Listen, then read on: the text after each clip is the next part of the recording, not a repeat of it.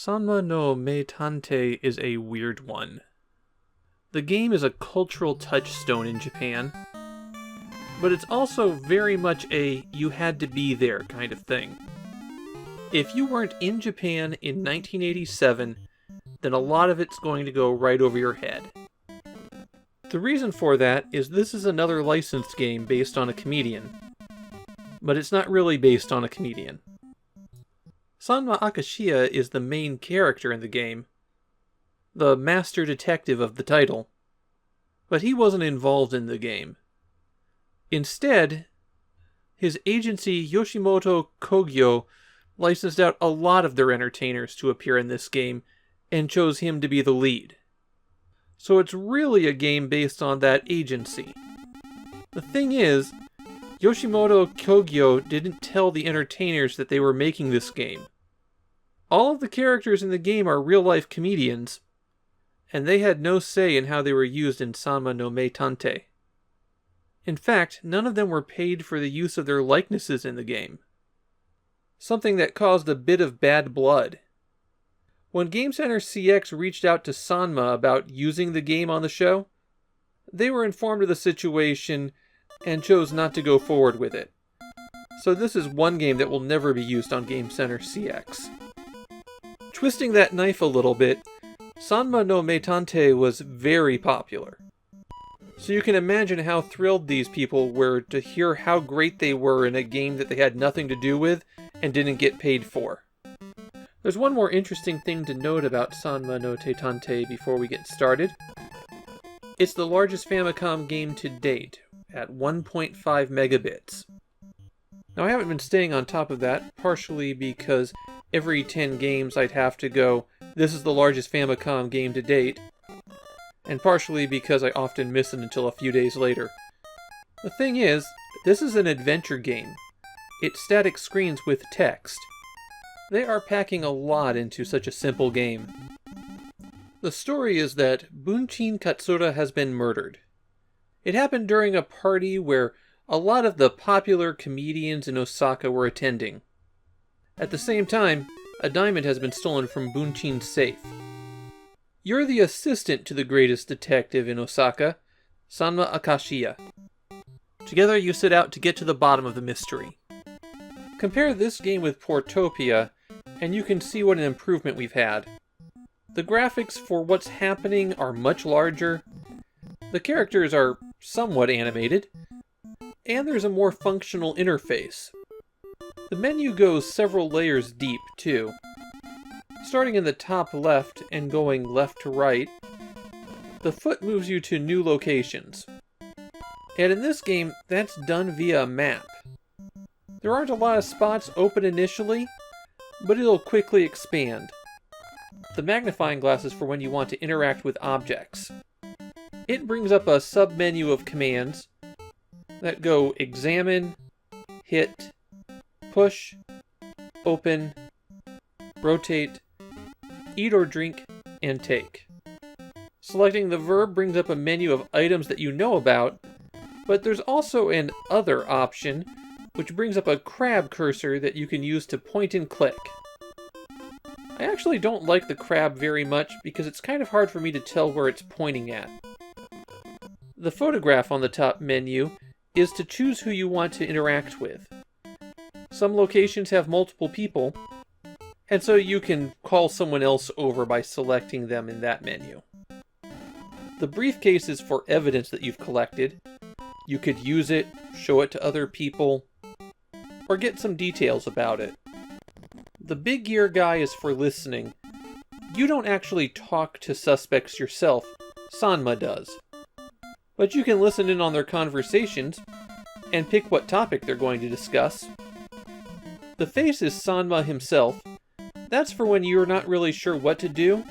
You can select it and Sanma will do whatever he wants. The fist is for attacking whoever is in front of you. You're not going to use it very often. Finally, the notebook gives you a password so that you can continue the game. As you'd expect in a game about funny people, Sanma no Meitantei is known for having pretty funny writing. It's a parody game, and some of the things that it parodies are Namco's own games, and some games from other companies. You can swing by this arcade to play an extra difficult variation of Galaxian and get a hint. And if you screw up at the end of the game letting the murderer get away, Sanma says that he's going to quit his job and go search for treasure in the South Pacific. There's other mini-games as well. You're challenged to run across the field of falling objects. That's how you acquire the notebook that lets you get passwords. There's another person who won't talk to you unless you can beat them in a boat race. That minigame's just about button mashing. I don't have a lot more to say about Sanma no Meitantei. It's one gigantic cultural reference for kids of the 80s, and I think it loses a lot of that when you try to play it today. But it's still pretty impressive looking, and there's lots of amusing touches. It's also a big game with lots that you can interact with and things that you can talk about with people. I can see why everybody liked it back in the day. Well, everybody except Sanma himself, of course.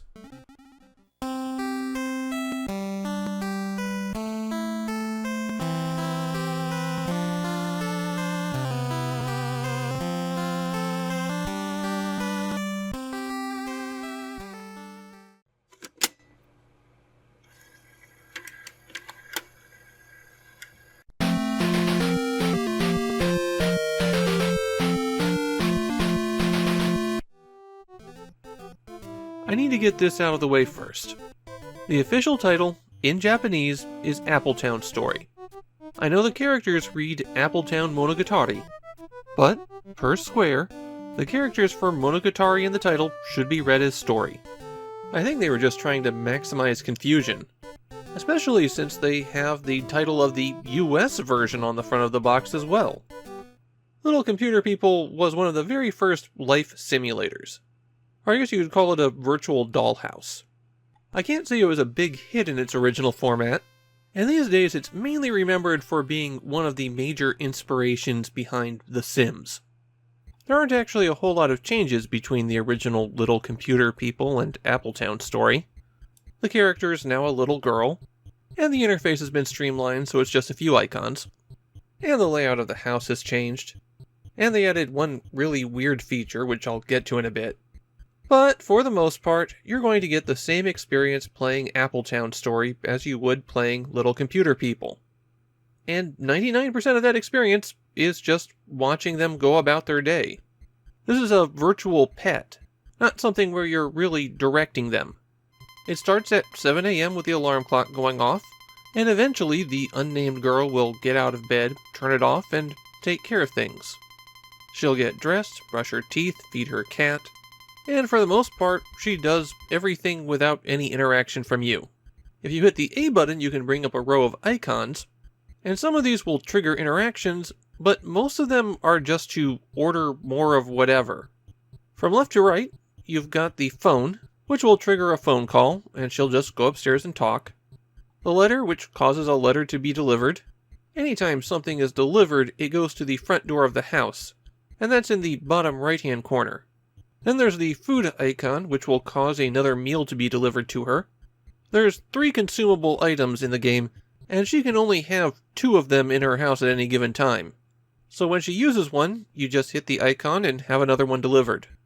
The milk icon is another one of those, and so is the cat icon because it represents cat food. She never actually interacts with her cat. Now if you run out of any of these resources, then she'll sound an alarm and get angry the next time she needs one. And if this goes on, then she'll just leave the house. You can't starve her to death. She won't return either, so it's kind of a game over state. The FC is a Famicom. You can have a Famicom delivered to the house by selecting this icon. And then from time to time, she'll just go upstairs and play. There's no point in hitting it a second time because it's only good for delivery, and she can only have one Famicom. The heart's a bit different from the other commands, so I'm going to skip it right now and move on to the music, and this causes her to go upstairs and play the piano. Brushing her teeth, playing video games, or playing the piano trigger a cutscene, and in the case of the piano, this can go on for over a minute. If you select the heart, then you go to a whole new screen. And here you can get your horoscope, check your compatibility with the girl by entering your blood type, because doing any kind of compatibility check with a person in a computer program is definitely not weird. And you can do what it claims is tarot, but really it's just randomly flipping over cards until the Joker shows up. If you do well enough in these, it'll affect her mood, which can help avoid the leave and never come back ending. Also, it really looks like she's flipping you off. She'll eventually go to bed at 10 PM, and then time zips ahead to 7 AM the next day. It takes about an hour and a half to go through a full day in Appletown story. And the only thing that really changes as time passes is the color of the sky. There's one other detail that can change as you go, and that's the girl's name. When you start playing, there's a very long introduction sequence that can't be skipped. And at the end of it, she tells you her name. It's picked from a list of about 60 possible options. While I was recording, her name was Kathy, but you might get something else. There are a lot of weird Easter eggs in Appletown story. They're mostly triggered by lengthy inputs on the second player controller. They don't really have an effect on the action. You can just do things like make a spooky picture appear in the background. It's just one more small thing that you can do to amuse yourself here. And that's all there is to this. It just cycles forever. The opinions from Japanese players that I could find were mainly, this is a neat idea that doesn't really work anymore. And that's kind of my view. This is historically significant, but the novelty in the 1980s was watching the little person in your computer, or Famicom. That doesn't really exist anymore. Appletown Story is the kind of thing where it's worth giving a look just for the history, but you're not going to want to spend any time with it.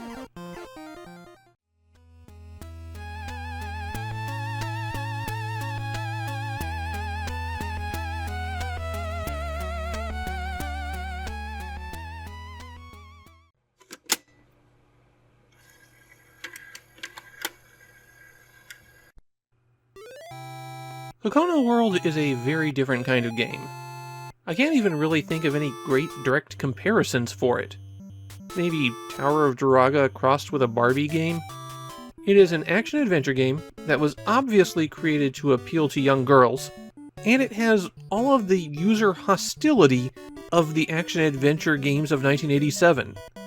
Half the time, players are supposed to be going, "Oh, that's really cute," and taking part in some really shallow activities.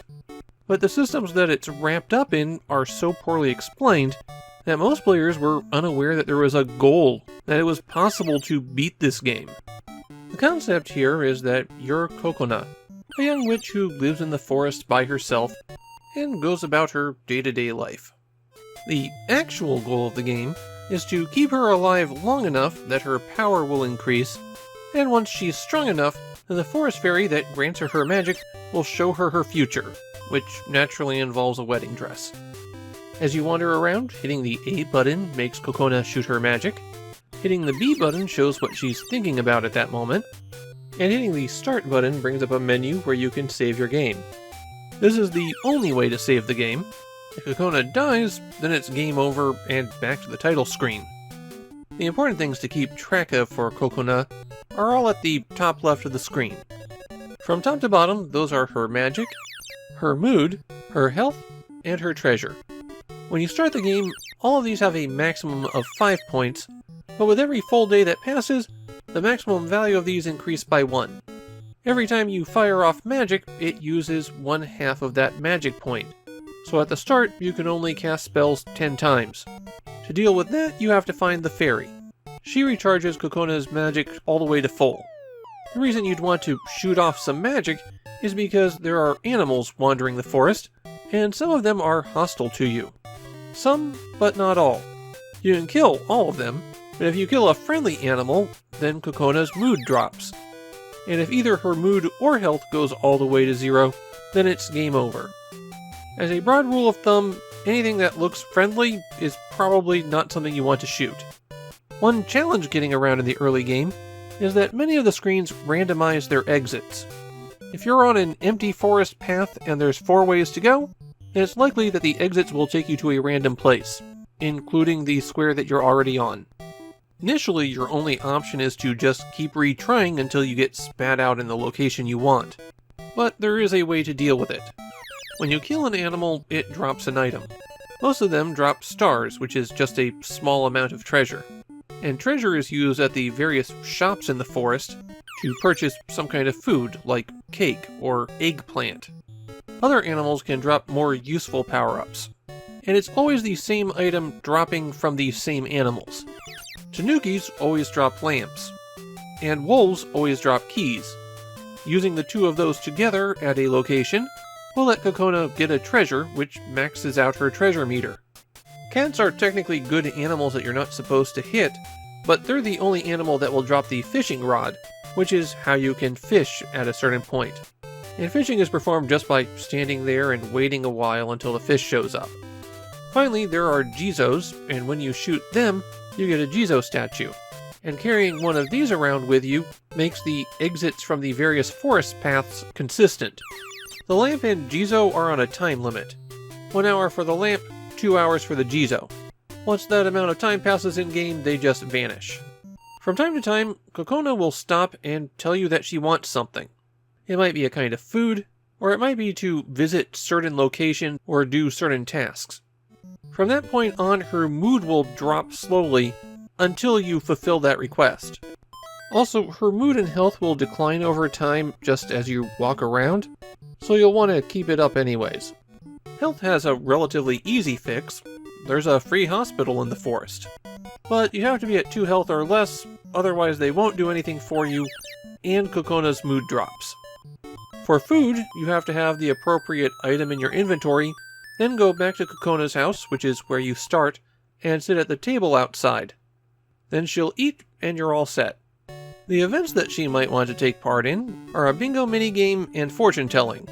Technically, you just have to go to the location and walk in, and then you can leave, but you can actually do some stuff there. At bingo, you fill out your card. There's 75 possible numbers, and you have to hit B to rotate through the options. And then it will just call numbers forever until you choose to stop. So this manages to be less exciting than real bingo. For fortune telling, you can get your horoscope, and you can enter any date back to 1 CE. So if you wanted to work out what the horoscope was for Emperor Constantine on the day of the Battle of the Milvian Bridge, well, you can do that. There's one more special function. Going into this building accesses your journal, and here you can save whatever text you want to the disk. I guess you could keep notes on the game here, since it really doesn't seem like you have enough space for an actual journal. To beat the game, you'll have to last until the 6th day. That's when Cocona reaches her full capabilities. Then you have to collect a series of items, including one special hidden item that can be collected from a mermaid. After that, you have to go through the randomized forests in the correct order, so you'll need the Jizo statue as well. And then after you've successfully done that, you can talk to the fairy and get the ending.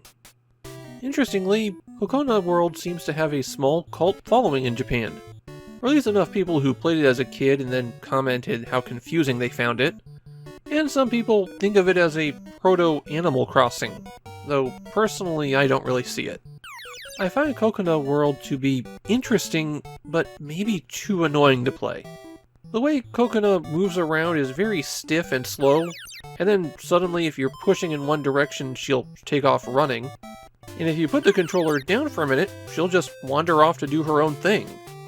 It feels weird to control this game, and having only one way to refill your magic, and it's at one point on the map, winds up being really annoying, though technically you don't have to kill a lot of animals.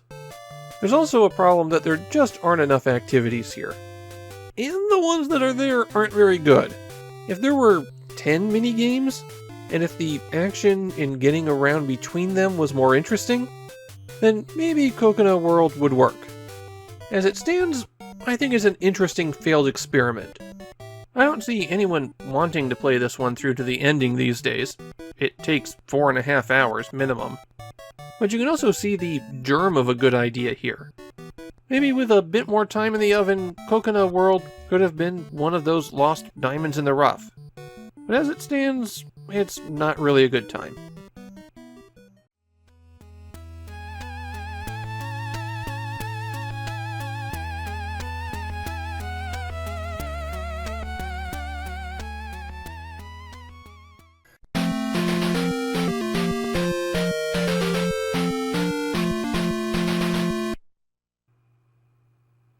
Konami's Green Beret has absolutely nothing to do with the infamously bad John Wayne movie, though I suspect the existence of the film is why it became known as Russian Attack in the US.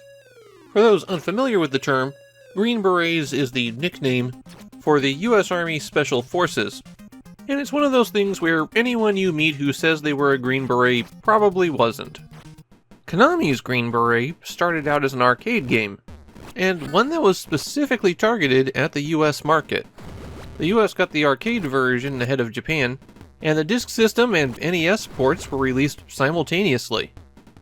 The plot of the game is that you are Steve, a lone commando who parachutes into the USSR with just a knife, and has to take out the enemy's secret weapon, which is a missile. Somehow this will restore peace and not cause World War III. There's also a 2-player mode where the second player is Ben, and I can't help but notice that neither of these guys have a green beret. As you play, pressing B stabs with your knife, pressing A will use a special weapon if you have one, and you have to press up to jump. Now normally that would be pretty annoying, and actually it still kind of is. But Green Beret is very clearly modeled on Irem's Spartan X, or Kung Fu, or Kung Fu Master. You're not really doing any platforming here, so there isn't really a call for a lot of jumping. Mainly you use it to hit a few enemies that get above you. Of course, you are more likely to use the jump than the special weapon option. Your goal on all 6 stages, 2 more than the arcade, is to get to the far right. And as you move from right to left, a continuous stream of enemies will appear and try to run you down. Any contact with something is instantly fatal, but you respawn at the left-hand side of the screen and can keep going. You get 3 lives, and you have 3 continues. And you're going to wind up back at the start a lot. The difficulty curve in Green Beret is pretty sharp. While any given instant of the game isn't too bad, you have to play perfectly for an extended period. And unless you have the enemy placements memorized, it's just a matter of time until you get pinched, or mistime a swing, or take 1 step too far, and then you're down a life. Fortunately, the enemies are color-coded, so you can easily tell which ones are just going to charge you, and which ones will do a jump attack, and the easiest way to deal with them is to just stand still. They jump at exactly the right point that you can stab them without getting hurt.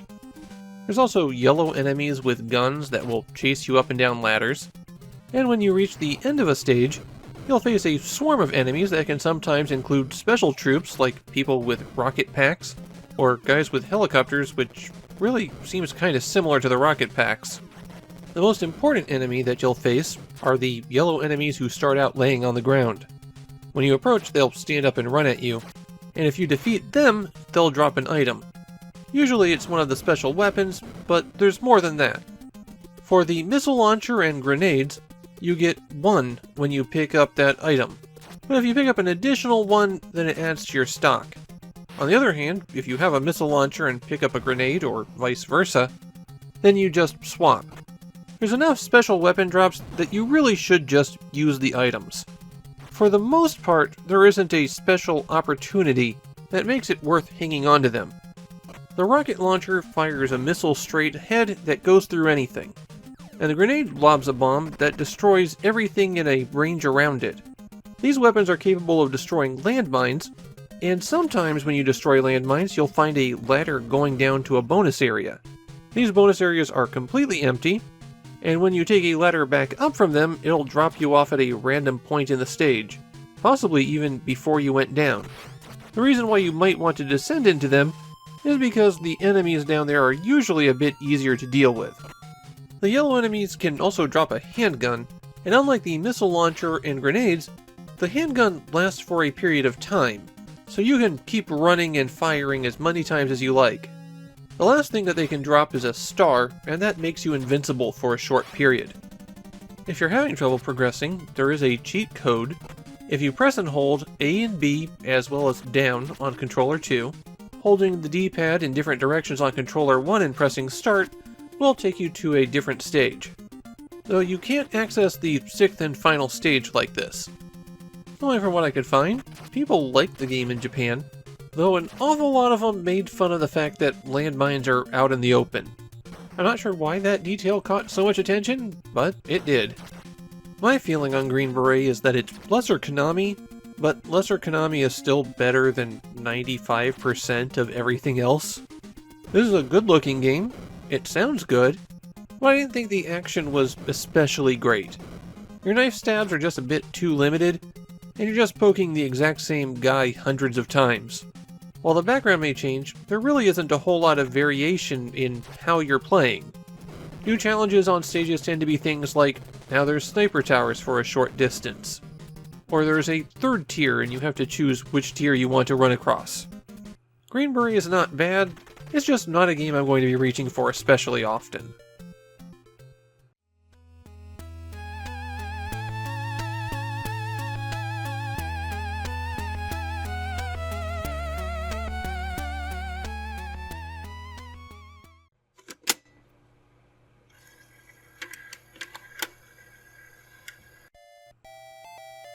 Relics is one of those incredibly important Japanese games that was genre-defining. It is a cornerstone game without which video games would be a very different place. This isn't Relics. This is Relics Onkoku Yosai, a semi-remake, semi-sequel created exclusively for the Famicom Disk System, and it's mainly known for being one of the most frustratingly bad games on the system. The original Relics, released in February of 1986, was the very first game that you could call a platform adventure game, or Metroidvania if you like. Since it was released 6 months before Metroid, that is just enough time for 1986 development that it's reasonably likely that Metroid was directly inspired by Relics. The plot of the game is Manichaeism.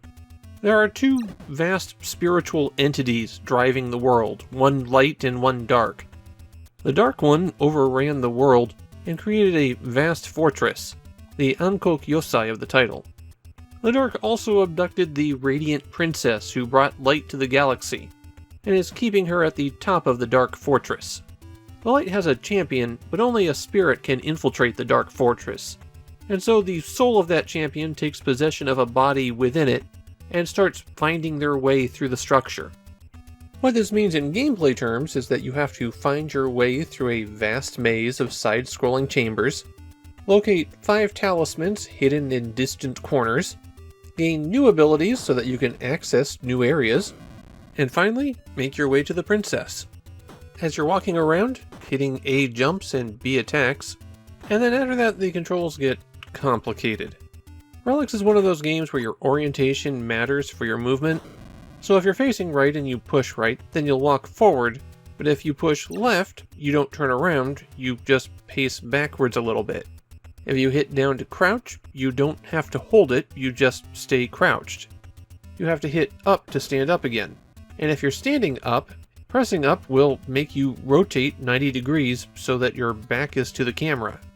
In that position, you can climb up ladders, but more importantly, you can hit left or right to turn in that direction. It's a little bit awkward, it isn't really used for anything, but it doesn't take too long to get used to it. The other major feature is that after you defeat certain enemies, you can possess their bodies. That's how you gain new abilities that are useful for accessing additional areas. I'm afraid I can't show that off though, because I never got that far. That's because Relics Onkoku Yosai is excessively difficult, brutally unfair, and broken in ways that will just make you miserable. The first thing that everyone notices here is this. If you're going to play this version of Relics, you better get used to seeing Omachi Kudasai, or please wait. The game goes through a lengthy load cycle anytime you transition the screen vertically, or anytime a new enemy shows up. And because of the stiff controls, it's really easy to fall back down after you've gone up, in which case you have a lengthy load going up, a lengthy load going back down, and then another lengthy load as you try to go back up again. It makes this game incredibly frustrating to play. You'll spend a lot of time just sitting around waiting for the game to get going. And all of this is made worse when there's things like invisible pitfalls that you can just walk onto and get dumped down a floor. By the way, if you fall into the basement early on, it's impossible to get out without exploiting a bug. Fortunately, it is easy to exploit that bug. If you jump and then hit attack, you can jump again immediately. The attacks for your starting character are exceptionally slow, and you can only attack once while you're in the air, which makes dealing with enemies, especially flying enemies, absurdly difficult. There's also no period of invincibility after you get hit, so if an enemy has a shot that goes through you, your entire health bar evaporates in an instant. Your own attacks seem to hit or not hit effectively at random. This is not an intentional part of the game, it's just that the attacks in Collision don't really work very well. I do have one nice thing to say about the attacks. You can attack all of the terrain in Relics. Striking the gray bricks will destroy a section of the level, and you can find hidden items this way. That's the good news. The bad news is most of the hidden items don't do you a whole lot of good. There's an item like a sword or Bible that will power up particular bodies, and there are health recovery items that will restore 1 or 2 points of health. Except, of course, you take a lot more damage than 1 or 2 points when you get hit, and there aren't that many health refills around. The good news is you can save your progress when you get a game over. The bad news is that you go back to the start of the fortress and have to fight your way through everything again. A couple more items of general use that you can find include lamps that will light dark areas and keys that will open up closed passages. If you do manage to collect all the artifacts and get to the princess, there's one more nasty trick lying in wait for you. Unless you move exactly right after getting past the final boss, the game will crash without showing you the ending. Relics Ankokyosai is a bad enough game that Japanese players signal it out as one of the worst on the disk system. But, because of its ties to a historically significant and popular game, there have been re-releases of it that attempt to fix up these problems. Get rid of the load times, make the controls more responsive, basically improve how the whole thing feels. I don't even know if I'd want to try one of those versions at this point, but if you want to play the good version of this, or at least better version, the original version of Relics has been released in the US for the first time just a few weeks prior to my recording of this. It's available on the Nintendo Switch right now. As for my view on Relics Ankokyosai, playing this is like having a really bad toothache. The combat doesn't work. The game is buggy as hell. And then there's the loading times. There's actually an outline of a decent game here, and that's because that outline is taken from a decent game. But just on the Famicom disk system, Relics Ankokyosai is one of the worst times you could have.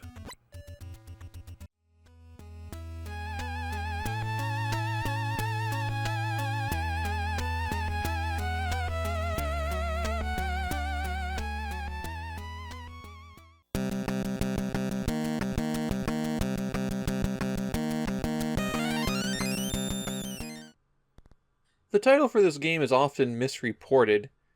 Because it's in the logo, people often add Higemaru to it, but the official title in Japan is Makaijima Nanatsu no Jima Daiboken, or Devil's Island, Adventure of the Seven Islands. And if the title Makaijima sounds a little bit familiar, well, there's the red Audemars right on the cover telling you that this is part of Ghosts and Goblins.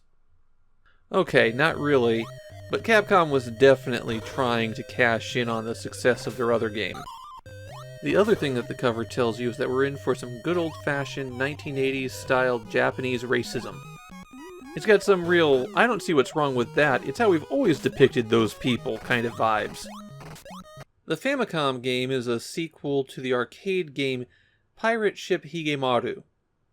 It's a pretty obscure game that you might only know if you get Capcom arcade collections. The way it works is you pick up barrels, roll them around, and throw them into pirates. The Famicom game took that basic gameplay concept and added a sprawling adventure game to it. Not that you go around collecting things to power yourself up. The way Makaijima works is that you go around looking for a pirate ship, defeat the captain to get a key, then take that key to an island gate, where you run through an area looking for a boss.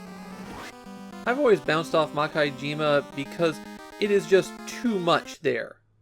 You start out having to look for one pirate ship in a massive, nearly featureless open area. You can hold down the A button to sail faster, but searching around forever on an empty map where you do nothing is not fun. You'll occasionally bump into other people who will talk to you to give you hints, and some of the pirate ships don't have anything. So let's go get the first key. Once you reach the ship, you can use the B button to pick up a barrel and roll it around, and then press B again to throw it. The A button jumps, but that's of dubious usefulness since you can actually jump up and into other enemies, even though they're not on your plane anymore. In some areas you can clear all the enemies out, in others they infinitely respawn, and sometimes you have to defeat a number of them to open the exit path. This number in the upper left tells you how many that is. The other number is your health. You get a few points for every enemy you defeat, and defeating multiple enemies with one shot grants more points. What you really need are pickups from the treasure chest, though. The chests are also opened by throwing a barrel into them, and they might contain some food that's worth 200 health, or a POW that's worth 2,000 health. And in some places, there's an invisible object that will appear if you throw enough stuff into it. That can reveal this pinwheel that gives you 10,000 points. The captain on the pirate ship always has the same pattern. Walk back and forth, throw some swords, and jump. His swords destroy any of the barrels you throw, so you'll have to either time your shots in between his, which is tricky since you'll need to dodge, or you can throw a barrel right when he lands from a jump. That was the best option I found. With the pirate defeated, let's pick up the key and oh. Okay, well I'm sure that doesn't mean anything. Let's just go over to the island gate and okay. In this case it's probably referring to birds, but it doesn't make it any less weird to see. This is the island where the depictions of locals get worse and worse the further in you go. Beat the boss and it's off to find the second island, the much more safe for YouTube views, Curse Island. That island actually has a puzzle to solve, and I couldn't quite manage it while I was playing. You have to explore a bit, defeat a boss, and figure out how to get the secret door to work. Keep an eye out for this iron ball that can be reused. For such a large game, there really isn't that much to Makaijima. I can honestly say I think I'd rather have had a straight arcade port than what we got. You can easily build your life bar up much higher than you can reasonably burn through it, and you have to get a game over if you want to get a password. I felt like the exploration wasn't really adding anything. If I had just more focused boards, where I was slamming barrels into pirates, I'd be much happier. Makaijima also has some technical issues that were really obvious, like screen flickering when you're scrolling vertically, or how you stay in a pushing barrel state when you cross the screen threshold while pushing something. The item disappears so you can't throw it, but you still have to press the throw button so that you can get back to normal. Makaijima feels sloppy, like it's a quickly made cash-in trying to latch onto some gameplay trends. Even in Japan, this game's nearly forgotten, and it's pretty easy to see why.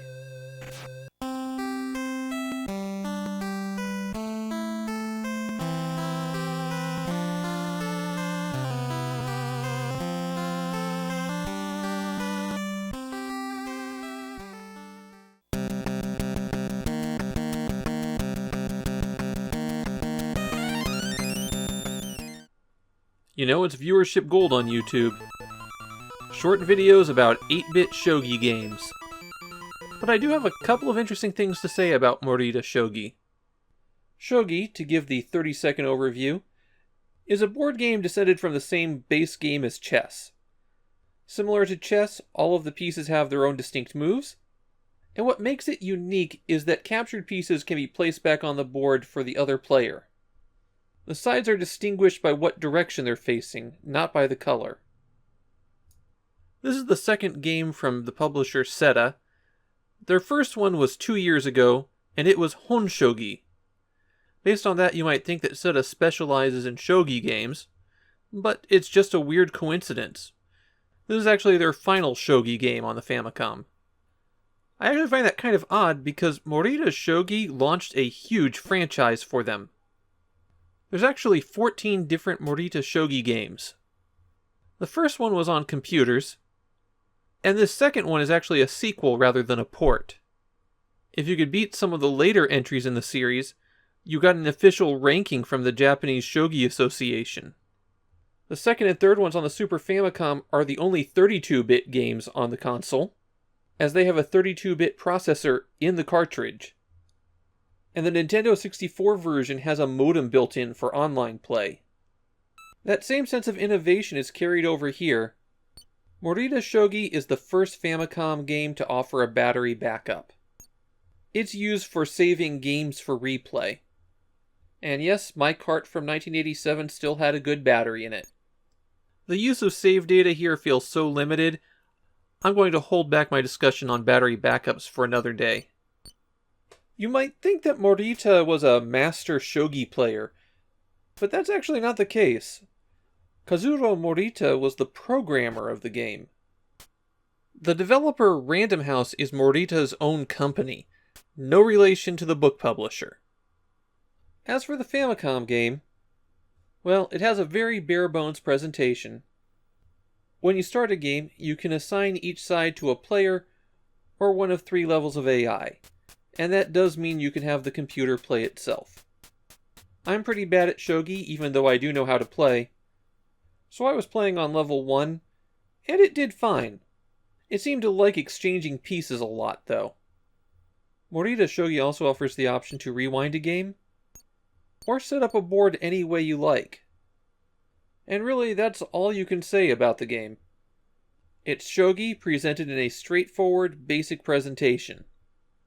I think it's also the only Famicom cartridge that goes for that weird mustard color. Looking at it, I think you can see why no one else chose it. In Japan, Morita Shougi has the reputation as the best Famicom shogi game. That's not bad when we've got 6 more shogi games to go on the platform. That said, if you're interested in learning shogi, I would go with something a little bit more recent. You could always get one of the Super Famicom games.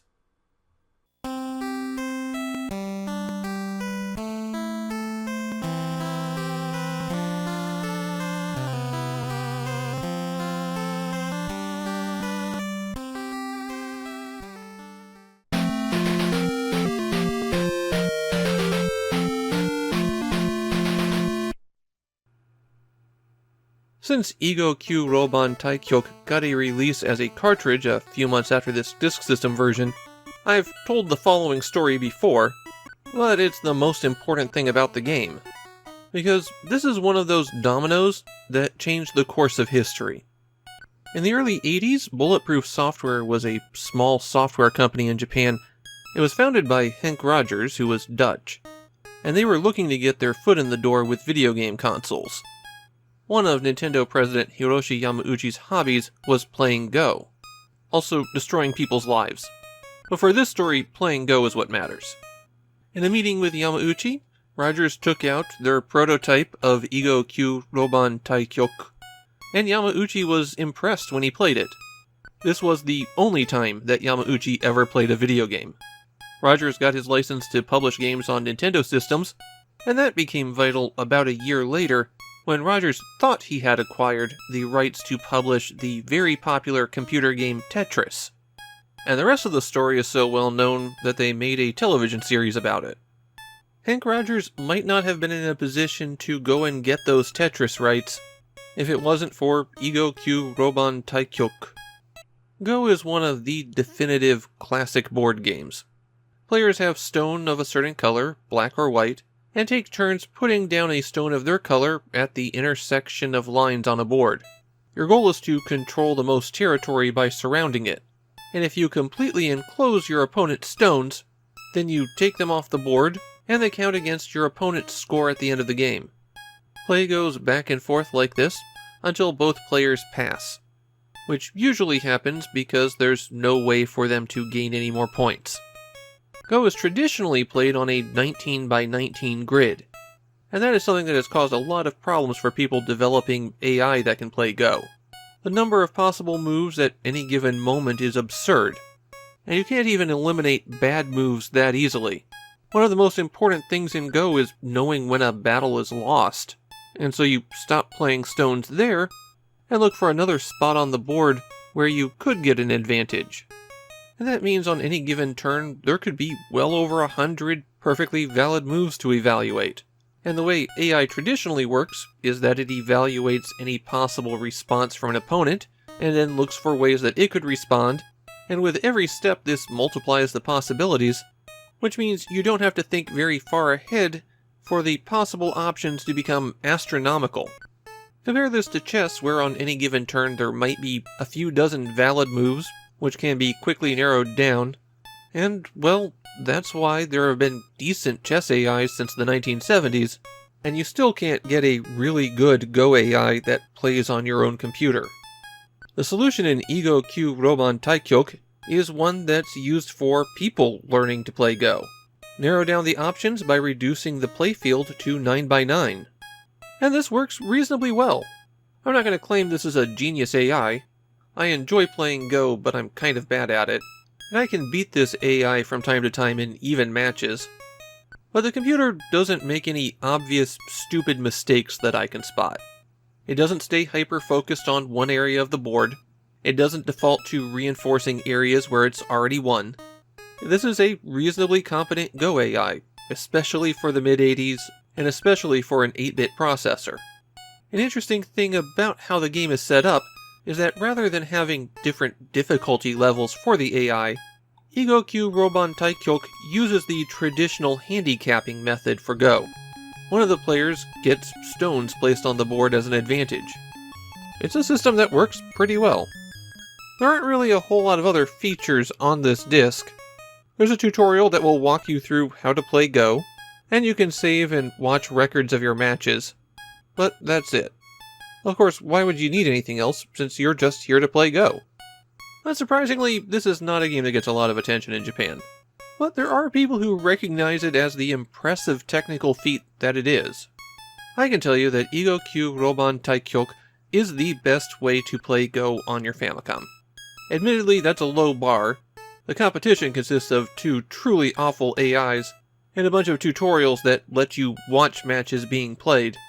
But this is still a pretty good effort. I'm not going to say it's something that people need to go back to. These days you do have options if you want to play Go against the computer, or at least options if you're not an expert at Go. Still, I can't deny the quality and the effort here. This is a historic piece of software for more reasons than one.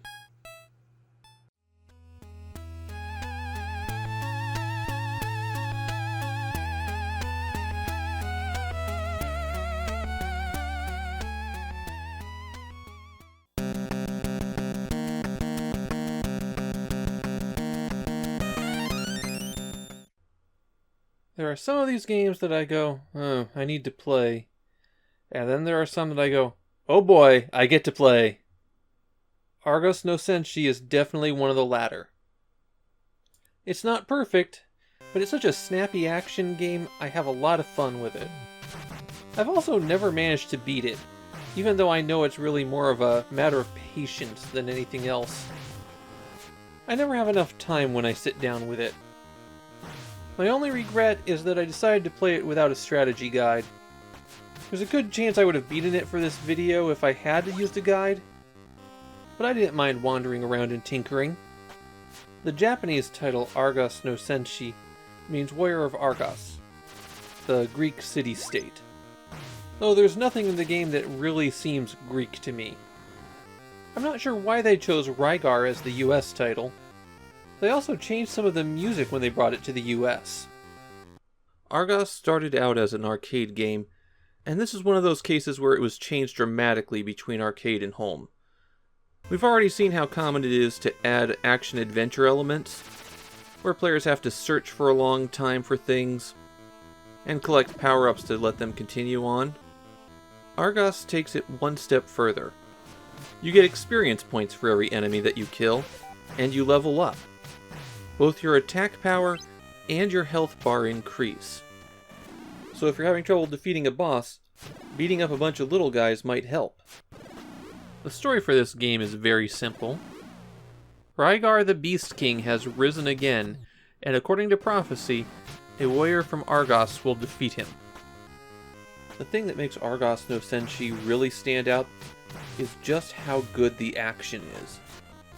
The jumping is snappy, you've got a good amount of air control too, and then there's his special weapon, the Disc Armor, which is basically a yo-yo. It's super fast and you can feel it tear into people.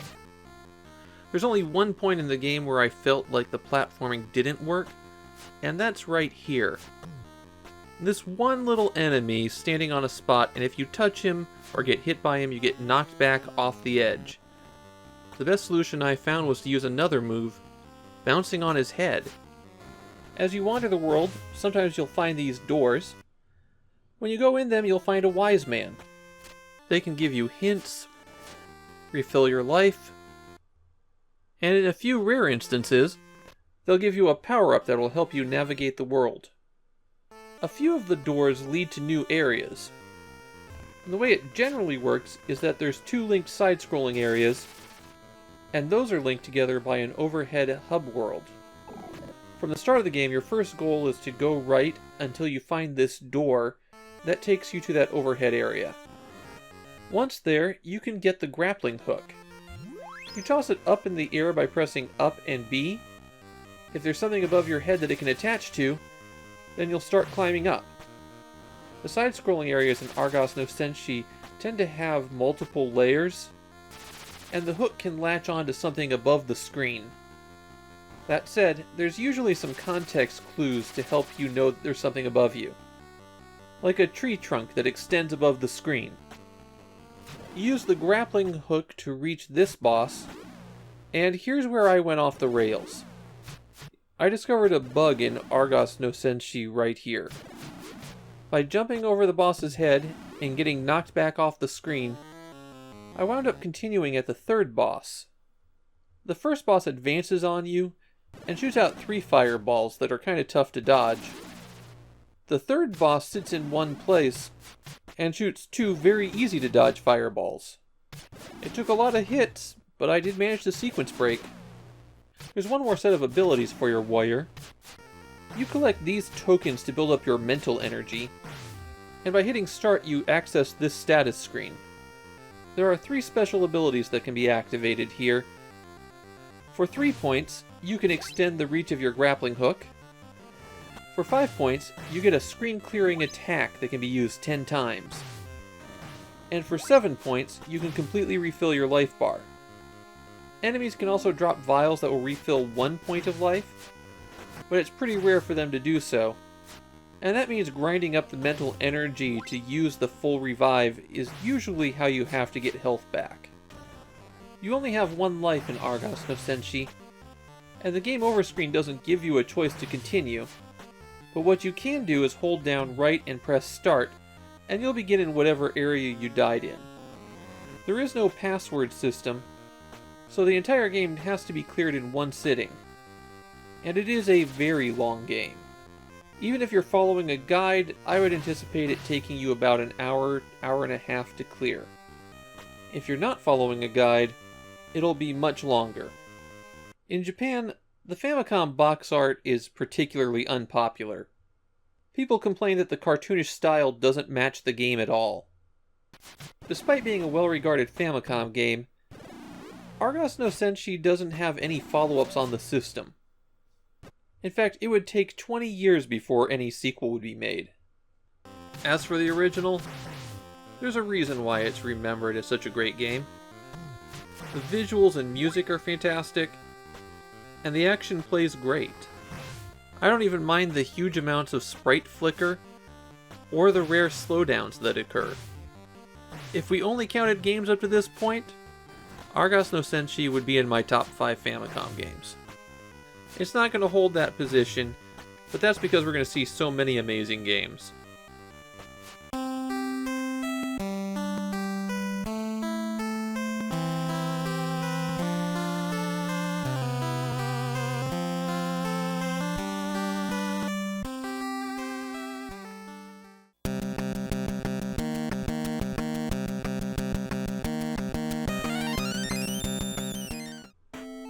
I can say one nice thing about Hokuto Ken 2 right off the bat. It's not as bad as the first game. Hokuto Ken is the story of Kenshiro, a martial artist who wanders a post-apocalyptic wasteland. Both the comic and cartoon were enormously influential, and there's a lot of Famicom games that take some direct inspiration from them. The story in this game follows the Celestial Emperor arc, one of the later stories in the series. Kenshiro's allies have been kidnapped by the Celestial Emperor, and he goes to rescue them and beat up everyone who gets in his way. This time he's usually walking left to right, though he can backtrack. The B button kicks and the A button punches, and usually you're going to want to punch. The reason for this is Kenshiro's punches make people explode. If they explode, they sometimes get off a dying word that you can collect. There are 7 stars corresponding to the Little Dipper that appear at the top of the screen, and collecting the correct word will fill in one of those stars. For stars 1 to 4, you have to get abeshi. For stars 5 through 7, they have to shout hidebu. Collecting these words can also fill in a bar of aura. Each star that you collect gives you a new ability. At star 1, you get rapid fire kicks. You only have to hold down the B button to use them. On the second star, you get rapid fire punches. And again, you can just hold down the button. At star 3, you can deflect the projectiles. If you knock one back into an enemy, it'll take them out. Star 4 just recovers your entire life bar. Star 5 increases your walking speed. Star 6 is the troubling one. If you hold down the A and B button, you'll project an aura bolt using up one of the bars. To walk into a door, you have to press A and B and right.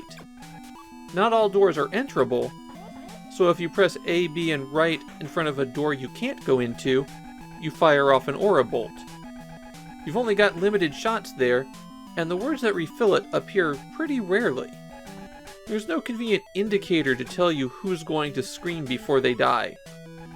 At 7 stars, your shirt explodes, and your defense increases. There's another power-up you can collect. This bracelet will appear in the sky, and you have to press up to jump to it. Getting it splits Kenshiro, and you're invincible for the duration. However, only the front Kenshiro can hit people and collect items. Most of the stages have a mid-boss. They don't take as many hits, but they often require some techniques to beat. On the first and second stage, you have to punch the mid-boss in the head multiple times. This is something that was removed in the US version. There aren't any tricks to beating up the final boss, though there are hit locations. They take more damage if you punch them in the head rather than kick them in the leg. There actually seems to be a pretty large variety in characters to beat up, even if the third and fourth bosses are extremely similar. Whoever wins the battle, you get the technique they use to win displayed at the top of the screen. Something very similar to what the cartoon did. If you're beaten by the boss, you have to go all the way back to the start of the stage. The second and third stages are mazes. On the second stage, you have to go up and down these steps, while on the third stage, you have to locate doors to walk through. One problem I had with the stages is that on some of them, you just get flooded with projectiles. This is another thing that was removed from the US version. The versus mode on the main menu isn't a 2-player versus mode. Instead, it's a boss rush. It's not bad for trying things out, though the fourth boss has an arena shaped in a way that allows you to really cheese him. You can crouch and attack until you've drained off enough life that you're willing to face him head on. It's kind of obvious why the NES got Hokuto Ken 2 as Fist of the North Star. It's an all-around superior game. In terms of visuals and gameplay, it's just an enormous improvement. It's also still not good. The hitboxes in particular are pretty awful in Hokuto Ken 2. Sometimes you just won't be able to collect a power-up, or knock an attack out of the air, or hit a guy in the head. It winds up feeling frustrating. There's a continue code if you press down and hit start, but you'll probably want to avoid it since you can't get to the 8th and final stage if you use the continue code. We've gone from one of the worst games on the system to something that's just really mediocre. Maybe if they tried a couple more times they'd get it right, but with the next game they really changed things up.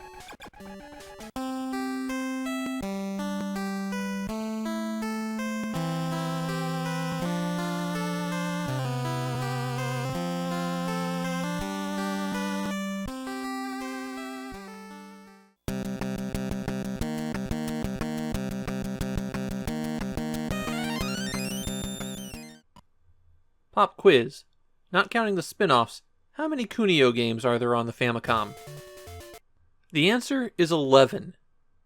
Kunio is by far the most populous series on the system. And that's if we don't count the 3 Double Dragon spin-off games. They kept coming out right up to December of 1993. Technos Japan scored a major hit with their first game on the Famicom, and they kept it going. The company wound up specializing in 2 things. The belt-scrolling beat-em-up, which was a genre they invented, and comedic, kind of violent sports games. They made so many Kunio games that just that series alone is enough to push them into the level of second-tier Famicom publisher. They might not have been cranking them out like the big boys, but I think by specializing, nearly every Technos Japan game is one of the better games on the system. For example, I think Nekketsu Kouha Kunio-kun is one of their weakest games, and it's still one of the best Famicom games we've seen so far. A rough translation of the Japanese title would be Kunio, the Fiery Punk, and the game leans into the school gang subculture of Japan. The Yankee subculture is way too complicated of a subject for me to go into here. But in the 80s, the Japanese government considered what they called juvenile delinquency to be a major threat. And that bad boy reputation made them a very popular choice for protagonists in the comics, cartoons, and video games of the time.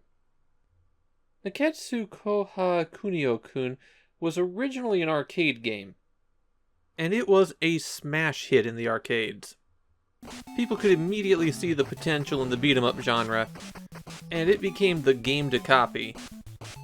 In the US it's known as Renegade, and the game has a total graphical overhaul. All of the iconography of Yankee subculture has been removed, presumably because they expected Americans wouldn't get it. The story for the game is pretty simple. Kunio's a punk, and he wants to beat up other punks. That and Kunio's buddy Hiroshi has been kidnapped. For the game that originated the belt-scrolling beat-em-up genre, there isn't a lot of scrolling in Nekketsu Kouha Kunio-kun. What you typically do is go into a room, or an area like a room, and beat up everybody there. Then, you exit to the next room and repeat. There's 4 stages of this mayhem, and if you're good at the game, you can beat it in about 15 minutes. That's easier said than done, though. This is a hard game. Pressing the B button attacks to the left, pressing the A button attacks to the right, and what position you're in determines what attack you do. Attack in the direction you're facing, and you throw a punch. Attack in the opposite direction, and you kick. You always face the closest enemy, too. Punching is not a great attack. The enemies don't get stunned by it very long, and you'll typically wind up trading punch for punch. The kick's actually better, it has a bit more range, and it stuns the person behind you for a moment. 2 kicks is usually enough to get them down. You can perform a jump kick by pressing both buttons at the same time.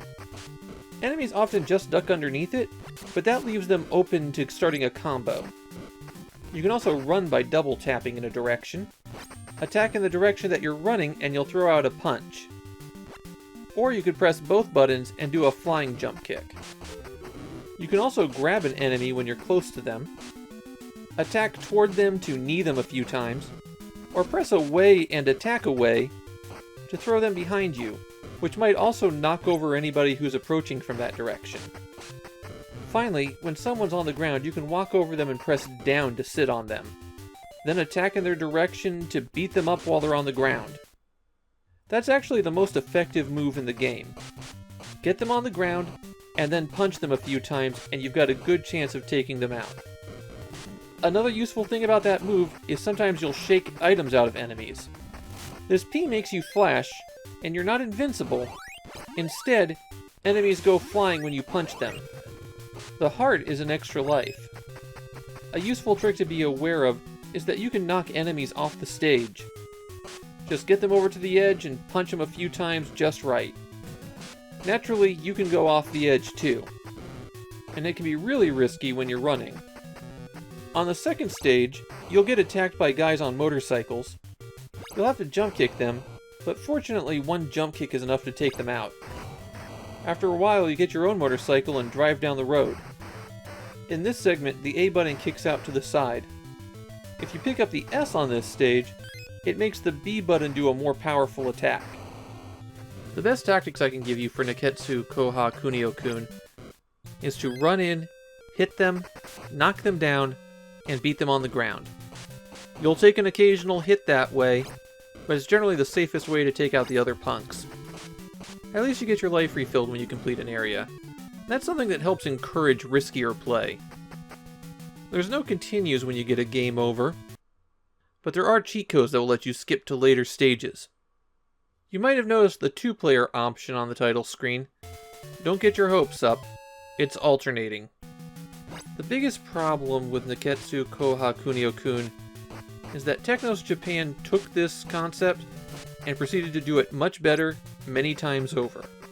That left and right action on the buttons is just a little bit confusing, and how tough it is to get a combo going is a little bit irritating. I spent way too much time trading blows one for one. The game also needs a little bit better flow. You beat the exact same punks up multiple times until eventually a boss shows up. You beat up the exact same guy with the exact same behavior about a dozen times in a row.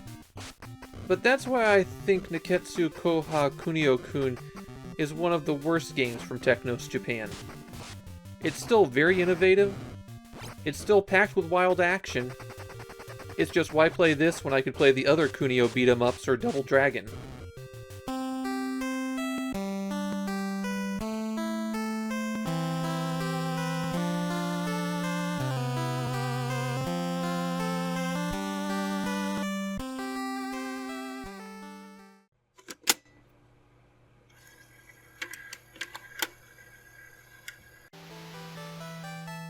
Sometimes as I'm recording, I cruise through the game, no problem.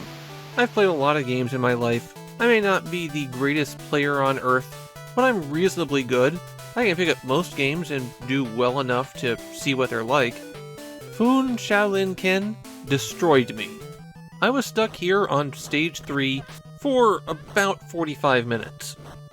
And stages take about 15 to 20 seconds to play. Some of that is how this game has a lot of that early fighting game roughness, where nobody really figured out how timing attacks and spacing and blocking would work. And some of that is because Fuuun Shourin Ken is set up to punish players hard. In the game, you are Shin, a Shaolin warrior who's climbing a series of temples on a mountain to defeat the 3 demon kings, martial arts masters who are terrorizing the local area. What that means is you do a series of 13 one-on-one fights with different warriors. The fans at the top of the screen represent yours and your opponent's health. You both start a match with 3, and when you knock them down, you move on to the next fight. Every fight gets repeated twice. Everyone on every tier of the mountain apparently have identical twins who will join the battle after their twin is defeated. And if you ever get knocked down and get a game over, it's back to the start of the mountain. Well, with 2 exceptions. First, if you get enough points, then there's an extra small fan at the top, and that will grant you a round 2. The other is the gourd of wine, and by collecting that, you'll continue at that tier of the mountain when you get a game over. There's only 2 of those gourds in the game, though, and they don't reappear after you've collected them. I need to talk about the control scheme here, because it's bad. Fuuun Shourin Ken draws obvious inspiration from Data East's Karate Champ, but that just had a challenging control scheme. The control scheme in Fuuun Shourin Ken is complete madness. First, most of your basic actions are on the D-pad. Forward and back will make you move forward and backward, and up will make you jump. But then things get complicated. Down and back will make you jump backwards. Up and back will make you jump forward. Down will make you do a low punch. Forward and up is a high punch. On top of that, all actions are continuous. In other words, they activate instantly, and as soon as an action ends, if you're still holding the input, then it will repeat. Holding down B will modify this a little bit. B and down is a low kick, B and forward is a mid kick, B and up forward is a high kick, up and B is a forward jump kick, and back and B is a reverse kick. You don't automatically turn around when you go past somebody. You have to stop all of your inputs, then push toward the enemy, and you'll finally turn around. There's one more thing you can do on stages, and that is how, after a while, a ramen bowl might appear, and if you collect it, then you recover 2 fans of health. You will absolutely need it to get through some stages. As for the fights, well, for stages 1 and 2, you're fighting a pair of martial artists who have just about the same moves that you do. The only tip I have for dealing with them is to punch them in the head, because that gets the most damage. Stages 3 and 4 have you fight giants. And these are, by far, the hardest stages in the game. The giant's size and extra reach exacerbate one of the major problems with the gameplay. Only the very tip of your fist or foot does damage. If you're too close to someone, then your attack just passes through. In the case of the giant, you have to hit them in their torso to be effective. And the only way you can really do that is with the jump kick. Technically, it is possible to jump up to the lamps and then hit them with low attacks, but you move around when you do your low attacks, and so you're more likely to fall off than hit them. The jump kick sends you forward, and so your kicks will often go through the giant. You have to clumsily manage your spacing here just right in order to take them out. Stages 5 and 6 have you fight some portly fellows. They'll charge at you, bouncing their stomach up and down, and sometimes summon a giant ball that they'll bounce back at you. Also, the second one can launch his head at you and make it explode. Stages 7 and 8 have you take on a pair of acrobatic twins, so I guess they're quadruplets in this case. They're always flickering and standing on each other's shoulders. Just punch the one on the ground and they'll go down pretty easily. Stages 9 and 10 have you fighting a wizard who will fly up into the air. On this stage, it's possible to use a super jump by pressing the A button, and that will let you get up to kick the wizard. Also, those gaps aren't holes that you can fall through. There's ground beneath them so you can cross to the far side of the stage. And then after that come the 3 Devil Kings. If you manage to take them out, then the game loops, except even harder, with all of the characters replaced with silhouettes. As you might expect, this is not a popular game in Japan. That control scheme bothers everybody. And yet, somehow, this game got a sequel. It was released on the disk system, and I did see some people say that it was the better game. I guess I'll find out in a few months. And yeah, this one is really bad. I went in with high hopes, and then got crushed. And the weird thing is that once you get past the giants, everything becomes a lot easier. Of course, it's easier, not easy. You still have the terrible controls, and you still have to go back to the beginning of the game if you screw up. There isn't even a 2-player versus mode here, and you'd think that this would be a perfect game for that. All in all, Fuuun Shourin Ken is a game that you're not going to want to dig into.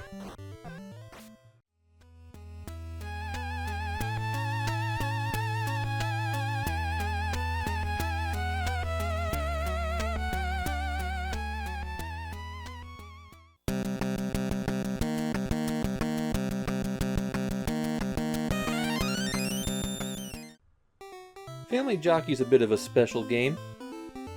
It's not the first horse racing game, but it's the game that put the genre on the map. The genre never made it big outside of Japan, but for a while in Japan it was absolutely huge, especially in the 90s. And this is where it gets its start. European-style horse racing caught on in Japan pretty much the moment the country opened up to Europeans. The sport is still extremely popular in Japan, too. As you might guess, Family Jockey's all about managing a single horse through a series of races. If you do well enough, then you move up the ranks, taking on longer, more difficult courses. Your ultimate goal is to reach the G1 series of races and win the Emperor's Cup. When you start the game, you're given the choice between race only or family game. The family game lets 4 additional players bet on the outcome of races. Or I suppose you could just bet on yourself to win or place. On the betting screen, each player can place up to 3 bets, and not all players have to bet. You can always just hit start when somebody's finished. If a player runs out of money, they're just not allowed to bet anymore, and if all the players run out of money, it skips the betting screen entirely. But the betting is actually the least important part of the game. It's its own little side game that's completely unconnected from the actual game. That's why you can just select race only. When you hit start to begin a game, the first thing you have to do is pick which horse you're going to ride. You have 16 options, and you'll have to press select to switch between screens. All of the horses are based on real-life horses that were active in the mid-80s. So if that player in 1987 had a particular favorite horse, there was a good chance they could ride it. There's actually 64 separate horses in the game. It's just that you can only choose between 16. All of the horses are rated on 6 stats. From left to right, their speed, which determines the horse's top speed, although to be honest, it always seems to cap out at 90 kilometers per hour regardless. Stamina is how hard that horse can run before it tires out.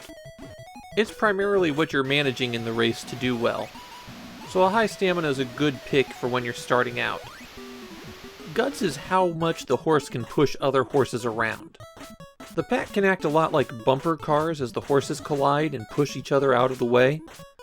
You also lose a bit of stamina when the horses collide.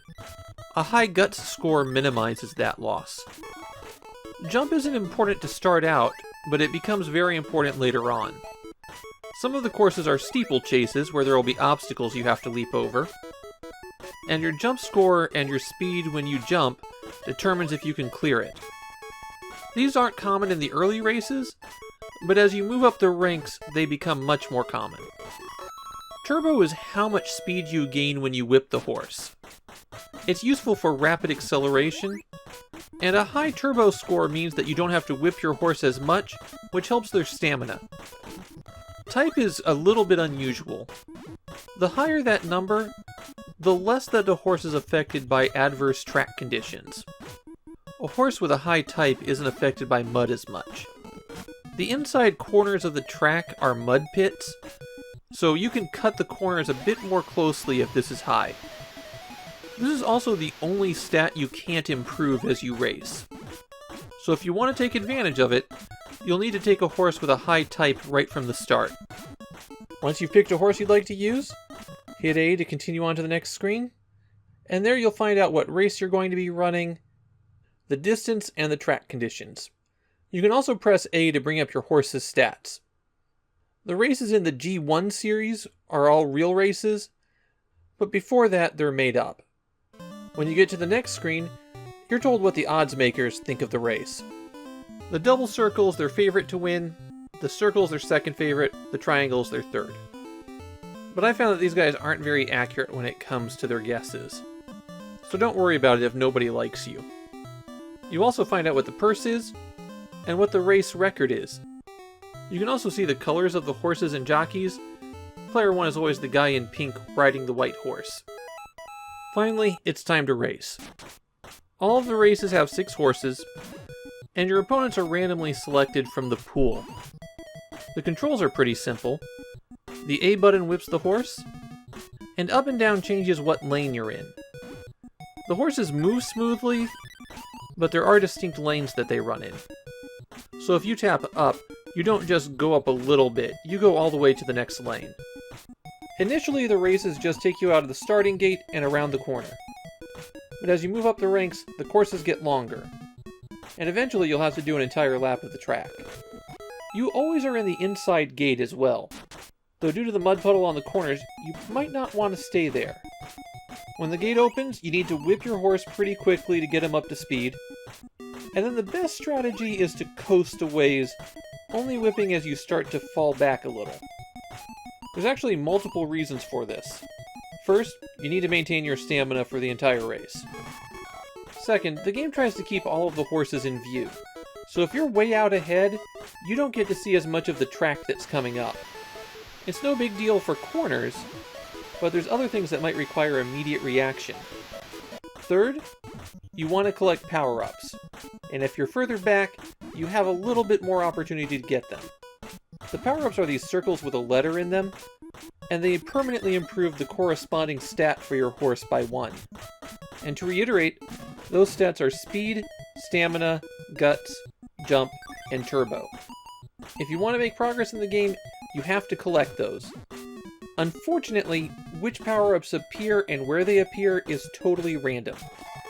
Speed seemed to be a more common pickup, though I didn't see an improvement in the kilometers per hour at the bottom of the screen. There are 2 more pickups. The star restores some of your stamina, and the skull takes some away. The jumps are the trickiest part to get down on the courses. If you get bumped, you could lose all the speed and wind up crashing right into the hedge. That'll cost you a lot of stamina and time, and also possibly permanently injure your horse. You don't get any horrifying cutscene with that, you just get a game over. You have to place in the top 4 to be able to continue, though only the top 3 get prize money. And you have to collect a certain amount of prize money to move up to the next rank of races. You'll know you've moved up when the background music changes, and personally I couldn't be happier when Camptown Races ends. Family Jockey was a pretty successful game, and Namco ported it twice in the next few years. The PC Engine and the Game Boy got a version. That said, there's another series of horse racing games that will appear on the Famicom, and that's the real star of the genre. Looking at Family Jockey, I have to say, would I play this again? And the answer is yeah. It's not brilliant, and it's pretty simple, but I think that's part of what makes it work. I could see myself popping it in and playing out a jockey career for half an hour, then putting it away again. Admittedly, the visual presentation isn't much. Namco's decision to stick to the 3,900 yen price point for their games meant that they had to use smaller ROMs. But there's fun to be had in Family Jockey. This is the kind of game that I made Famidaily for. It's an overlooked game where you have to peel back the surface a little bit. And inside, you find something that's kind of nice.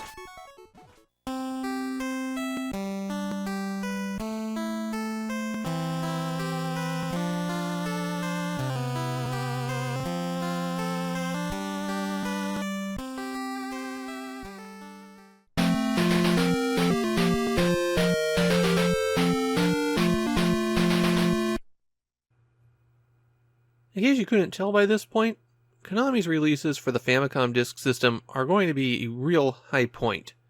They don't always hit, and I'm going to have to go through their sports line pretty soon. But the few developers who were on Konami's level in 1987 weren't really leaning into the Disk System. Senshi Nicol is what happens when Konami looks at Zelda and goes, what if we did that, but without the permanent power-ups? The plot of the game is that Nicol is a young inventor who's made an interdimensional travel machine, and some aliens want it, so they abduct his girlfriend. They also smash the diamonds that are used to drive the machine, but Nicol has enough left to follow them one jump to another world. There are 7 stages in Senshi Nicol, and the goal on all of them, except the last one, are to collect the 3 pieces of that world's diamond, and once you've done that, your universe-traversing jalopy shows up, and you head on to the next world. You're playing from an overhead view, and you move between screens similar to the first Zelda game. However, not all the rooms you enter are just one screen across. Sometimes they'll scroll. The key here is that leaving and re-entering respawns all of the monsters in that area. So you'll want to avoid that. Though sometimes you can't because you'll get shot and bounced into a transition. B fires your gun and A jumps. Usually you'll be jumping to get over pits, and if you fall down one, every world has its own underground area. You just have to find the stairs in it, and these will always take you back to where you fell down. And that's the gist of the game. Explore these big mazes, find the 3 diamond pieces, which are always in some underground passage, and you'll have to shoot the giant diamond to get your small diamond out of it, and move on. That's straightforward enough, but Senshi Nicol has a lot of power-ups that have a kind of variable duration. While there are a few permanent power-ups, most of them give you points toward that item, and then as you use that item's effect, those points tick down. You can see the status of all of these by pressing start, and if you die, then you keep the permanent power-ups, but the rest go to 0. The power shoes will let Nicol move faster. That actually makes some of the jumping trickier because it's usually spaced so that you don't require the power shoes, and the power shoes double your jump distance. The bullets are cannon shot, and they are permanent upgrades to your gun. Every time you collect one of these, your shots get stronger. The jacket is your Astro Wear. It absorbs damage from enemies for you. An absolutely vital item for making progress. And to go with it, you've got the matching Astro Pants. The pants prevent damage caused by wading into hostile terrain, like lava or water. Those are definitely equivalent. The up arrow extends the range of your gun, and it's another permanent upgrade. Hearts are one way to restore some health, but they also give you points, which happen to have a very useful effect in Senshi Nicol. Every time you cross a score threshold, and that starts at 10,000 points, Konami Man will fly up the screen. If you manage to snag him, then your health is fully restored. The other way to restore health is by collecting apples dropped by enemies. Blue is the least, red is the middle, and flashing ones restore the most. Collecting an energy tank will increase your maximum health. The bar can only be extended 4 times, though. The balls are Cosmo Balls, and if you hit select after you collect one of them, then you'll destroy all enemies on the screen. And finally, the stacked arrows are auto-fire. After you collect that, you can just hold down the B button to shoot. While you're exploring the world, a lot of the terrain is destructible, and you'll find hidden items inside it. Sometimes hidden items are even just out in the open on a square you have to shoot first. Some areas have bosses, or mini-bosses at the very least, and these rooms will seal you in until you can destroy the enemy that's there. Because the stages are non-linear, you can collect the diamonds that you need in any order. There really isn't a boss until the end of the game.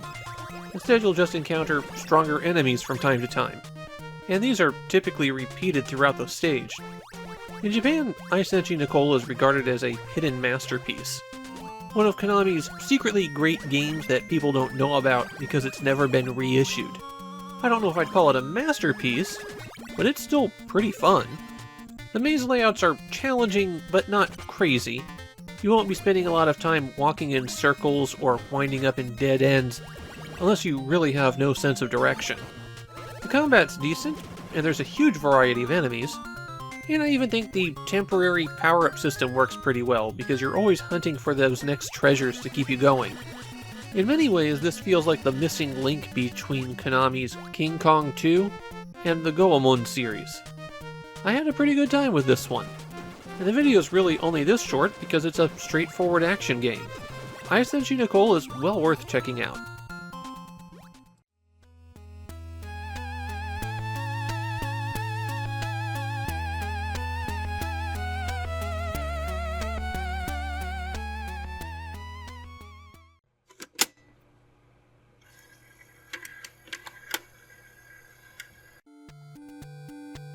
If there's one thing I hate about the Tantei, Jinguuji, Saburo series, it's how long the titles get.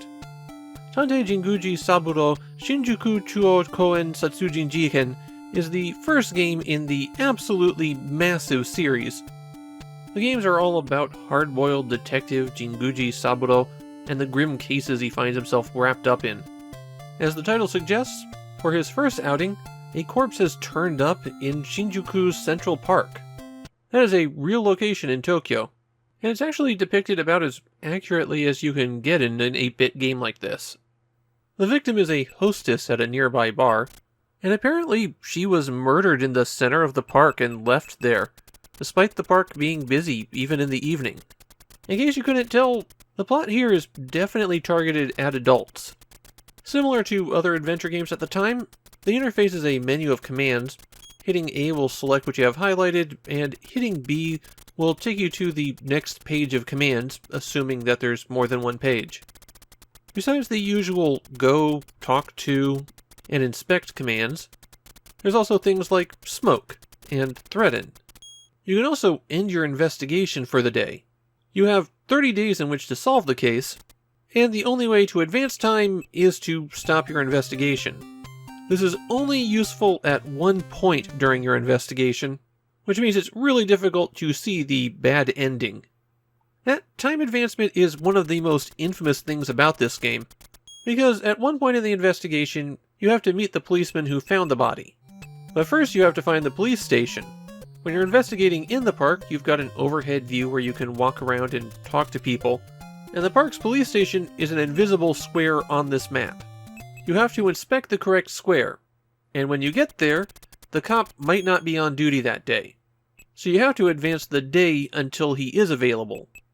Now besides that annoyance, Shinjuku Chuuou Kouen Satsujin Jiken is mainly remembered for one thing: the absolutely absurd solution to the mystery. I'm not going to spoil it here. Giving away the solution to a mystery would just be rude. But I will say, it's something that will make you go, huh? There's also some weird ways to get a game over. You could ask the wrong person for an alibi, threaten people at the police station, or just walk into the house of a high-ranking Yakuza member. If you do get a game over like that, it at least lets you save your progress up to that point.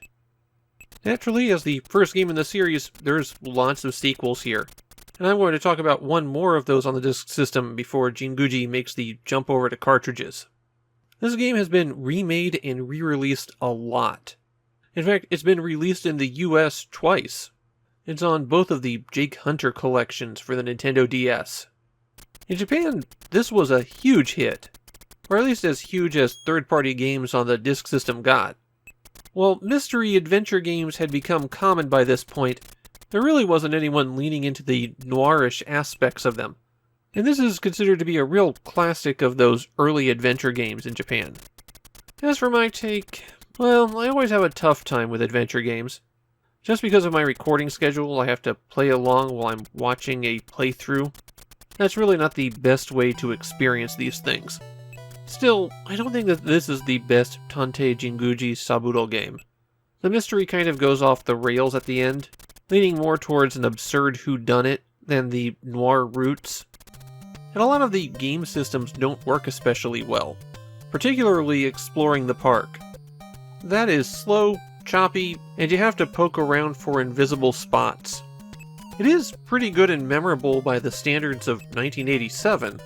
I can see why it caught on, but I think I'd play one of the later games in the series before this one.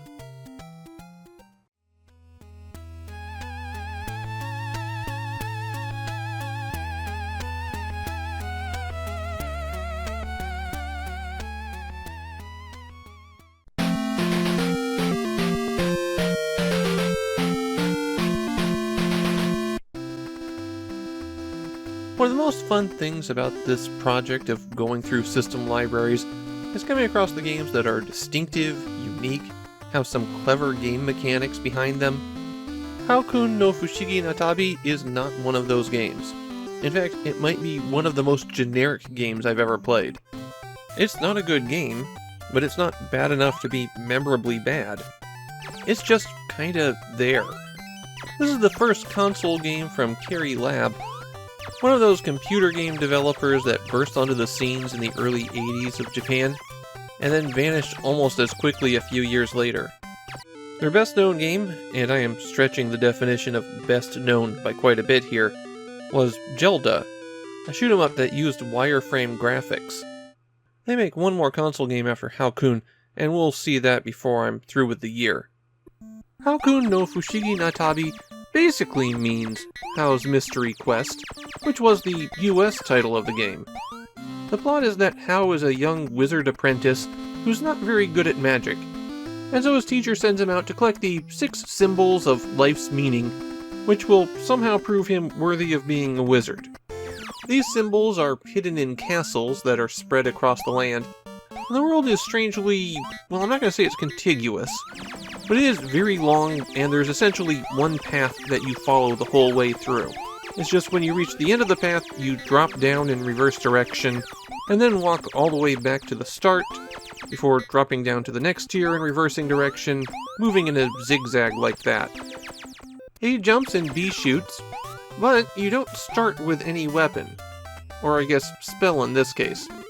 You have to find your first spell hidden in a bush as you walk around. You can get more powerful spells later on, though I didn't get that far while I was playing. One thing about the movement here, it is annoyingly inconsistent. If you jump again the moment you hit the ground, then you'll jump up even higher. And attacking affects how fast you move. It's not the worst thing I've ever encountered, but it does make an already marginal game a bit more difficult to enjoy. One strange aspect of Hao-kun no Fushigi no Tabi is that as you progress, you'll unlock new abilities. And these new abilities are used solely for continuing your progress in the exact same direction. They're basically checkpoints. Did you get the item? Okay, then you can get out of the room. Did you miss it? Then go back a couple screens. It's like that they saw gaining progress behind permanent power-ups was a cool idea, but they didn't actually understand why. All of these power-ups are located in the castles, which are also where the symbols that you have to collect are hidden. In the castles, you'll find doorways to enter, but again, there's really only one path. Just keep following the arrows and you'll get there eventually. You can destroy some bricks that you come across that will block your way, and items can be hidden inside those. The items you find in the castle are used mainly to break bricks. You'll get shoes that will let you smash a brick that you jump onto, or a helmet that will let you destroy them from below. But it's only some bricks that can be affected like this, and they're indistinguishable from the regular bricks that you'll see around. So this is one of those games where they're expecting you to hit everything that you come across. You have a health bar, and it will slowly tick down over time, as well as when you come into contact with an enemy. A little bit of health is restored by collecting stars, and a lot of health is restored by collecting a moon. You can also find miniature figures of Hao, and these will increase the length of the life bar slightly. You only have one life, and when it runs out, it's game over. But you can save your progress and continue as many times as you like, and continuing will take you back to the previous checkpoint. That will usually be a castle, but sometimes it's where you've picked up a flag. One thing to be aware of is if you leave the game running on the continue screen, your health bar continues to tick down anyways. You won't get a game over on the continue screen, but when you continue, you'll get a game over again instantaneously. The other important item to be aware of is the magic lamp that will make you invincible for quite a while. You can make a lot of progress while that one's running. The terrain is a bit difficult to understand in Hao-kun no Fushigi no Tabi. If you see skulls on the ground, then you get hurt when you step there. Water will drain away your health, unless there's no ground below it, in which case it will kill you. You can't jump off the top of the screen, so you just bonk your head on it. And these marks are springs, but they only activate when you run into them. The sideways ones will push you back, and if you time it right, you can jump again off those. If there's one memorable thing in this game, it's the weirdness of the symbols you have to collect. The first one is a money bag, representing the desire for wealth, while the second one is a no smoking sign, representing a desire for health. The rest of them are just as odd. This doesn't seem to have been an especially popular game, though I did find a few people who said that they were fans of it. I'm guessing it's because they were children who didn't have anything else to play. I think I've said what I needed to about my opinion. Hao-kun no Fushigi no Tabi is just so bland. There's bits and pieces here that might have been a decent game, but none of it really works especially well.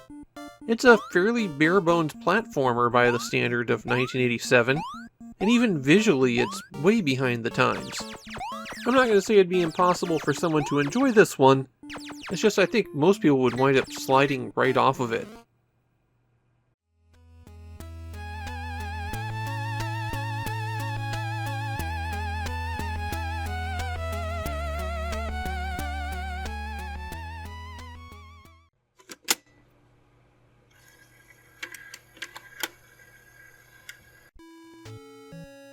Here is the nicest thing I can find to say about Kinnikuman Kanikusei Oi Sodatsutsen. It is not as bad as the original Kinnikuman game. It doesn't include a heroic Nazi whose special ability is a Holocaust reference. So right there, this Kinnikuman game has to be better. And that concludes all of my kind words for it. Kinnikuman Kannikusei o Sodatsusen is a completely miserable game to play. It's just that there's worse games out there. Barely. Kinnikuman started as a wrestling comic. Kinnikuman would have to enter the squared circle with a different wacky themed wrestler every story. Having that many weird characters hanging around, plus the animated cartoon, turned Kinnikuman into a merchandising extravaganza. And that led to the first video game that Bandai ever published, Kinnikuman Muscle Tag Match, which set the bar for the quality of Bandai games. Set it very, very, very low. This is the second Kinnikuman game, and it goes in a dramatically different direction. Despite the developer Human already having experience with wrestling games and Nintendo's progress, in about 2 years' time, we'll kick off the definitive Japanese pro wrestling video game series. Instead, most of the game is a side-scrolling beat-em-up, very similar to Irem's Spartan X. You progress from left to right, enemies emerge from the side of the screen and approach you, and you hit B to punch and A to kick.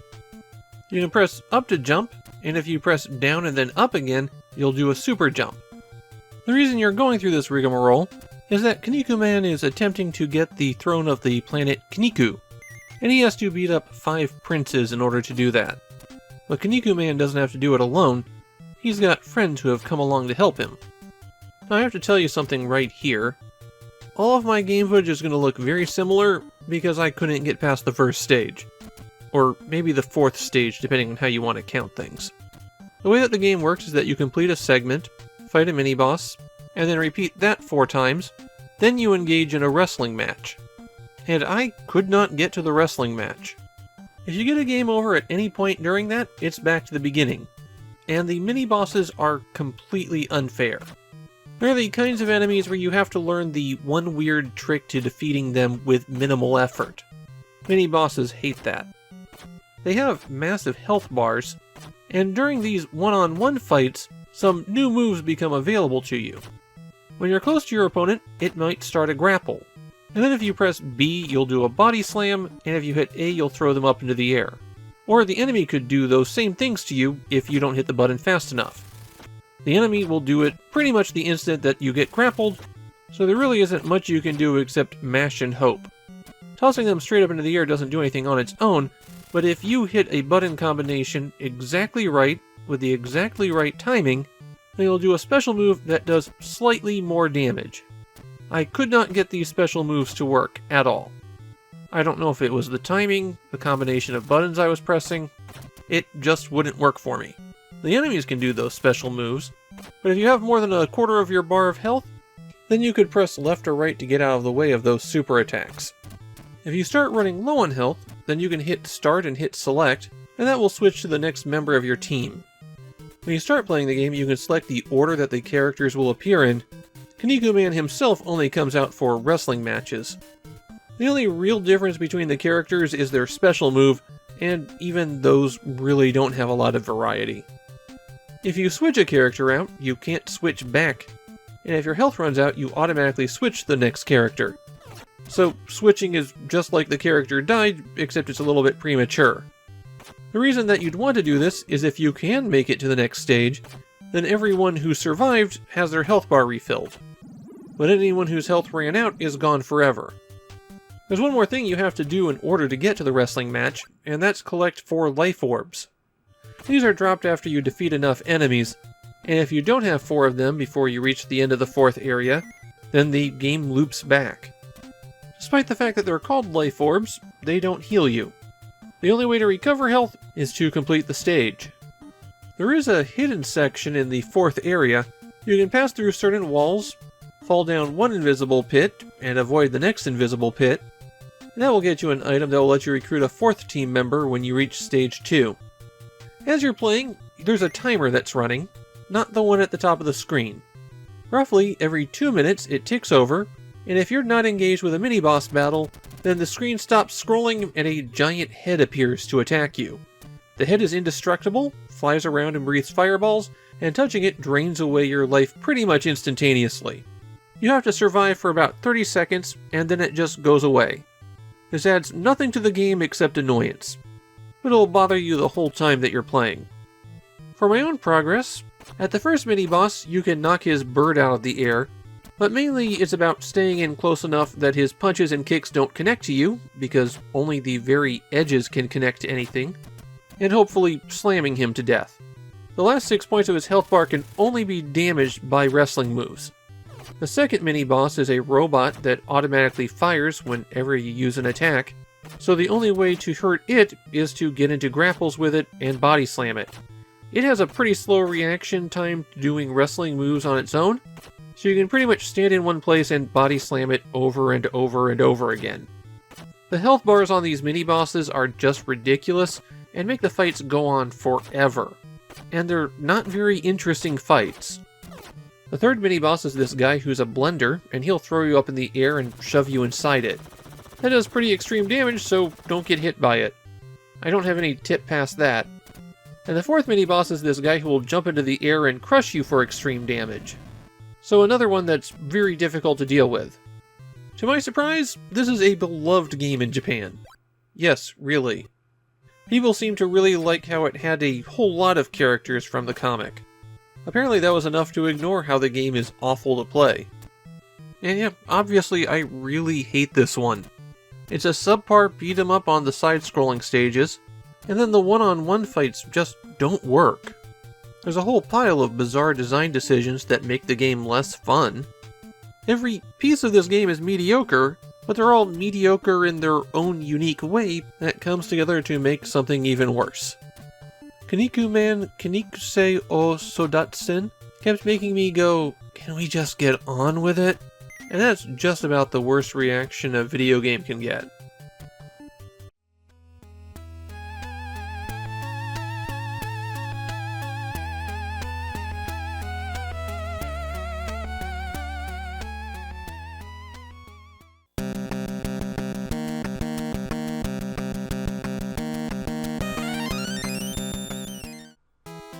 Oh, Jellico. I know eventually you get better, but we've got a ways to go still. Youkai Club is their attempt to mimic Castlevania, a game that's been out for a while on the disk system, but which we won't see until the very end of this project. The plot of the game is that the evil yokai Gallus has summoned all of the evil yokai to take over Tokyo. It's up to the psychic teenager Akira to defeat them all. I've bounced off Youkai Club a few times, but today I popped it in and thought, this is the time I'll get into it. Instead, I got a deeper understanding of the game's flaws, and realized, yeah, there's a reason why I haven't been able to get into this one. I'm going to start with one of the two interesting facts about Youkai Club I learned, neither of which are actually about the game. You might notice that Youkai Club is half in English, but the title is entirely in kanji. This is one of very few times in Japanese where European loanwords are written with kanji. By a strange coincidence, the characters which can be pronounced ku-ra-bu also have some inherent meanings that point toward a social club, and so it became acceptable to write club that way, but you can still write it in katakana if you like. I said that Youkai Club was Jellico's attempt at Castlevania. That's how it's considered in Japan. But playing it, I feel like it has more in common with Kid Icarus. Or at least the first level does. You have to climb a tall tower to reach the boss, and a major feature of the game is the experience point system. When you kill an enemy, they drop an orb, and that orb is how you get points. 3,200 points equals one block of that experience point bar. You can also find this book that fills you up to the next bar. If you get the experience high enough, your attacks improve. It's also how you get extra lives. When you run out of health, if you have enough experience, this butterfly appears to revive you. But the butterfly takes a block of your experience away in exchange. One more thing about the experience bar. You have to have a full experience meter at the end of the game to complete it. So what's stopping you from just grinding up some levels? Well, there's a time limit. And when that time limit runs out, the evil butterfly shows up to kill you. You can actually dodge it for a while, but it's pretty persistent. So you climb, attack enemies, go into the side rooms to explore a little bit. There's really only one path, though. One useful trick to be aware of is that as enemies spawn in, you can hit them. That's good for taking out these faces. Naturally, there's things that you can collect. The POW fully restores your life bar. The medicine bottle makes you invulnerable for a while, and it really does seem to last quite a long time. The star gives you shadow clones that will follow along behind you and fire. For the invincibility in the clones, if you leave the area that you're in, you lose that as well. On every stage there's a key that you have to use to exit. These are typically dropped by some kind of boss. Then there are the weapons. When you collect those, they appear in your status bar, and they can each be used once per pickup. You select which one you're going to use by pressing start and moving the arrow, and then you activate it by pressing up and B. The bomb is straightforward, it just destroys everyone on the screen. The flashlight freezes time for anything except the bosses. The effect lasts quite a while too. It's really useful on this ghost throwing dishes out of the well. That brings me to the best thing in Youkai Club. The yokai. You don't see it so much on the first stage, but as you get further in the game, you get some really wonderful monster designs. Like this guy whose head attacks you after you destroy his body. Okay, I said the nice thing about Youkai Club. The bad thing is pretty much everything else. That experience point system just doesn't really work very well. You have to grind up points, but you don't have enough time to do so. Also, there's no continues. Defeating the first and second boss gives you a code that you input while on the map screen after you start the game. That will take you to the second and third levels with no experience. But beyond that, there's nothing. And since you have to earn a full bar of experience by the end of the game, you're going to want to play through the whole thing from the beginning anyways. The difficulty is also weirdly choppy. You can sleepwalk through 3/4 of the game, and then hit a brick wall. There's a tendency for enemies to take just a ton of hits. You'll often have to sit there and just pound away until they die. And visually it's kind of tough to work out what you need to do in levels. Like on the second stage, you have to go down the well that the ghost was coming out of. But there's nothing there telling you that you need to do that. You just get to this gate at the end and can't go through. In the end, the action isn't much fun. And that's what kills Youkai Club. It's a mediocre game that you might enjoy if you didn't have any other options. But you have other options. Now that we're wrapping up, let me give you my second interesting fact about Youkai Club. A month later, Jaleco will release Morita Shougi, or Bases Loaded as it's known in the US. Orders for that game were so high, Jaleco had to cut production on Youkai Club and repurpose the cartridges. So in the initial run of Morita Shougi, there are red cartridges and black cartridges, and the black cartridges started out as copies of Youkai Club. It's also made Youkai Club a little bit difficult to get a copy of. It's not especially rare or expensive. I only paid $5 for my box copy. It's just that there's not that many copies around. But as a mediocre Famicom game, there's hardly anybody looking for it.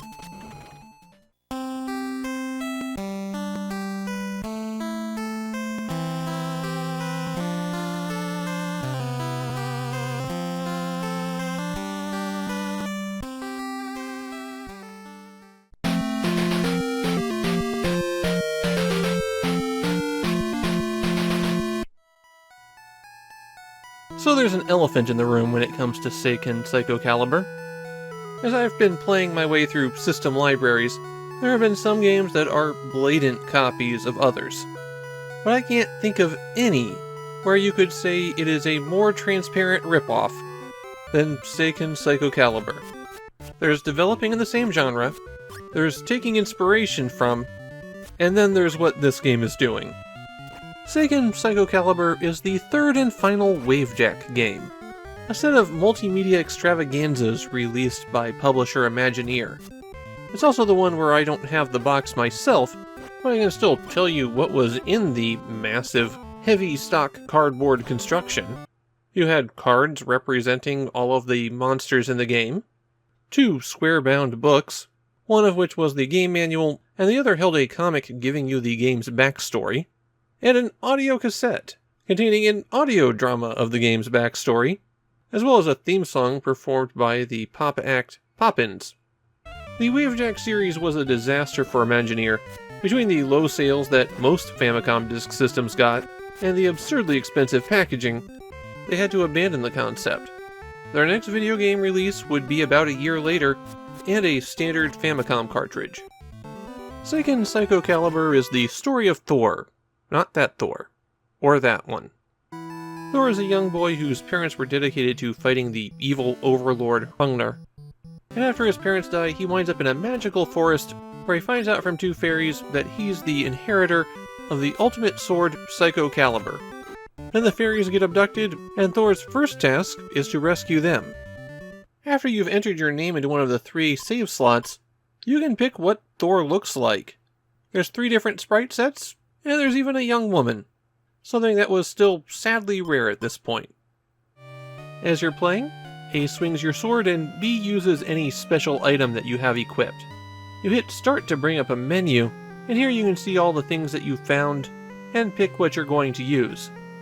In the lower right hand side of the screen, there are red and blue gems. You can collect these from defeated enemies, and the red gem is the more important of the 2.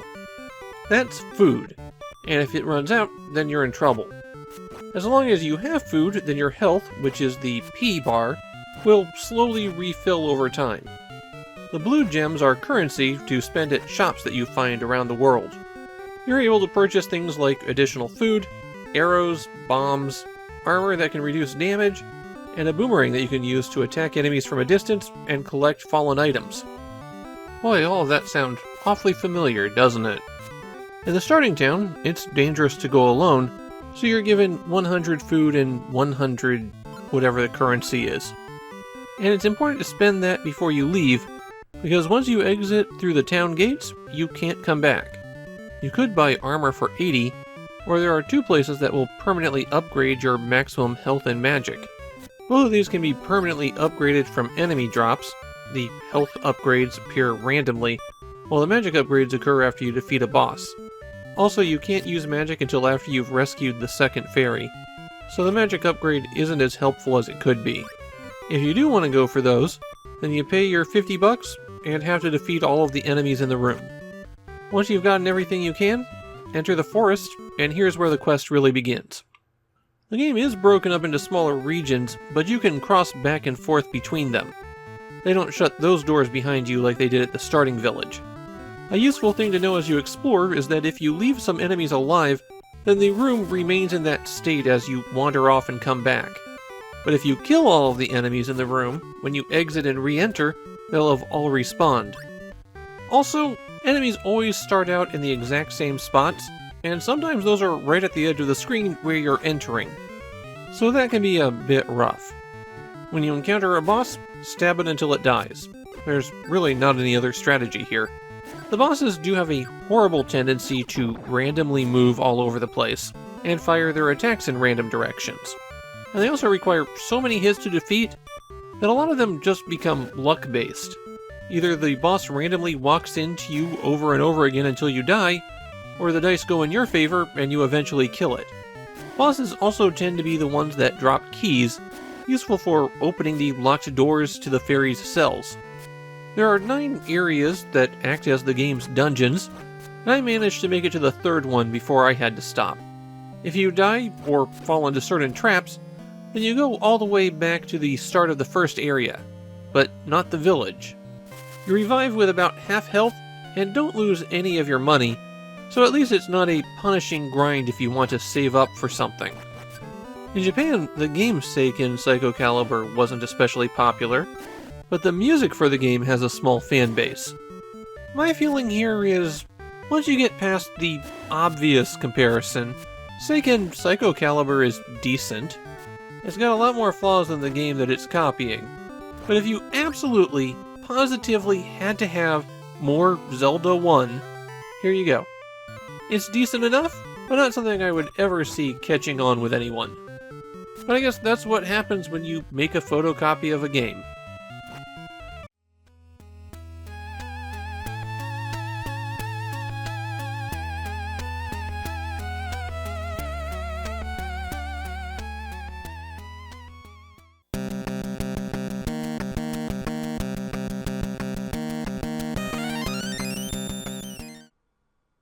Episode 208's a big milestone.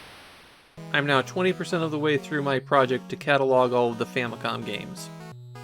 We're 1/5 of the way there. And for such a monumentous occasion, we have Dynamite Bowl. Now you might think that a bowling game on the Famicom might not be worth playing, and that's a bit unfair. Because when you actually sit down and play Dynamite Bowl, you'll find out that it's an awful bowling game all on its own. Seriously, I wasn't expecting much, and this game fell way below my expectations. Japan does have some bowling culture. There was a bit of a bowling fad in the 60s and early 70s, and the collapse of that was a big factor in why Nintendo started making video games. The developer on this one is the mysterious Soft Vision International. They're known to have developed about 5 games in their lifespan, all of which are things like simple sports games.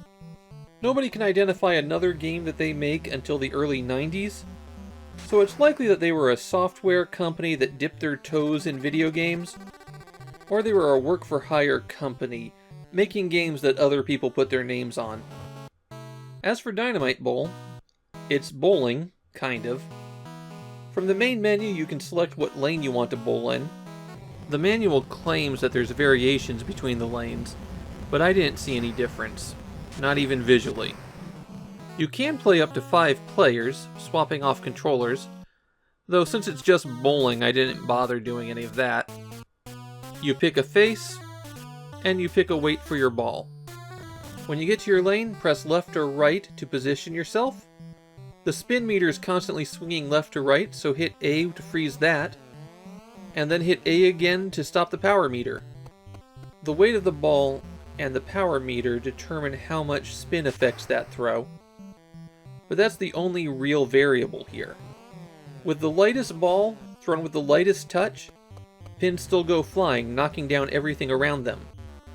The game seems to have very narrow deterministic physics on the pins. You're not going to see a lot of variation in the results. You'll have 2 pins standing at the edge, or 4 pins standing along a row. I didn't see a single split the whole time I was playing.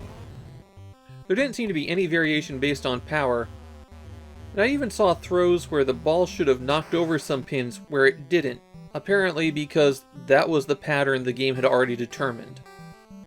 But I'm getting into the nitty-gritty details there. Even from the broader view of someone who isn't looking into those fine details, it's hard to play Dynamite Bowl. The perspective is all askew, so you don't have a great way to line up your shot. You can't line yourself up with the arrows on the floor, and the perspective is just way too steep to know where it's going. Yes, you can practice and get better, but why would you want to? There's a second mode available in Dynamite Bowl, and it's actually worse than the first. On the title screen it's just Game B, but the manual calls it Darts. In that mode, your goal is to score exactly 500 points. You don't start scoring at all until you've gotten a strike, and then after that you get points based on the pins you knock down. Now it's not 1 point per pin, each pin has an assigned point value 1 through 10. This is the kind of game that works with darts because you can easily aim at one section of the board. Bowling, on the other hand? Even if you have exceptional control, the values that you can go for are pretty limited.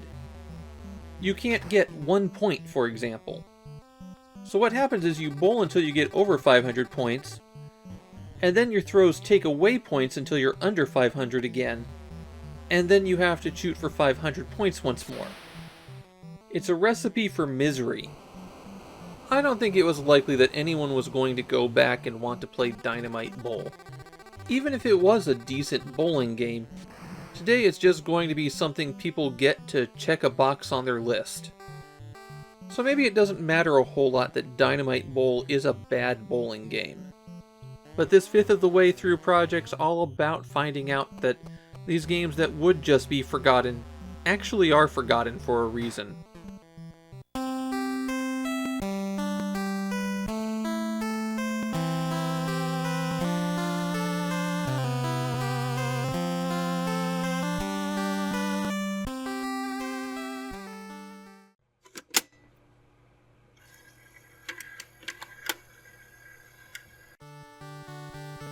Pro Golfer Sorrow is the first third-party golf game on a Nintendo console. Nintendo's previous golf games were very well received, and here comes Bandai and Tosei with their own golf game, the dynamic duo of terrible, terrible 8-bit gaming. But that said, Pro Golfer Sorrow doesn't stink. It's not good, but you can see the outline of a better game inside it. There's a workable concept here that could have been good. Pro Golfer Sorrow started out as a comic about a kid who looked kind of like a monkey, which is why he was called Sorrow, and he's a golf prodigy who made his own clubs. And naturally, he fights an organization of evil golfers on extreme courses. The comic was originally by Doraemon creator Fujiko Fujio, and at the time of this game's release, there was a very popular animated adaptation airing on television. This game has a subtitle, Kage no Tournament, or The Tournament of Shadows, if you want to be extra melodramatic. The plot of the game is that the organization of evil golfers has challenged Sorrow to a match. And that's it. Seriously, that is the entire plot from the game's manual. When you start playing, you've got the choice to go to training or jump right into the tournament. And if you go to training, it takes place in 2 segments. First, there's a putting green. You have 5 shots, and every time you make it into a hole, another hole will appear. Then there's the driving range, and your goal on that is to hit the targets that are popping up. It's worth mentioning that the manual says that the driving range training is in stereoscopic 3D. It most definitely is not. The reason that you do the training is that if you perform well, then you get additional super shots. I did poorly, so I didn't get any. And after you do training, you automatically go into the tournament. Here it's 1 course, 18 holes. The out 9 take place in the wilderness, while the back 9 take place on city rooftops. The way the golfing works is very similar to Nintendo's golf. You hit A to start the backswing, A when you've reached the power you desire, and hit A one more time when you want to connect to the ball. Too early or late on that connection, and you'll slice or hook your shot.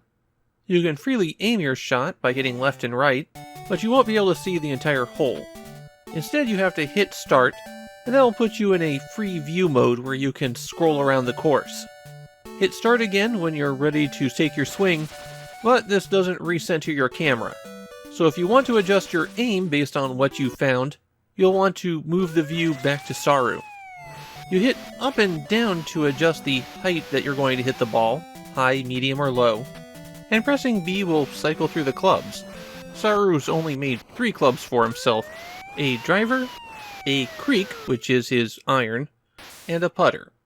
And if you have the option to do any super shots, you'll cycle through them here as well. The big draw for Pro Golfer Sorrow is that the course is wacky. Even on the simple holes, you'll have to take circuitous routes, and there will be big obstacles in your way.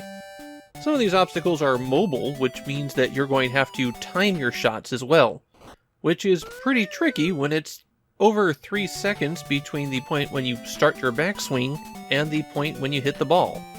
At least some of the obstacles are beneficial to you. A bird might catch your ball and carry it right to the green. But most of them are going to give you trouble. And sometimes they can even interact with the ball while you're preparing your shot. Pro Golfer Sorrow has a major issue with water hazards and tall obstacles that will deflect your ball. and these problems are exactly the same for both of them.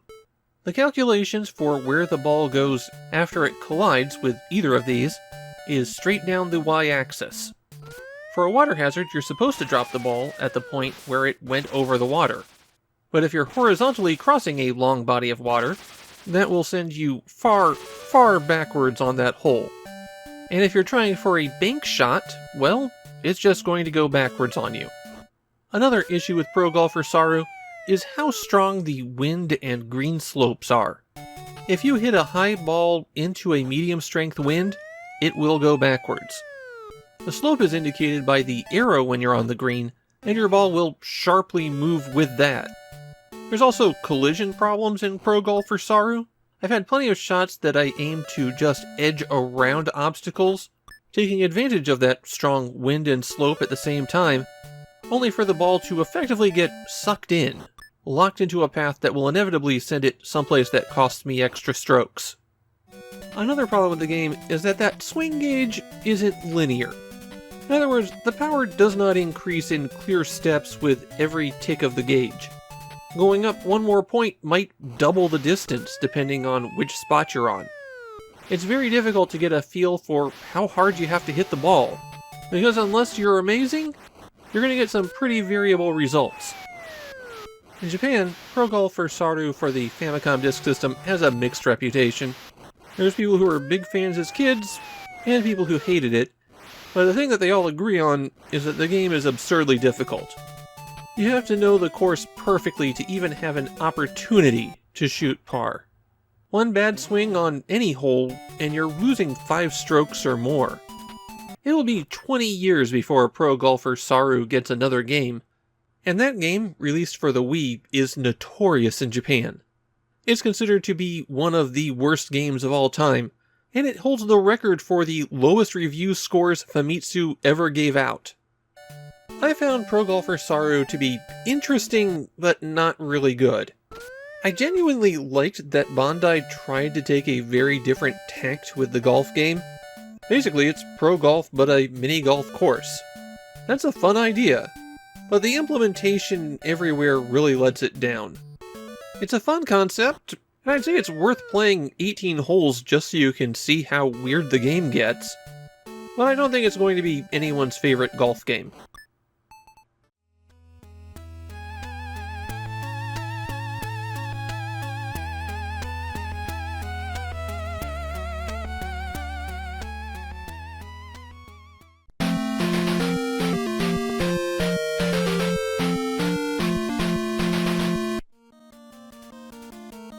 Capcom has never been the biggest developer of shoot-'em-ups. Oh, they've had their successes, and they keep dipping their toe in the pool, but their biggest shooter franchise almost felt like an afterthought to them. Section Z is another one of those one-off experiments from Capcom, and the result is pretty good, just like most Capcom shoot-'em-ups.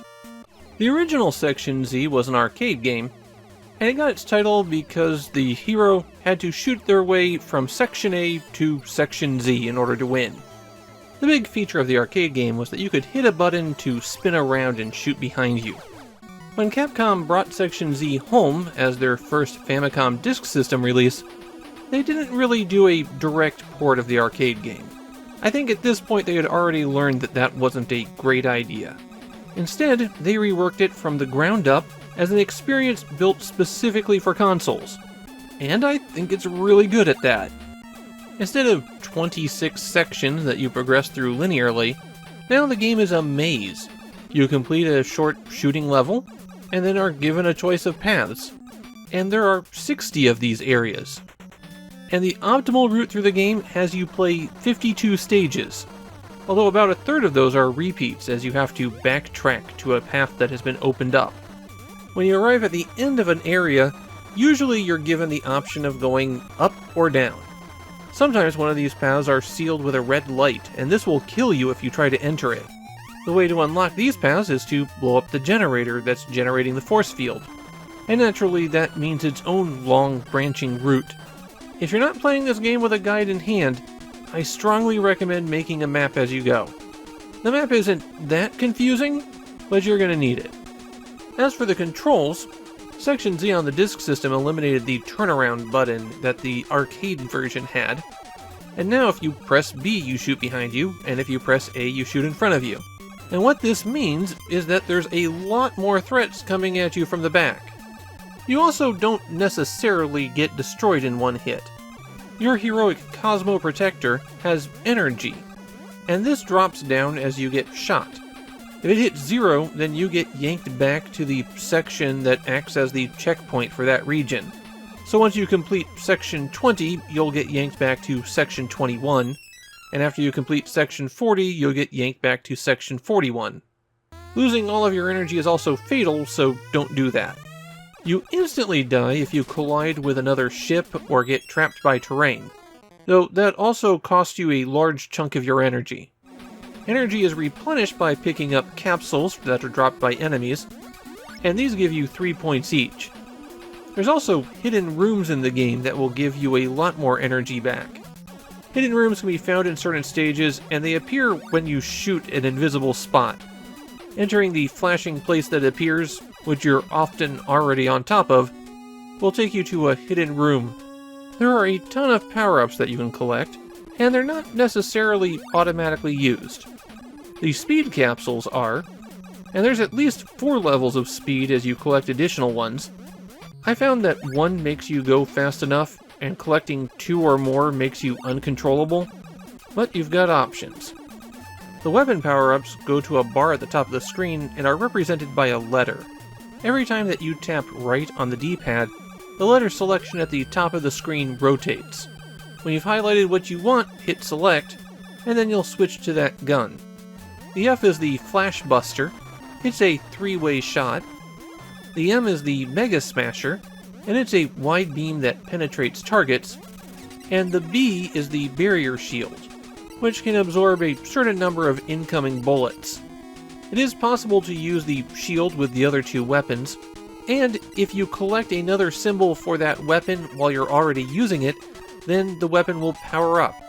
The Mega Smasher will become a spread shot, while the Flash Buster bullets will move faster.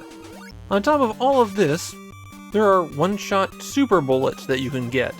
You activate these by pressing A and B simultaneously, and the symbol for which one is available will appear in the middle of the screen. Collide with it to activate it at the cost of a bit of your energy. There's a crash ball that will orbit around you and destroy enemies, a flash bomb that will destroy all enemies on the screen, and a mega missile that will pass through everything, doing heavy damage. The plot of the game is pretty standard as far as science fiction shoot-em-ups go. There's a giant alien fortress heading towards Earth, and only one soldier, the Cosmo Protector, can be sent in to stop it. You do get cute little cutscenes every time you make some progress, at least. As it is a disk system game, you're given 3 save slots here, and progress is saved at those checkpoints, so again, when you reach Area 20 and Area 40. But your maximum energy upgrades and other special items that you've managed to collect are saved. Section Z doesn't seem to have a very big following in Japan, or at least I couldn't find a lot of people with memories of it. That might be a result of it getting released on the disk system, or even great games struggled to get noticed. And yeah, Section Z is a delight. There's a lot of cool stuff happening here, and while there's a lot of stuff that gets repeated, it's always getting rearranged and remixed into something different, a new challenge with every area. And even if you're good at staying alive, you still have to play the energy counter, keeping it up long enough to reach the next milestone before you get sent all the way back. There's a lot of cool things happening in Section Z. It all makes for a really fun twist on the shoot 'em up.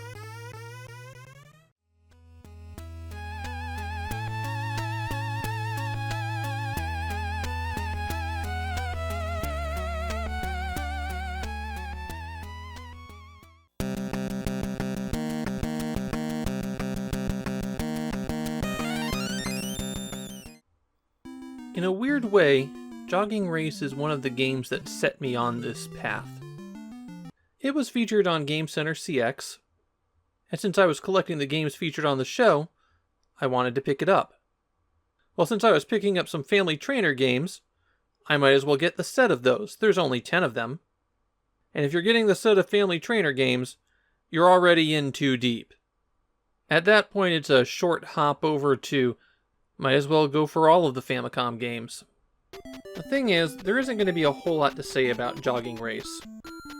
It's another exercise game for Bandai's Family Trainer, and similar to Orobi Studio, it exists mainly because of the fitness trends of the 80s. This is also the most absurd of the Family Trainer games. No other game has such an extreme demand of fitness from the player. The way you play Jogging Race is to run on the Family Trainer, a plastic mat that Bandai created where stepping on certain spots is the same thing as pushing a button. Real Family Trainers are pretty fragile these days, so I homebrewed my own solution for it. Though if you've been watching these videos for a while, you know that it's flaky and I just never find time to rebuild it properly. The first option in the main menu is to just go jogging. If you select it, you can enter some stats. I put in my extremely accurate height, weight, and age from my online dating profile. Those are used to calculate how many calories you're burning. You're also given a choice of if you'd like to jog for a certain amount of time or for a certain amount of distance. And then you just run. The course is laps around the Imperial Palace in Tokyo. The Imperial Palace is still a very popular place for runners, since it's a long track with no breaks. All you can do in this mode is run. You can't bump into people, you can't interact with anything, you just run. The graphics are a pretty good representation of what the course around the Imperial Palace looks like. Hey, I once found a copy of an Ultraman magazine at that bus stop. But that's all there is to this. You go until the time's up, or until you've run your distance. The other mode is the killer. The goal in that one is to run a marathon. Yes, really. As a concession to not killing any players who haven't been through heavy training, it's broken up into 14 3-kilometer segments. There's no save game, of course, or passwords, so you still have to do it in one outing.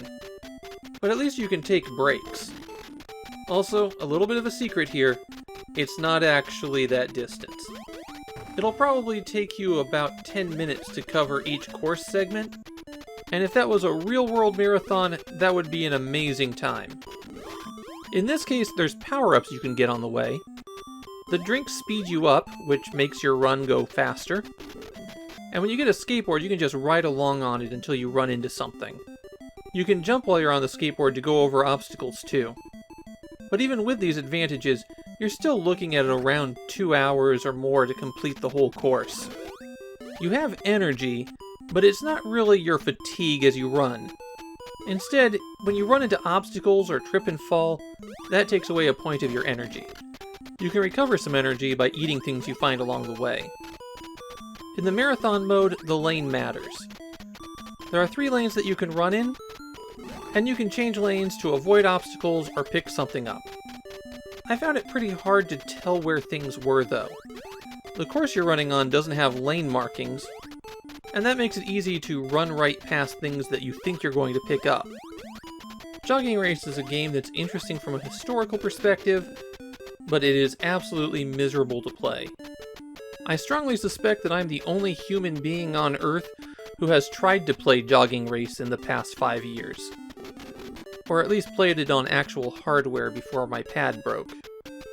It's a game that makes me wonder why you would implement something like this.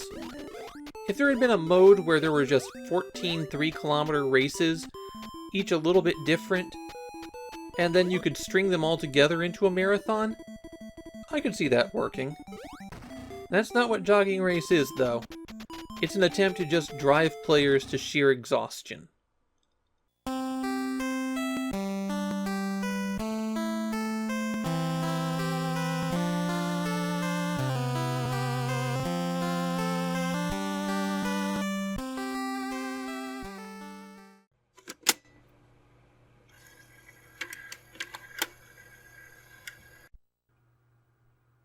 I have a bit of fondness for Meikyu Jindababa.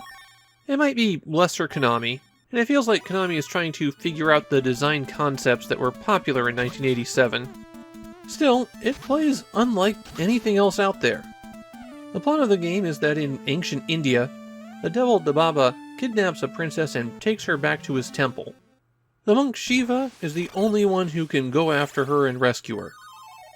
The key game mechanic in Meikyu Jin Dababa is that Shiva can't just move freely. Instead, the world is laid out in tiles, and Shiva hops between them. Just pushing in a direction will hop one square, while holding down the A button and pushing in a direction will do a big 2-square jump. Also, Shiva will automatically do 2-square jumps if he's able to get over a hole. Though, if you're going right off the edge and there's nowhere to land, then he'll jump off the edge and you'll lose a life. Pressing the B button will perform an attack, and by default this is throwing out a little dagger. The level structure is a little bit unusual. There's 4 temples that you have to complete, and for the first 3 you start outside of the temple. Your initial goal is to figure out how to get in. Once you've done that, inside the temple is a series of rooms, and the way that you progress to the next room is that you find all of the seals that are locking the passage, and then collect the Holy Scripture, which will open the next path. Collecting the Holy Scripture will also destroy all of the enemies in the area. Any enemy that you defeat will respawn very quickly, so if you're trying to clear them out of your way, you're going to have to move pretty fast. When you start out, you can take 3 hits, and finding a heart will recover one of those hits. It's possible to extend that health by finding elixirs, and these will also completely restore your health. Inside the temple, the squares that Shiva hops on are laid out as individual tiles, and what you're really looking for are the ones that crack when you jump on them.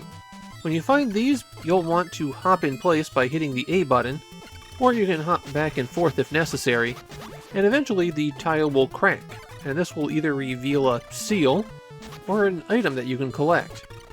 Finding all of the seals is how you reveal the scripture, normally, though there are a few rooms where it requires something extra. As for the other items that you could find, the book with the question mark on it is just some points. If you get 30,000 points, then you earn an extra life.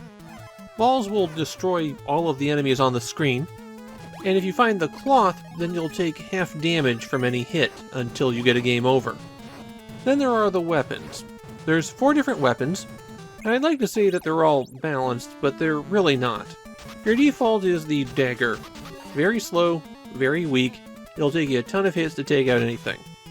Next up is the lotus flower, which lets you shoot large fireballs. These do better damage and go across the whole screen. The prayer beads will change your weapon into a ball that rolls along the ground. It won't be able to pass over pits, but it does massive damage to anything. And then there are the paper talismans. These are as strong as your default dagger, but when you throw them, they split into 3. And since everything in this game moves in a very regimented way, it's pretty good for clearing things out.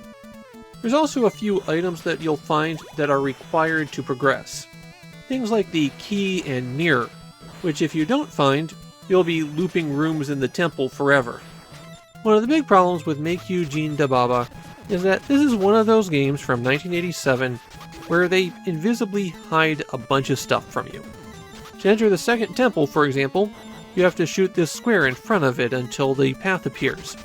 There's no feedback that shooting that spot does anything, you just have to know that you need to stand there and do this. On stage 3, to get to the boss, you have to jump into a waterfall.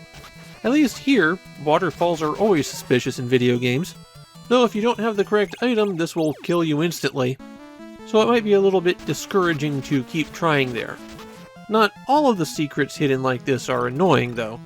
The game's staff roll is hidden in a room in the 4th temple. If you can find that, then you can hop around the screen as the credits play. The bosses play out a little bit differently here, since once you reach them, you're really in a side view battle.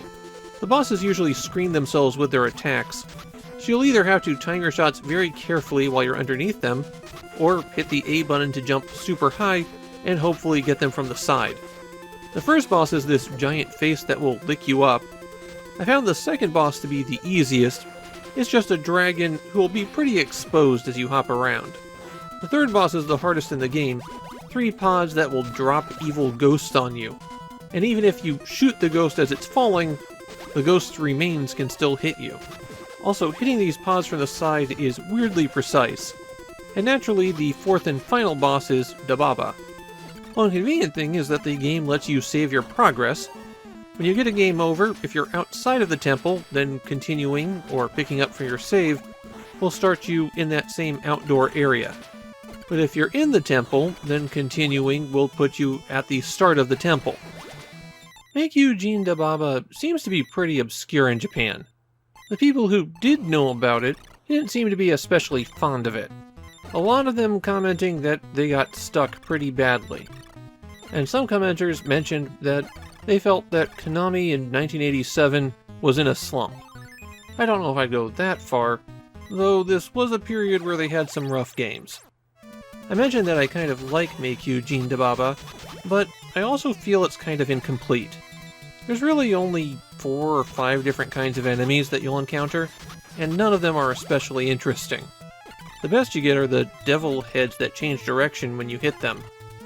The secret requirements to complete certain rooms is more annoying than anything else. Things that you're not likely to stumble across unless somebody actually tells you that it's there. And changing up the format for the boss battles really doesn't help. Given that the game is extremely short, I have to wonder if this is essentially a half-completed concept.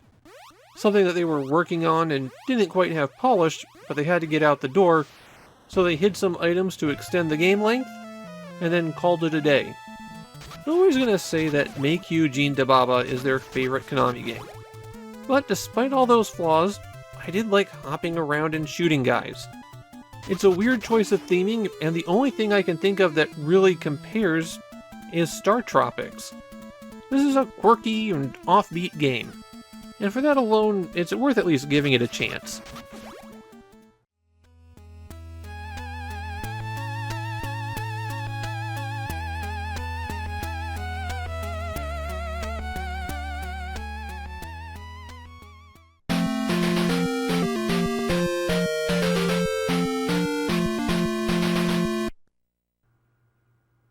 Smash Ping Pong might be the strangest Famicom Disk System release. I'm trying to figure out how it happened, and I can't get a good answer. Japanese sources are quiet on how this game happened, and the typical reasons that these things happen don't apply here. The confusing thing about Smash Ping Pong is it's a Konami game that was published by Nintendo. In fact, it was an arcade game originally, Konami no Ping Pong, and Konami published a bunch of ports of the game themselves. But for some reason, on the disk system, Nintendo took over publishing it. Usually this kind of thing happens because the original publisher and developer decide that it's not really economically viable to publish that game, and then the new publisher takes it over. But here, Konami's the disk system's biggest supporter beyond Nintendo. They're not pulling away from the disk system like other companies will in the next few months. In fact, Konami's ramping up, including having a new sports line that Smash Ping Pong would fit into perfectly. It's not an enormously risky game to publish. I'm sure development here was especially cheap. So why is this by Nintendo instead of Konami? I don't think I'll ever get a good answer to that one. Obviously, Smash Ping Pong is ping pong. There's 2 game modes that determine how many points you play to, and 5 levels of difficulty. The difficulty levels seem to mainly adjust the ball speed, though even at level 1 it can be pretty quick. This might look like Nintendo's tennis, but the controls are very different. The paddle always tracks the ball. You can only move that left and right when you're preparing to serve. Instead, during a volley, hitting left on the D-pad will do an upward hit, while hitting right will do a downward hit. Basically, are you lobbing or smashing the ball? The A button changes which side of the ball you're standing on. By default, you're on the left-hand side of the ball, but if you hold down the A button, then you'll be on the right. And it is possible to get some extra spin on the ball by hitting it while you're switching between that left and right position. It's an odd system, and it does take a bit of getting used to, but I think it works pretty well. Okay, I'm doing terribly in this footage, but that's because it's tough to get a feeling for the timing.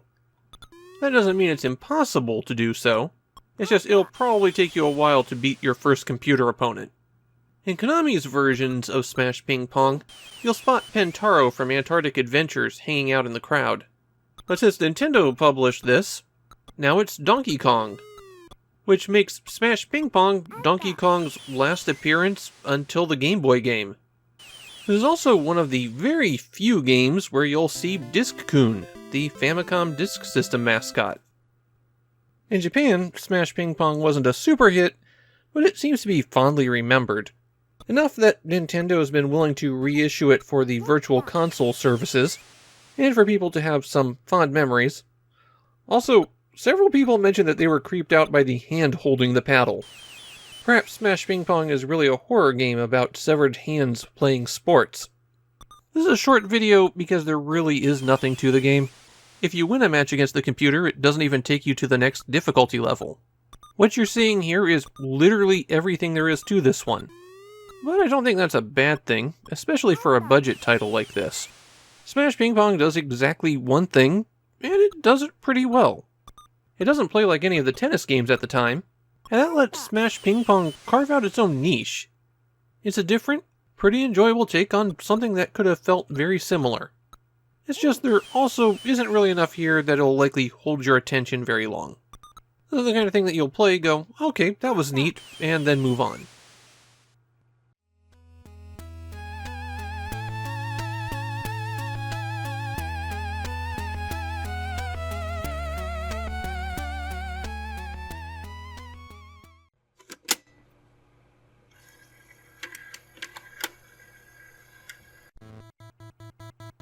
Six months after the original Deep Dungeon, here's the sequel, Yushino Monsho Deep Dungeon.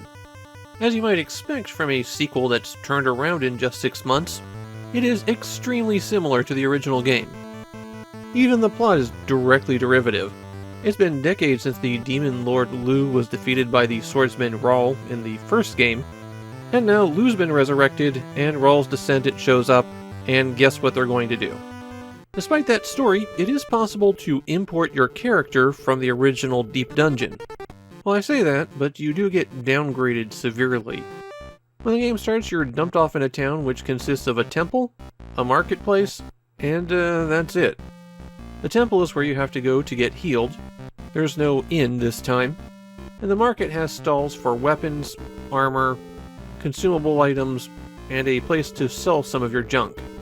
You're given 200 gold to start with, which is enough to get a decent weapon and a little bit of armor, and then it's off to the dungeon. And the dungeon this time is a tower with a dungeon below it. You start on the first floor of the tower, and the floors are more interconnected in this one. In the very first room there's a way to go up, and in the second room there's a way to go down. Presumably that's because you'll have to constantly go back to town to recover your health. In the dungeon, you hit B to access the side menu, and the options are attack, items, search, talk, stats, and run away. You'll jump right into that side menu when you encounter something, and just like the original Deep Dungeon, enemy encounters are based on a timer rather than movement, so you could just get jumped anytime, anyplace. It also means that their attacks are based on time, so if you mash the button fast you can get multiple attacks in. You do have to go into your inventory and equip any items that you purchased. In the first game, that was done automatically. And if you replace an item, then it goes into your inventory so that you can take it back to town to sell for next to nothing. You have 4 stats: attack, defense, agility, and luck. The first 2 are obvious enough, and agility affects how quickly you attack and how likely you are to run away, while luck determines critical hits and what you get out of chests. All of these stats start at 1, and you increase attack and defense a lot by equipping items. You also get points when you level up that you can assign to any of the 4 stats, and this alternates between 2 and 4 points depending on the level. The cheapest items that you can find and use at the very start give you +5 to your attack or defense, and you have 2 slots that apply to the defense, shield and armor. So that means just your starting cash is worth 15 levels in those 2 stats. And the statistics get worse from there. Before I finished my hour recording time, I had purchased a weapon that gave me +40 to my attack stat.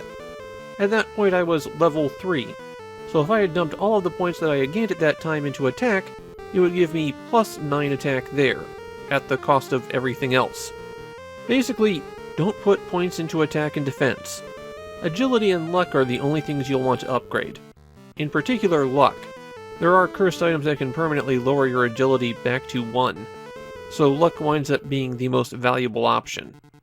The way the game works is that money is way more valuable than experience, and so you'll wind up going in a big loop, collecting treasure chests on a floor, then going back to town. A dungeon completely resets when you leave it, and once you out-level the monsters for a floor, you'll stop getting random encounters. I do think the dungeon is better constructed this time.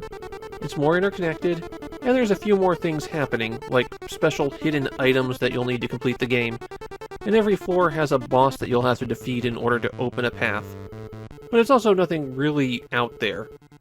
The way the game progresses, you'll go to the top of the tower first, and then you'll start descending through the dungeon. I cleared the first 2 of 4 tower floors during my hour of play, though I did have a map handy so I wouldn't be wandering in circles forever. You can save your progress at any time in the dungeon by pressing start, and you're going to want to do that early and often, especially when you're exploring a new area. You won't know that you've wandered into danger until you've encountered something that can instantly defeat you. One weird thing to be aware of is that there's a bit of additional copy protection on Yushi no Monsho. I know this because I somehow tripped it while I was playing. It's 40-year-old magnetic media. Things are going to happen. Anyways, if the game detects that it's an invalid copy, you get this screen telling you that the game is on sale now. Another thing to be aware of is that the original release of the game, as in the one that you bought with the box, and the one that you purchased with the disc rewriter kiosk are different. One of the dungeon floors has been completely changed between those 2 versions. There seems to be quite a few people who remember this one in Japan, even more so than the original game. There's plenty of people with fondness for the game's soundtrack, and who also recall it being very difficult. Though I'll point out that the difficulty isn't really linear. If you're just exploring and beating up monsters, it's really easy to steamroll this game. If you really wanted to, because the game operates in real time, you can park yourself on a level where you're not going to get hurt, rubber down the A button on your controller, and go to bed.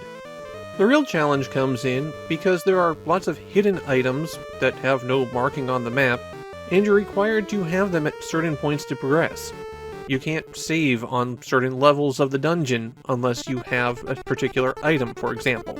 And when you confront the Dark Lord Lu, if you haven't found the correct item, then you can't make any progress. There are cryptic clues hidden around on the dungeon walls, but you'll have to do a lot of trial and error and fumbling around searching every square. Or you could follow a guide. Now despite that, I think Yushi no Monsho is a much better dungeon game than Deep Dungeon. It's still not especially, deep, but there is more going on here. And it's pretty short. If you are following a guide, you can finish the game in probably about 3 hours. When I stopped after an hour, I was maybe 2 or 3 more laps of the treasures of the first 2 floors away from maxing out my purchasable armor. And since the levels don't matter for your attack and defense, I would have started snowballing through the rest of the game. As it is, I'd call it a solid mid-tier, mid-80s dungeon crawler. There's not enough going on here to really elevate it, but it does do enough that there's a game to play.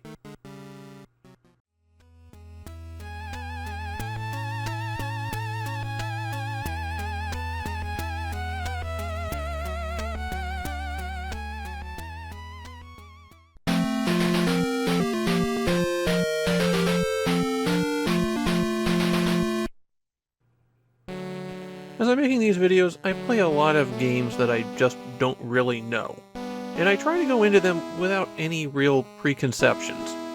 Yes, even the Mahjong games I try to give a fair shake. Reflect World is a free-roaming shooter where you upgrade your vehicle over time, and I was thinking, okay, this could be fun. There could be something interesting here. And then the game is just a collection of wrong choices. One question that's immediately obvious here is, who exactly is the developer and publisher East Cube? Well, they published exactly 1 console game, and you're looking at it. Over the next year and a half, they would make 2 more computer games, and then they would vanish. Turns out they were the very short-lived video game branch of a petroleum importing company called Toho Susho. Welcome to 1987, when every Japanese company decided that they had to publish video games. The plot of the game is that a parallel Earth has decided to invade our reality with their army of mutants. The only thing that might be able to stop this invasion is the MFV, the Modulated Fighting Vehicle. The way this works as you play is that you're driving a tank around in these weird environments. B fires your main gun, if you have one, and A fires your secondary weapon, if you have one. When you kill the monsters that spawn in, you get gold. You take the gold to a shop, and you can buy an upgrade. Your tank doesn't really have a visible life bar, but you can give it fuel, eventually. And as you get hit, you'll lose fuel. Eventually, you'll run out and get destroyed. And that's the basic loop. You just keep upgrading until you can destroy the boss, and that's the end of the game. Now, that's kind of simple, but it doesn't sound that bad. At least until I start getting into the details. First, you start with nothing. No guns, no fuel, nothing. You do have 200 gold, and so your first task is to get to the shop. Right after you start the game, there's a branching path, and if you turn right, you'll come across the shop immediately. If you turn left, however, then you wander into an infinitely looping path that's virtually impossible to navigate, and you're never going to find the shop. So after I spent 15 minutes doing that, I dug up a walkthrough. Then I could finally know where I was going. The shop menu is a little bit confusing. You have to navigate it using Select and Start. The items for sale are always in the same order. First there are the main guns, and this determines how much damage all of your shots do. A lot of enemies will require a real pounding to destroy them, so upgrading your main gun needs to be a priority. Next up is the generator, and this determines how much damage you'll take for every unit of fuel. Enemies tend to release a real fire hose of bullets, and it is extremely difficult to dodge them all. Once you've upgraded a couple of times though, you can just sit there and take it while firing wildly.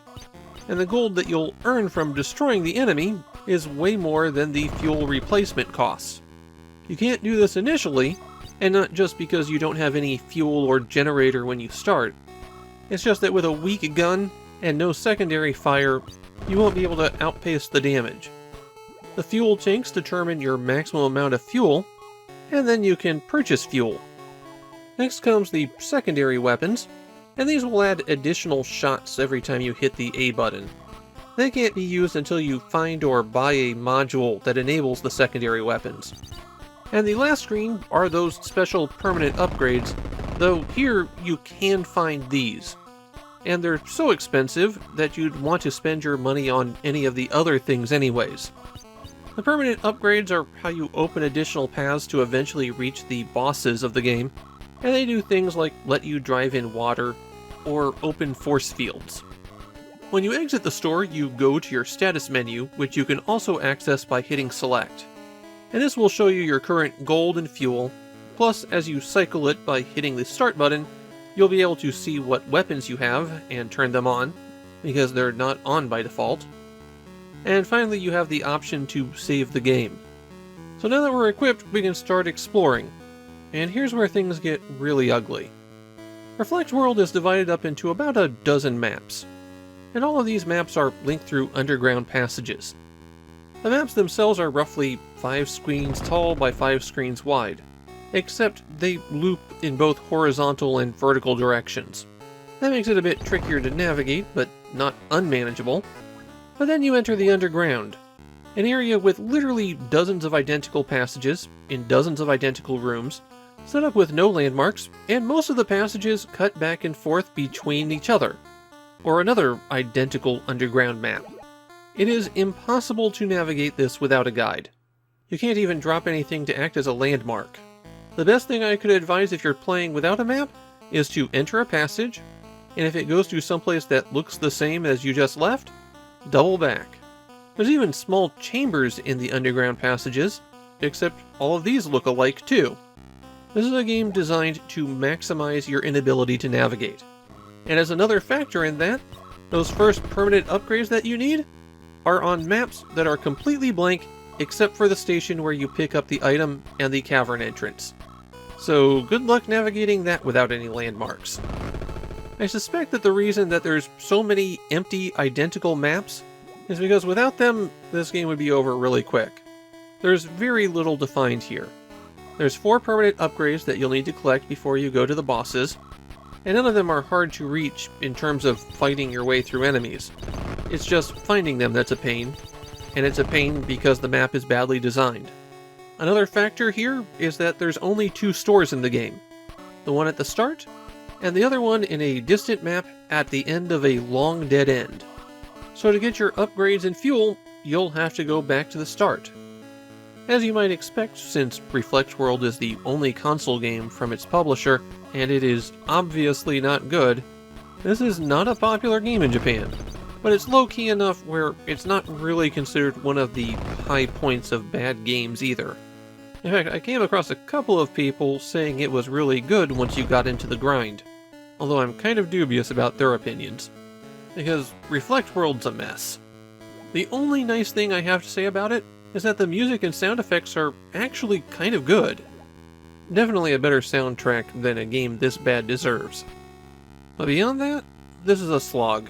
The action's boring, and the game maps are specifically set up to waste time rather than be interesting. With a game like Reflect World, it's not hard to see why East Cube didn't last.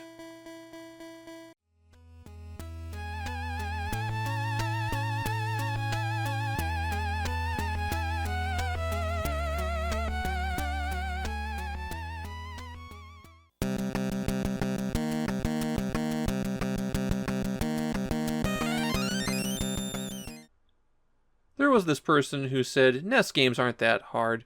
Anybody could beat them, they're only an hour long. In fact, they went as far as to make a bet with a friend of theirs that they could beat any NES game. That friend wasn't sure what game to use, and I said there was only one option: Athena. They needed to suffer for their money. This game is a torture device. It's relentlessly cruel and virtually unplayable. You couldn't make a video game more designed to hurt people if you tried. Athena was initially an arcade game. It's part of a trend at that time of adding RPG elements to arcade games. People claim that the arcade game is better than the home ports, and some people say it was even popular, but I've never been able to get into it. The Famicom port was done by Micronix, and it represents the high standard of quality that they're known for. Originally, it was going to be on the Famicom Disk System, and there are even ads for that, but it seems like they changed the target late in development. You can still see where there are supposed to be loading screens. The packaging for Athena is particularly noteworthy.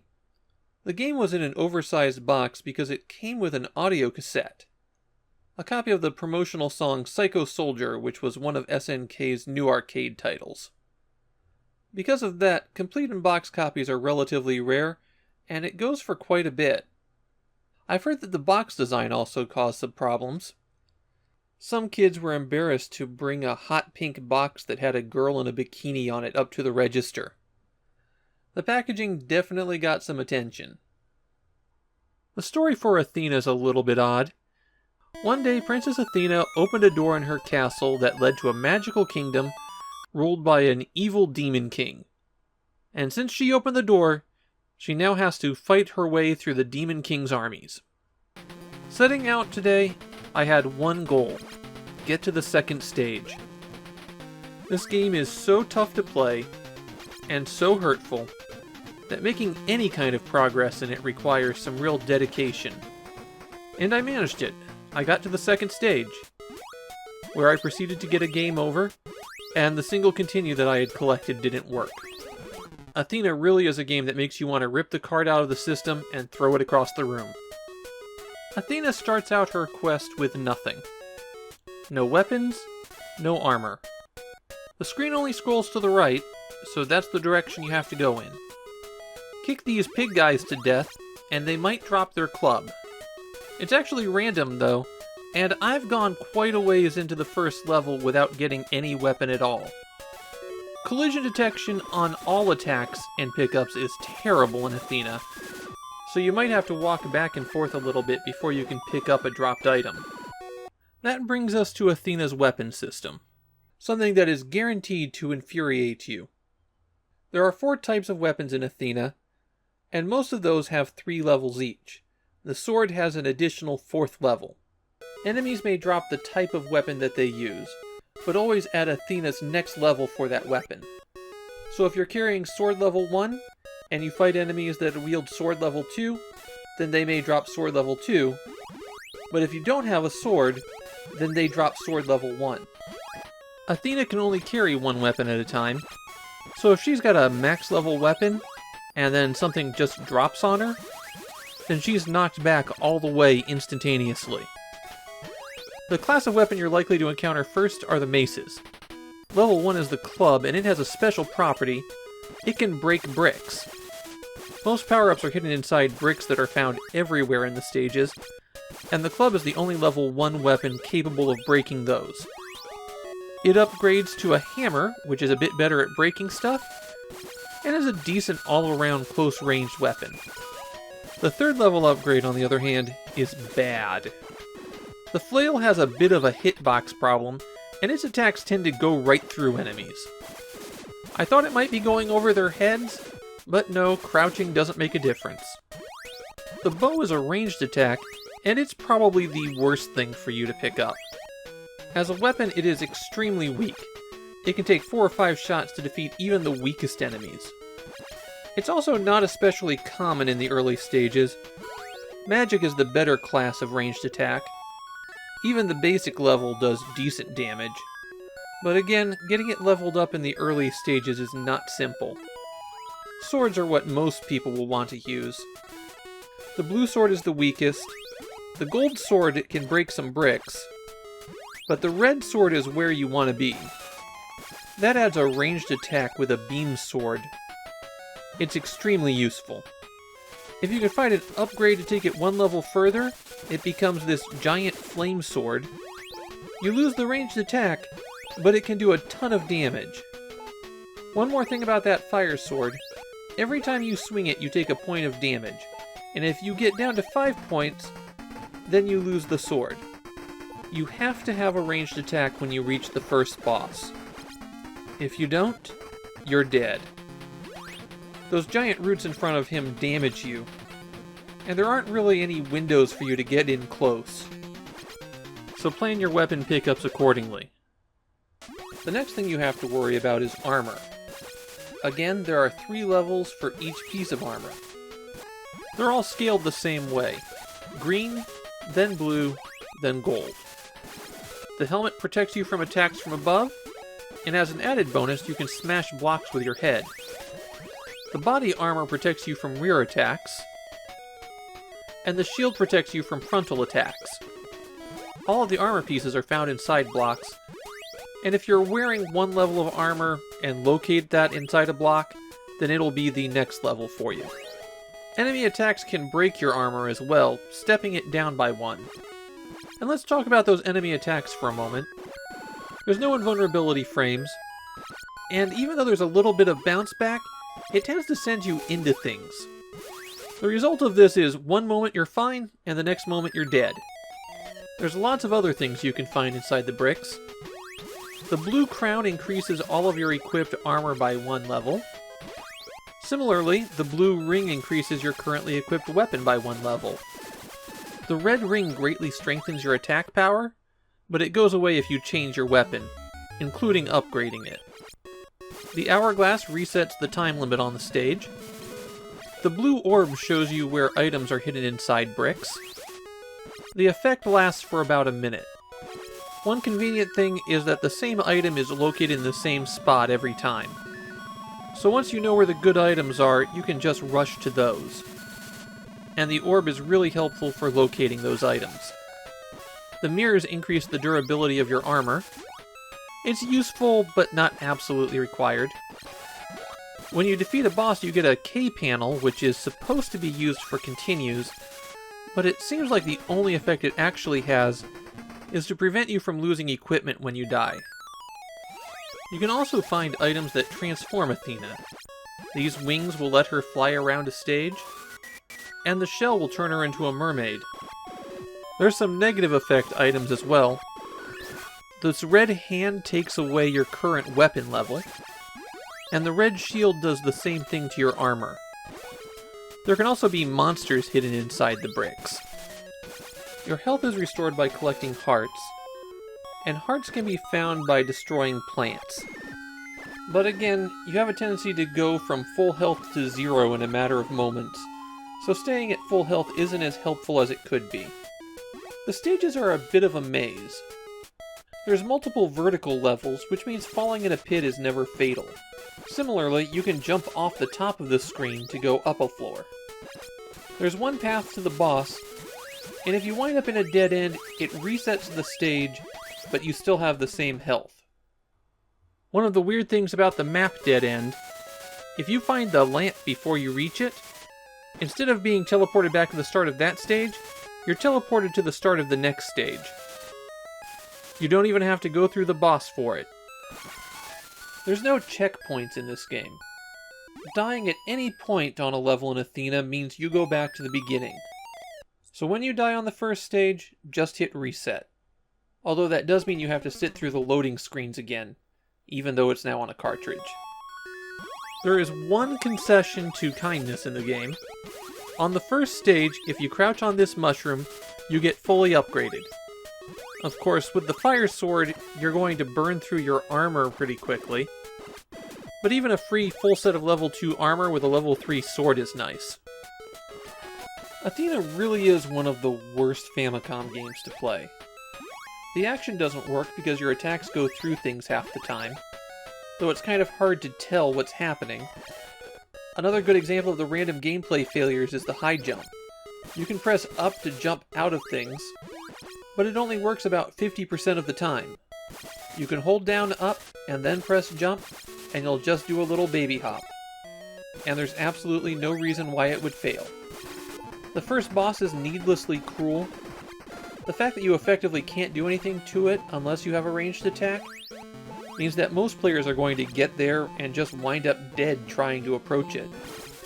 The game's hard enough on its own, but having to replay stages if you die, and extremely restricted continues, means that you're going to be playing the same chunks of the game over and over again with no sense of progress. And then there's the fun of building up your power only to have it stripped away from you because a random item falls. Athena's a game for masochists. The only people I could see who would want to play it are people who want to prove that they can beat the worst Famicom games out there.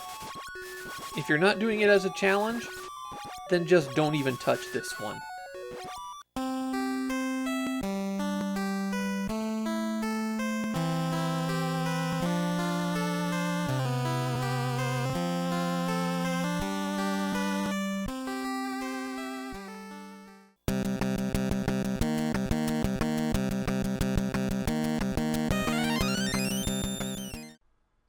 I don't know what it was about June 5th, 1987.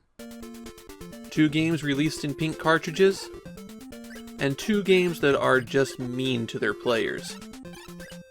Takahashi Meijin no Bugete no Honey was a cartoon based on the video game persona of real-life video game player Takahashi Toshiyuki. It was one of those children's shows that nobody really cares about. The concept, basically, was Takahashi going around and having adventures with a bee-like fairy named Honey. It's really the kind of thing that nobody would care about except for its ties to video games. As the game begins, Takahashi Meijin has been kidnapped. And you start out by controlling Honey to rescue him. She can fly freely when you press up, but this is also the only stage where you play as her. The other 7 stages, you're playing as Takahashi Meijin right out of Adventure Island. The goal on each stage is to collect a password. It's always an 8-character long word, written in the Latin alphabet, and has something to do with either the cartoon or Hudson Games. The way you collect each letter for the password is awful. Step 1, you have to locate an egg. Eggs are invisible. They're also randomly placed. So what you wind up having to do is run around attacking constantly until you hit something, and then shoot it until the egg appears. There are 10 eggs per stage. The flashing one just shows you the status of the password, and one of them is a trap which you have no way of knowing until you pick it up. When you get the egg, you go into this Arkanoid-style minigame. I call it a minigame, but really it's more than half the actual game. Each egg has its own unique pattern, and there are 4 letters hidden in each pattern. You have a certain number of lives based on how high your health was in the side-scrolling segment when you picked up the egg. Missing the ball or collecting the wrong letter is fatal. Lose all your lives in the breakout segment, and you lose 1 proper life. So the question becomes, how do you know which letter you need to collect? And the answer is, you don't. Hope you're keeping notes as you figure out what words you need to spell. Or I guess you could look at a strategy guide.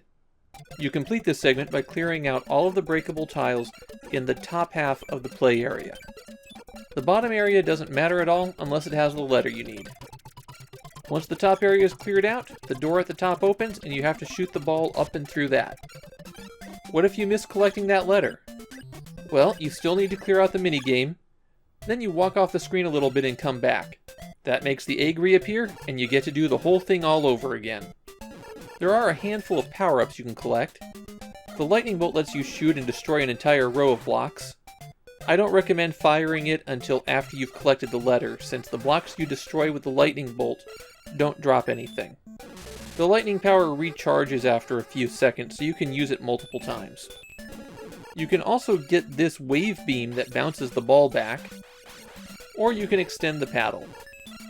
Like I said, these breakout segments are what actually make up the bulk of the game, and they are pretty bad. The controls are a major part of that. There's no analog control for it, so you have to use the D-pad, and the paddle moves at a variable speed. On top of that, the paddle physics are a problem. Rather than responding to how quickly you're moving, or with fine precision on where it strikes the paddle, the ball basically has 5 angles it can rebound at, and it's really easy for it to get stuck. Sometimes it'll get stuck between blocks. And since the goal of each block stage is just to get 1 letter, you wind up repeating the same thing with little variation. There's one more egg I haven't mentioned. That final egg is hell. And by that I mean you go to a block stage, where the blocks in the upper area are all indestructible and spell out hell. The only thing you can do there is bounce around until you get a lucky shot that makes it through the letters. So playing the block portion of the game is miserable, but what about outside that in the platforming? Well, it's not much better. For a lot of the enemies, they take many hits to defeat, and they have a bad tendency to throw out large attacks that fill up the area. You can go in the doors you find on stages, and they always have an egg inside them somewhere. They can also have mini-bosses. On the side-scrolling stages, you can smash some of the background objects, and that might reveal a pickup. The only ones worth noting are the Hudson Bee, which is an extra life, and the Hearts, which restore your health. The randomness of how the eggs are placed in the side-scrolling stages causes some real problems. Successfully completing some of the block stages makes you invincible. Which ones do this are random, of course. But going in a door ends that invincibility immediately. So if there's an egg right outside a door, and that's one that gives you invincibility, then it's a complete waste, because you're going to have to go right in the door. Most of the enemies drain your health, but stepping on the fires kills you instantly. Now tell me, where would be the absolute worst place for an egg? And keep in mind that their position is random. If you said directly over a fire, congratulations. Give yourself a cookie and an automatic game over because you're not going to be able to get that egg. Fortunately, they do have the Hudson Continue code in this game. Just hold a direction and press start. In the past, I've defended Takahashi Meiji no Bugte Honey. I think I was attracted by the mix of styles. But this is an all-around bad design. A quirky mashup isn't enough to overcome the inherent flaws in every step of the game. This is a game that makes me question what Hudson was even thinking when they released it.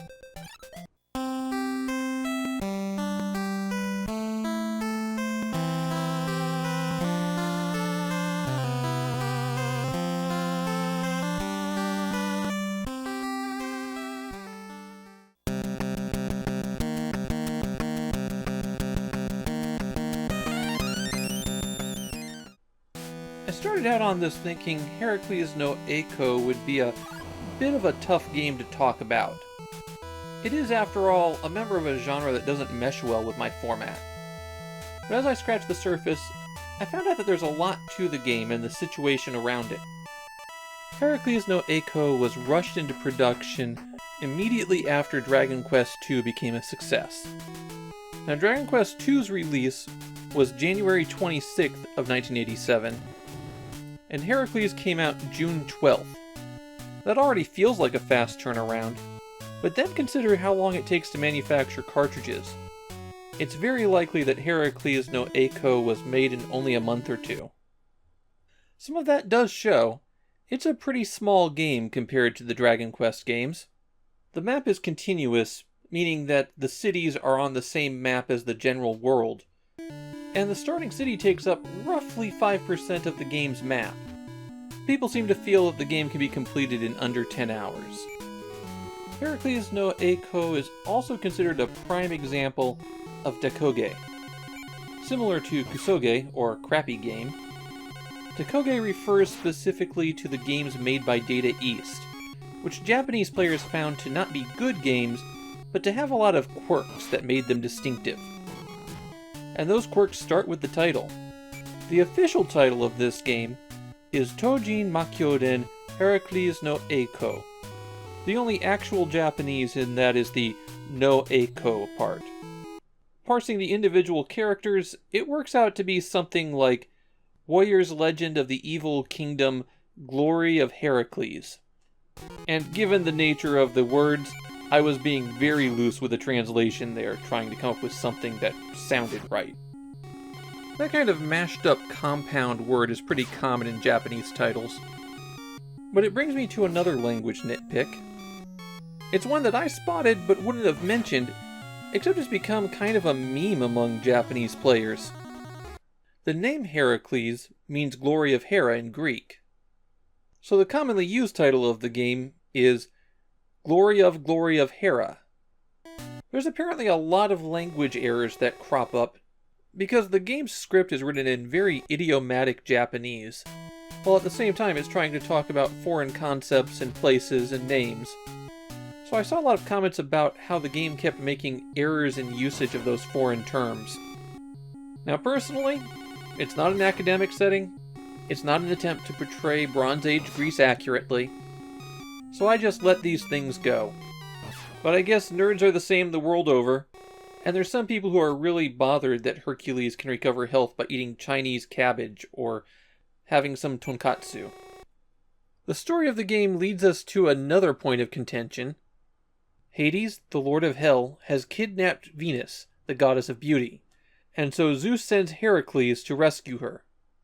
So yeah, they freely mix Roman and Greek names, which is something that literally anything that features Hercules does, so no big deal. You're not going to have to look very hard to see the Dragon Quest influences in this one. There's no party, just Heracles. And the very first thing you do when you start out is go buy your equipment. The shops and other major buildings in towns are colored red, so that's actually kind of nice. There are occasionally buildings you can enter that will have people in them to talk to, but those are a little bit glitchy. The square that you enter on is the square that you exit from, and you can either go into the box that's kind of like a house, or out into an empty area. That's kind of weird, but so is how people can sometimes appear in that empty zone. Your 400 gold actually goes pretty far. You can buy yourself a nice sword, a good shield, and some functional clothes. As a nice touch, all of the equipment you use shows up on your character. There's different pictures for different weapons, armor, and shields. And this is where we get into the next quirk of the game. All of your equipment has durability. Every time you use it, that durability decreases a little bit. Not always by one step either. Take a powerful blow and you could lose 4 or 5 points of durability from your armor. The lower the durability score, the worse that piece of equipment is. This means that the difference between equipment is how durable it is. Things that have higher maximum durability are going to be inherently better. You can get your equipment repaired by Hephaestus, and if you save up 5,000 gold, you can pay for him to come with you. He takes up an inventory slot, but he fully repairs your equipment after every battle. Probably a good investment later in the game. You can stay at the inn to recover your hit points, or you can buy food from a grocer. Naturally, there are other items you can buy, like a candle to light up dungeons. And then there's magic. Heracles doesn't learn any magic himself. He has to obtain items that cast spells for him at the cost of his own hit points. Now it's time to get out and start exploring the world. And here's where I think Heracles no Eiko actually does something well. The world's continuous, so you can just walk out of town and there's no stop. It means that you'll also meet people outside of town. There will be patrolling guards, or merchants that you can buy special things from. Outside of town in Dragon Quest so far, it feels like a vast wasteland. These little touches make Heracles no Eiko's world feel inhabited. And then we get to the monsters. I like the monster designs in this game. It feels like monster design for RPGs hasn't settled down yet, and so they were free to do whatever they wanted. And we get some pretty cool monsters out of that. Okay, they do a lot of palette swapping, but I think that comes with the territory. We actually see some kind of complicated monster behaviors too. These slime guys are timid and will run away, even from a level 1 character. And these thieves dodge your attacks all the time, but when you connect, it's devastating. And then we have the first boss. He's some kind of turtle monster who ducks into his shell when attacked. Yeah, it's a design that everyone's going to use, but this is the first time we've encountered it. One of the bigger problems though is the sky-high encounter rate. When every combat depletes your equipment's quality, having to wade through an encounter every few steps is a real problem.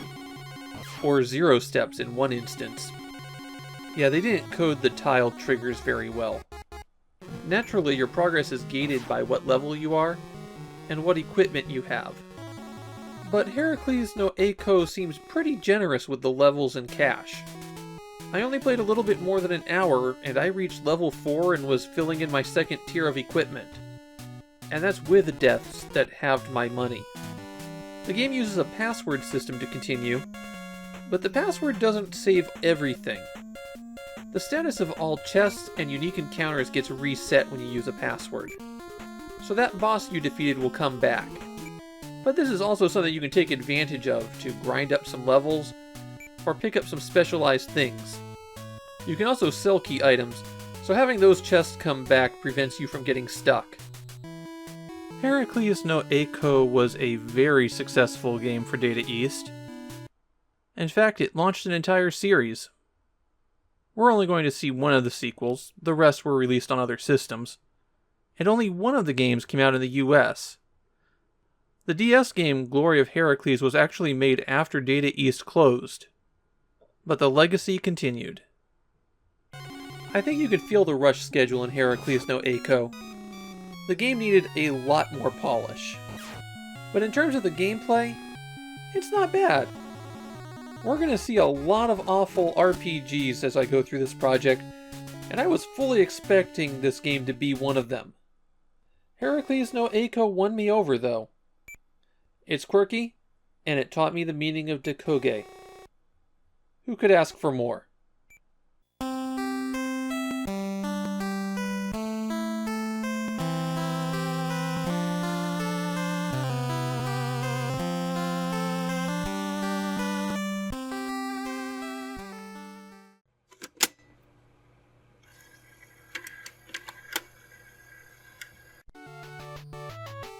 Nazoler Land Dai is a mess.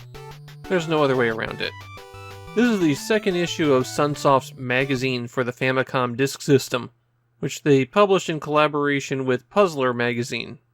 It came 4 months after the first issue, and it has less content, much of which is less interesting. It's generally not something that I could see anyone running out and buying. The idea isn't horrible. There's supposed to be minigame collection, giving you a few small games every issue from a different set of creators. Unfortunately, the games are not very good. They feel like the rough concepts left at the bottom of the filing cabinet drawer in Sunsoft's headquarters.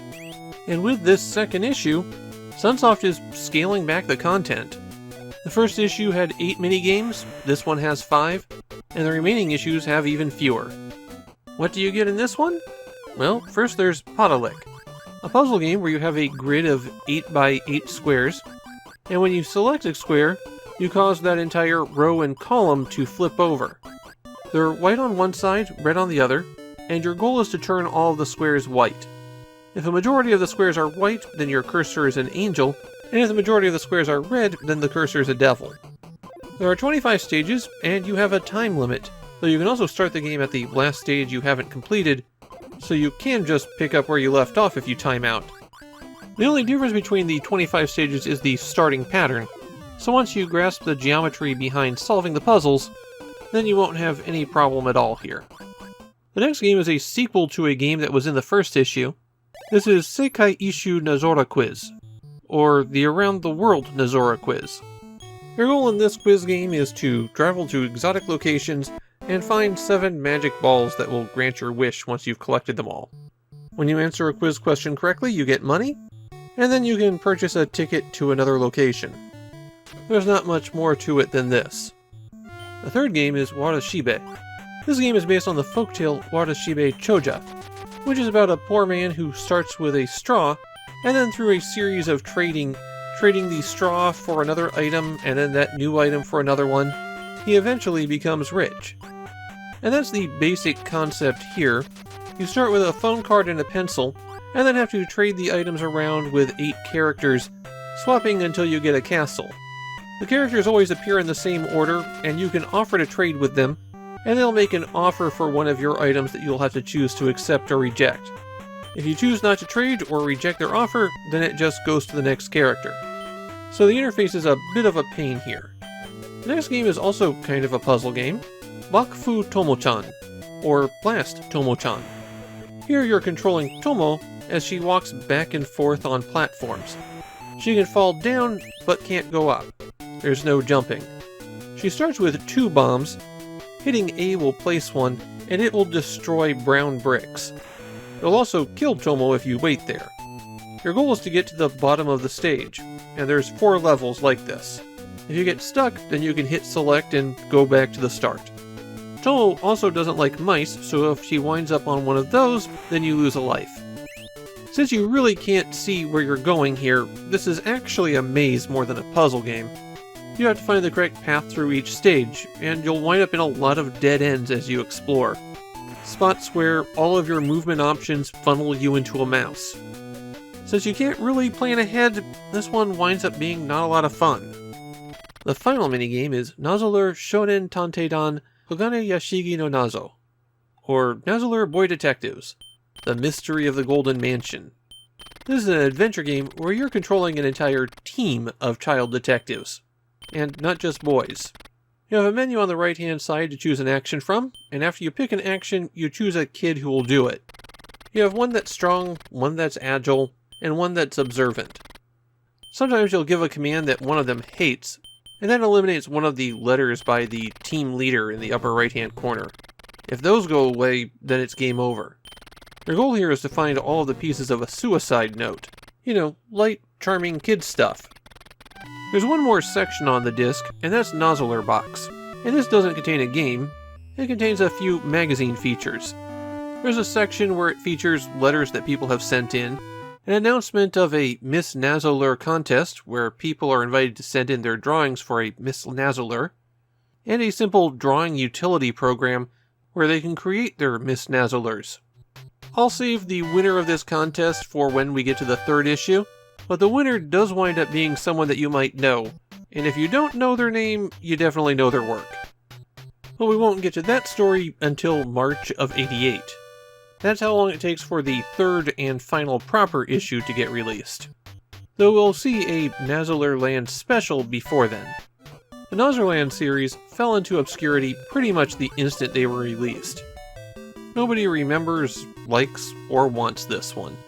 I think you can see why. What you have here is a bunch of mediocre concepts.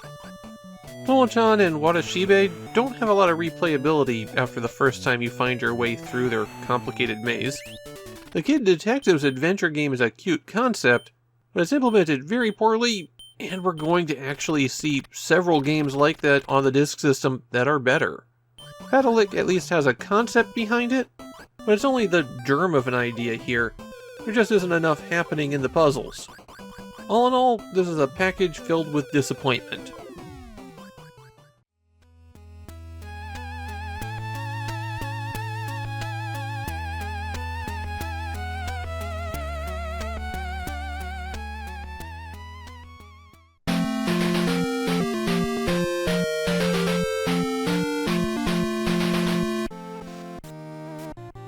The surprising thing about Golf US Course is just how much has changed in 4 months.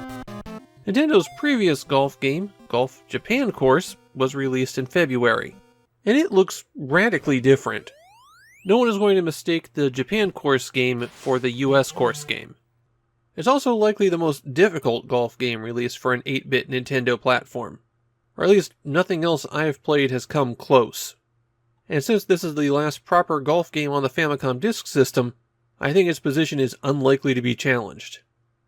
But before I get into the golf itself, I have to talk about the contest. Just like in the previous Golf Japan Course, players could take their discs to disc rewriter kiosks and have their tournament score sent to Nintendo, the tournament score being their total for 4 rounds of golf. There's a spot on the main menu where you can enter your personal information and save it to the disc, and the prizes this time were a bit much. The top 100 players got trophies, some of them received golden floppies, and then there were 10,000 special prizes. A golden copy of Nintendo's first cartridge game in 2 years, Punch-Out! Note that this is not Mike Tyson's Punch-Out! Tyson was a late addition to the game, and this golden cartridge was actually the first version available. The top 5,000 players received a copy, and then 1,000 copies were set aside for players who had achieved a hole-in-one, and finally, all of the remaining copies were given out by lottery. Now, just because Nintendo was starting to publish cartridge games again, doesn't mean that they had given up on the disk system at this point. In fact, from this point on, Nintendo still publishes more Famicom disk system games than they do Famicom cartridge games. But it is a sign that the company's focus is shifting around again. But now let's get into the golf. There's stroke play and match play, but unlike the previous Golf Japan Course, there's no AI opponents that you can compete against. Up to 4 people can play around at the same time, you just won't be able to get any hints on how you're supposed to play the holes from an AI player. The first thing that you're going to notice as you play is that the interface is completely different. First, the default view doesn't show you the course. You have to hold down B and then press down, and that will switch to a map. You can't scroll this map, so if the green is off screen, you won't be able to know for sure where you should be aiming. You can also see a close-up of the green by holding down B and pressing up. Holding down B and pressing left and right will cycle through the menus at the bottom of the screen. By default, it's on the one for the map, which is why just holding down B and hitting up and down work. But that's also how you move over to select your club, choose how fast you're going to swing, and adjust the ball's position on the tee. That one's a new feature here, though I'm not really sure how much of an effect you can have. You'll also notice that the wind indicator is very different. It is now relative to your view, which means when you're looking at the course map, then it's absolute, but when you switch back to the perspective view behind the ball, then it will change to reflect what direction you're facing. The game also now tells you how far it is to the pin, though that's less helpful than you might think. The reason for that is the hole design in Golf US Course is cruel. The holes are set up to maximize confusion. You will have to zigzag back and forth. And the trees behave differently for the US Course as well. Technically, with a bit of luck and careful aim, you can shoot through them, but you will probably bounce off of them at some point and get stuck. I tried a few times to shoot over them, using a club that gets more height, but I didn't notice any difference while I was playing. The swing interface is the same as it ever was. A to start the backswing, A when you have enough power, and A again when you want the club to connect to the ball. If you're early or late on that connection, then you'll hook or slice it.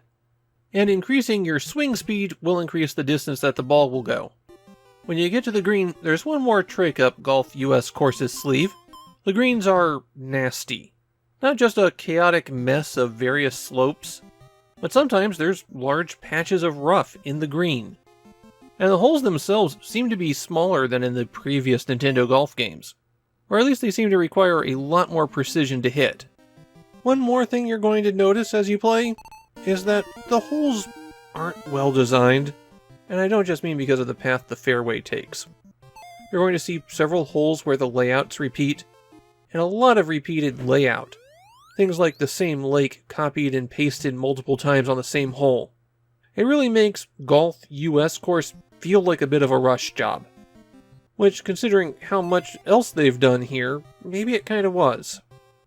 I wouldn't be shocked if they designed 30 or 40 holes, and then the night before they had to get it out the door, they just picked the ones that they felt were the hardest. We would never be able to know for sure, but it definitely fits the course design. In Japan, Golf US Course is pretty well regarded as the ultimate golf challenge for the Famicom, or I guess Famicom Disk System in this case. There were a lot of kids who spent a lot of time trying to get a low score for that contest, and they seem to have a certain amount of fondness for the game as a result. My feeling is, this is the rough one of the bunch. Of Nintendo's 4 golf games in the Famicom family, this would be my last choice to play. The best is Mario Open Golf, which I think learned the lessons of the previous games and had several decent courses. Japan Course would be number 2 for me, then the original Golf, which is historically important but has enough rough edges that I'd prefer to play one of the others, and then finally this one, where the course design is the big turnoff for me. That said, it is definitely a tough golf game, and even with the weirdness of this one, Nintendo was making better golf games than anyone else at the time.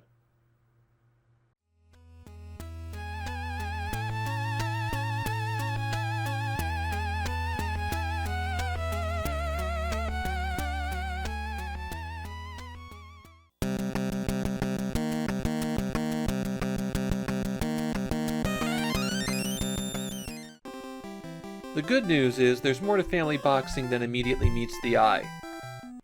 The bad news is the game is pretty terrible, and in ways that aren't immediately obvious.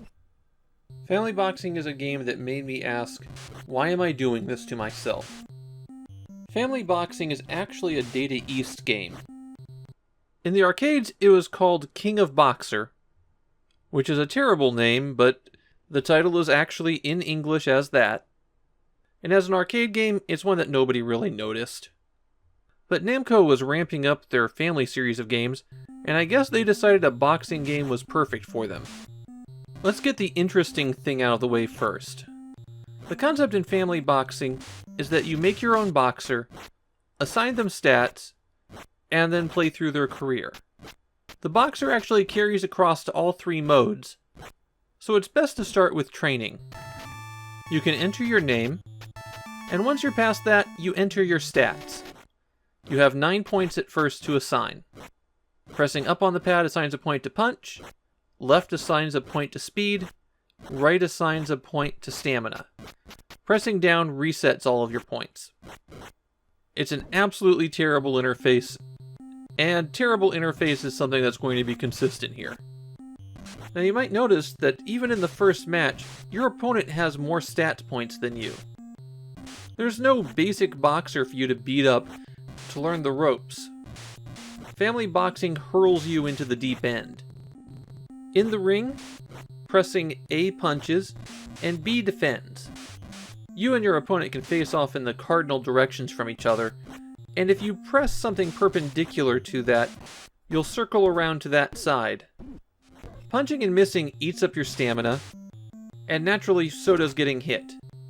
If you're knocked down, you can rapidly press A and B to recover some stamina. Getting up is solely determined by how much stamina you have left. Here, I'm not touching anything, and I'm getting up anyways. If you survive a round, you can also tap the A and B button to recover stamina. But you'll also notice that your opponent recovers a lot more stamina than you do. There's one more trick in boxing. You can press toward the opponent and hit A to do a lunging punch at them. In some situations, this will put the two of you into a grapple, and you just struggle for a few moments until you break up. A problem with punching is that if you're too close, the punch just doesn't register. Because getting in close is something you'd never want to do in boxing, right? The stats should be straightforward enough. Points in punch make you hit harder. Points in stamina make you last longer. Points in speed get you around the ring easier. The thing is, I couldn't tell a difference. Okay, I could see a little bit of a difference in speed, but nothing with punching or stamina. And the major reason for that is that the computer cheats like crazy. After you lose a few fights, the game starts giving you weaker opponents, and when that happens, you can directly compare your ability performance to theirs. And they always vastly outclass you. Here's an opponent with 0 stamina. If I make them miss for a bit, that should wear them out quickly, and when I hit them, it should be reflected with much greater damage. Nope. Both their whiffs and my punches barely tap their stamina bar at all. In fact, there really isn't much difference between how this character performs and somebody with higher stamina. Similarly, the computer's punches are always far more effective than yours. I can connect with nearly the same number of punches, and the computer's stamina meter is barely dented while mine is almost completely drained. One of the greatest challenges in coding AI is making it so that the game feels like it's fair. And Family Boxing makes it very apparent that the game is not fair. It's heavily rigged against you. And the actual play mechanics don't help here. There's no wind-up on punches or any tells, which means that you have to block before the computer throws a punch with no way of knowing that the punch is coming. The computer can also do combos that you can't, can block any attempt for follow-up punches from you, and basically responds instantaneously to anything that you do. In the roughly 20 matches I played, I knocked down the computer opponent 0 times. I never even came close. And when you reach that point, you go, why am I even playing this? The other 2 modes from the main menu are to let you play any particular opponent. You're shown a list of world rankings, and you can just pick out someone to play against. The other option is for a boxing tournament where you progress through rounds. In both of these cases, you're not going to have any chance unless you've built up your character a bit first. You use the password that you get after every match to keep track of your career, and entering that lets you carry them over between modes. I read that Family Boxing becomes trivial if you use a rapid-fire controller, so I broke out the Hudson Joy card, and it doesn't support auxiliary controllers at all. Family Boxing just ignores any input from the auxiliary port. Family Boxing is one of those games that got a special gold prize cartridge. You had to compete in a national tournament where the finals were held at the still pretty new Tokyo Disneyland. Naturally, very few of the carts exist, and they command a high premium, even if they do contain Family Boxing. I've played plenty of other bad games so far in this project, but Family Boxing really stung. Playing it is a slog. You have to struggle with it every step of the way, and even if you do, it's not like there's a good game behind it all. Still, it's the best boxing game on the Famicom. Well, for the next 5 months at least.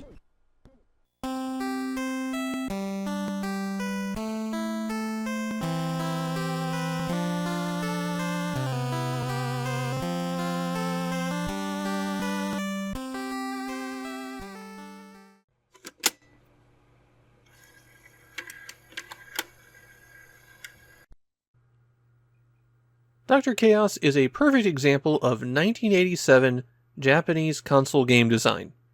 It would be the dead center average game, and a perfect example of every trend that was occurring at that moment. Dr. Chaos is a game with a weirdly deep story. Going from a translation of the manual, 3 months had passed since his brother's final letter arrived. Michael was frustrated, waiting for another letter that never came. It's strange that it's taking this long, Michael thought. He waited another month, with still no contact. Something's wrong, Michael thought. My brother's a good man. I should have heard from him. Michael's older brother was Dr. Gene Chaos, a brilliant physicist researching space. His experiments were dangerous, though, and so they were conducted alone in a remote, distant location.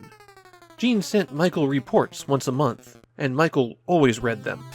Gene's last report said that he had succeeded in creating a hyperspace connection, and had begun to investigate how it affected living things. Michael traveled alone to his brother's laboratory. The lab was dark and silent, and as he approached, there was no sign of life within. Michael entered the house, and the only thing moving inside were the bats and mice. Lying on a desk near the entryway, Michael found his brother's diary, and at the end was written, "I have made a grievous error. I underestimated the impact of hyperspace on living things. By the time I realized my mistake, the creatures that had passed through hyperspace had undergone abnormal growth. The mansion is taken, and hyperspace is leaking throughout it. If you open the door, you will be attacked. I have created devices to try to bring the situation under control, but I don't even know if they'll work. Michael, if you read this, use these machines. Fix my mistake." Michael looked around, and there was no sign of the machines that his brother mentioned. The room was empty. Did the creatures from hyperspace take them? He had to stop this before anyone could get hurt. Michael drew his knife and threw open the door. Well, that is a lot of backstory for this game. The gist of it is that you're playing as Michael Chaos and have to find your brother Gene Chaos. You're searching his dark mansion laboratory, which has 4 stories and dozens of rooms. In the side-scrolling views, A jumps and B attacks, while select will rotate through available weapons. How do you get more weapons? Well, you're going to have to search those rooms. Hit up to enter any doorway, and it will switch to an adventure view. And here you're looking at one wall of a small room, with the same furniture repeated over and over again across all of them. There's a menu of commands on the right-hand side, and holding down B and pressing up and down will cycle through those. You've got open, take, enter, and hit. So primarily what you're doing is opening up everything in a room, hoping to find useful items. Sometimes when you open something, or change direction, a monster will jump out at you, and this ejects you from the room back into the hallway, where the monster chases, and you have to defeat them before you're capable of re-entering any room. Within the rooms, you can find potions that will recover your health, which has a maximum of 99 to start with. You can also find a handgun, which is going to be your bread and butter attack most of the time. While the shots are limited, there's enough of them that you can afford to use it, and the extra range and damage that it does are absolutely vital. The machine gun is the pistol, only rapid fire. It's rarer than the pistol, so you have fewer bullets, and strong enemies that take multiple shots to defeat are invincible for a short time after you hit them, so the machine gun really winds up not being worth it. The final weapon are grenades. These destroy all enemies on the screen, then you'll take quite a bit of damage when it goes off. On the adventure screens, the hit command can do a lot of different things, but mainly it's used for tapping on spots to reveal hidden items, or knocking a hole in the wall to reveal a hidden passage. That's how you reach the inaccessible parts of the mansion. Also, you can enter some furniture, and that will take you into those hyperspace regions. This will put you in a small side-scrolling area, and the goal here is to make it to the far right, where you'll enter a room with a boss. Bosses in Dr. Chaos have to be stabbed with the knife, and that can be pretty difficult while they're running around you. Defeat them and you'll get a useful device, like a machine that signals if there's a hyperspace tunnel around, or boots that will let you jump higher, or scuba gear to let you swim underwater. You can also get a part for a super weapon that has to be used to defeat the final boss. Fighting enemies in Dr. Chaos is annoying. While you do have invincibility frames after you get hit, monster movements are always to home in on the dead center of you, and they typically move as fast as you do. So getting hit once usually means you'll get hit repeatedly. They also just appear out of nowhere. Some of them always spawn in the same spot, but others will do things like drop in from the top of the screen at random points, or randomly swoop in from the side of the screen. It makes it pretty difficult to get a feel for avoiding them. You'll definitely want to use the gun more than the knife, just to keep your distance. And if you encounter a monster in a room, as soon as you pop back onto the hallway, take off running to a side. Hopefully, eventually the monster will reverse direction for an instant, giving you just enough time to attack them. When you do have all of your health knocked out, you're offered the opportunity to save your game. There's 3 save slots here, with nothing except the permanent upgrades you get from defeating bosses.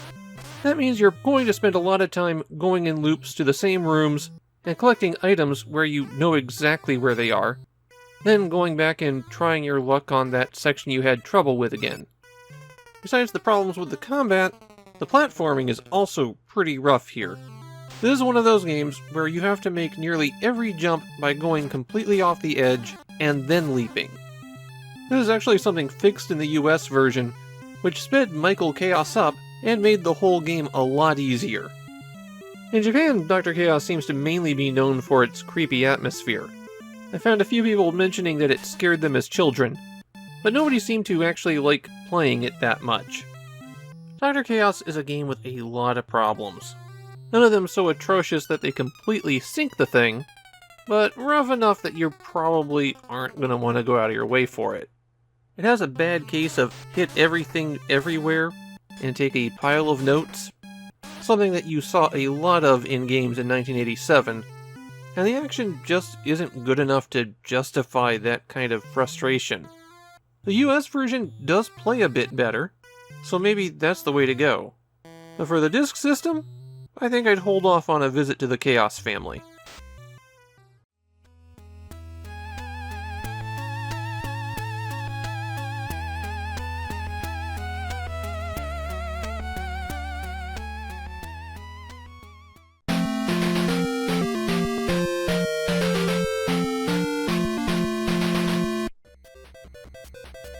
When it comes to documenting the library of an old game console, there's a lot of things that you'll encounter where they just don't matter.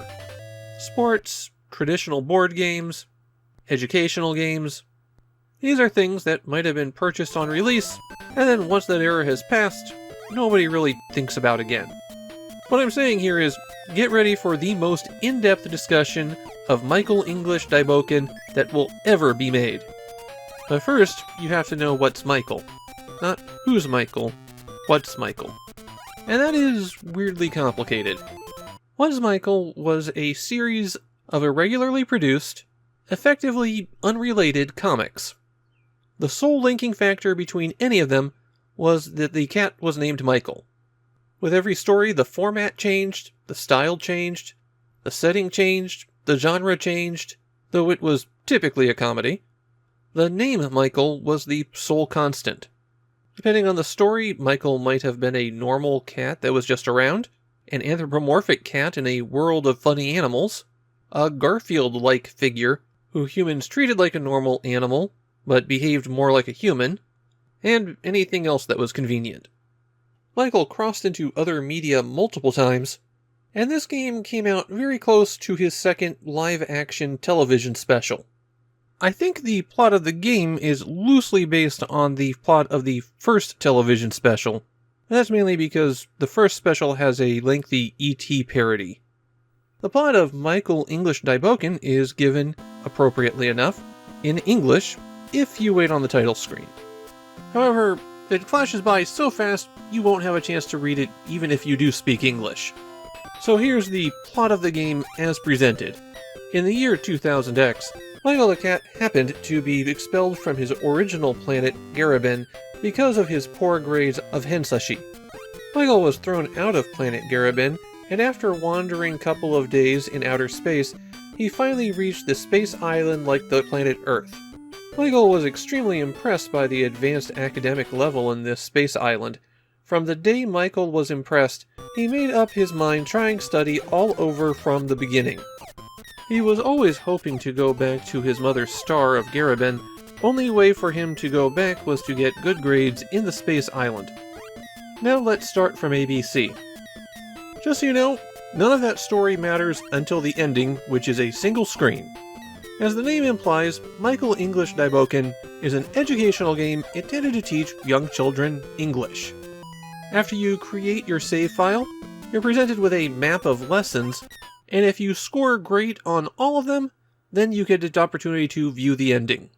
Scoring a great on them is not easy, but not because the English is difficult. Well, maybe it would be difficult if you're a 6-year-old in Japan. The real problem is that the game portion of this educational game is really rough. The developer and publisher of it is Scorpionsoft, and if you're not familiar with them, don't worry, no one else is. They only published one other thing on the Famicom disk system, and that was all of their output. I can't find any other record of them anywhere. There were a lot of these fly-by-night small developer publishers that spun off of some big company in 1986 and 1987, but in this case, there's no obvious ties to anyone else. The game doesn't even have credits that could be useful for tracking people down. There are 6 categories of lessons, and most of them have 3 worlds, and the structure of the lesson in each world is a little bit different. The exception to this is the only one that ties into the game's plot, space. It exists solely in World 1. You can also hit A and B to change the difficulty level, and this affects the flow of the action, basically speeding things up a little bit. In all of the lessons, your goal is to spell an English word. How this is presented to you depends on the world, but you're still going to be doing the same basic actions. A makes Michael jump, B will shoot a little ball of something, and letters are flying up from the bottom of the screen. They'll bounce up and down until they reach the top of the screen and then start over at the bottom. Only 4 letters appear at a time, and only one of those is correct. Depending on the world, you might have the entire word spelled out for you, you might only have a picture to guide you, or you might have the word in Japanese. When you collect a letter, whether it's right or wrong, all of the rest of the letters vanish immediately, and the next set of letters appear a few moments later. And this means if you collect them at the bottom of the screen, then it's likely that another letter will appear right on top of you. There's multiple tiers that Michael can jump on, but it's not always clear where he can jump. Holding down up and pressing A will do a higher jump, holding down and pressing A might drop through the level that he's on, assuming there is one, but the visual design doesn't really help you know where you're going to land. Generally speaking, touching the teacher's head on the left-hand side will make the English word show up for a moment, and touching the cat head on the right-hand side will make the Japanese word appear for a moment. All the Japanese text in the game is written in katakana, a character set that's mainly used for loanwords in the Japanese language. It's a bit more angular and simplified, which is why it's used a lot in early games, but even Japanese people can find it difficult to read when presented like this. When you collect an incorrect letter, a cat head might pop out the side to come in and attack you. You also lose a bit of your life bar. This is where Michael can shoot the target and knock it out. In World 3, you have a limited amount of time to get the next letter, and if you ever collect a wrong letter or run out of time, then the whole word is revealed and you just go on to the next one. In Worlds 1 and 2, for the school, town, house, and farm categories, after you complete 3 letter collecting stages, then you go to a shoot-'em-up screen where you're given a word and have to collect the picture that matches that. You can shoot down the incorrect word, which is why Michael hates America so much. The pictures appear in waves, and there's always 3 different waves that occur for each word. Only one of the waves will be correct, of course. Collecting an incorrect icon will hurt Michael. Health recovery in the game is handled by collecting the fish that will appear at the bottom of the screen from time to time. If you make it through all of the lessons for that world, then you're given a score, and this seems to be based on a percentage of words where you collected at least 1 incorrect letter. As I mentioned, a lot of the time that is out of your control, so you'll need to repeat the lessons a lot if you want to see the ending. It takes a long time to play out the lessons too, maybe 2 minutes for every standard stage, which you'll have to do 6 times, and then 3 or 4 minutes for every shooter stage, which you'll have to do twice. So each of those squares is actually about 10 minutes per attempt. I know this will come as a surprise to you, but nobody in Japan remembers Michael English Daiboken. is a game that is effectively wiped out of existence. There's two aspects that have to be considered here for a final judgment. First, how does Michael English Daiboken play as a game? And the answer there is poorly. The action is a mess, it's not very interesting, and you'll run into a lot of complications from the poor design. But how is it for teaching people English? Now that's a little bit harder for me to judge, but I don't think it's horrible as an English vocabulary drill. It is a little bit limited there. In fact, there's some misspellings in the game. That is supposed to be fork, not folk. But for putting kids in front of vocabulary words and making them spell them, it does a decent enough job. As an educational tool, this is okay-ish. It's only doing drills, but at least it's proper vocabulary drills. Not just words and letters being thrown at kids. Nobody was going to learn English from Michael English Daiboken, but maybe it helped some kids at least a little bit?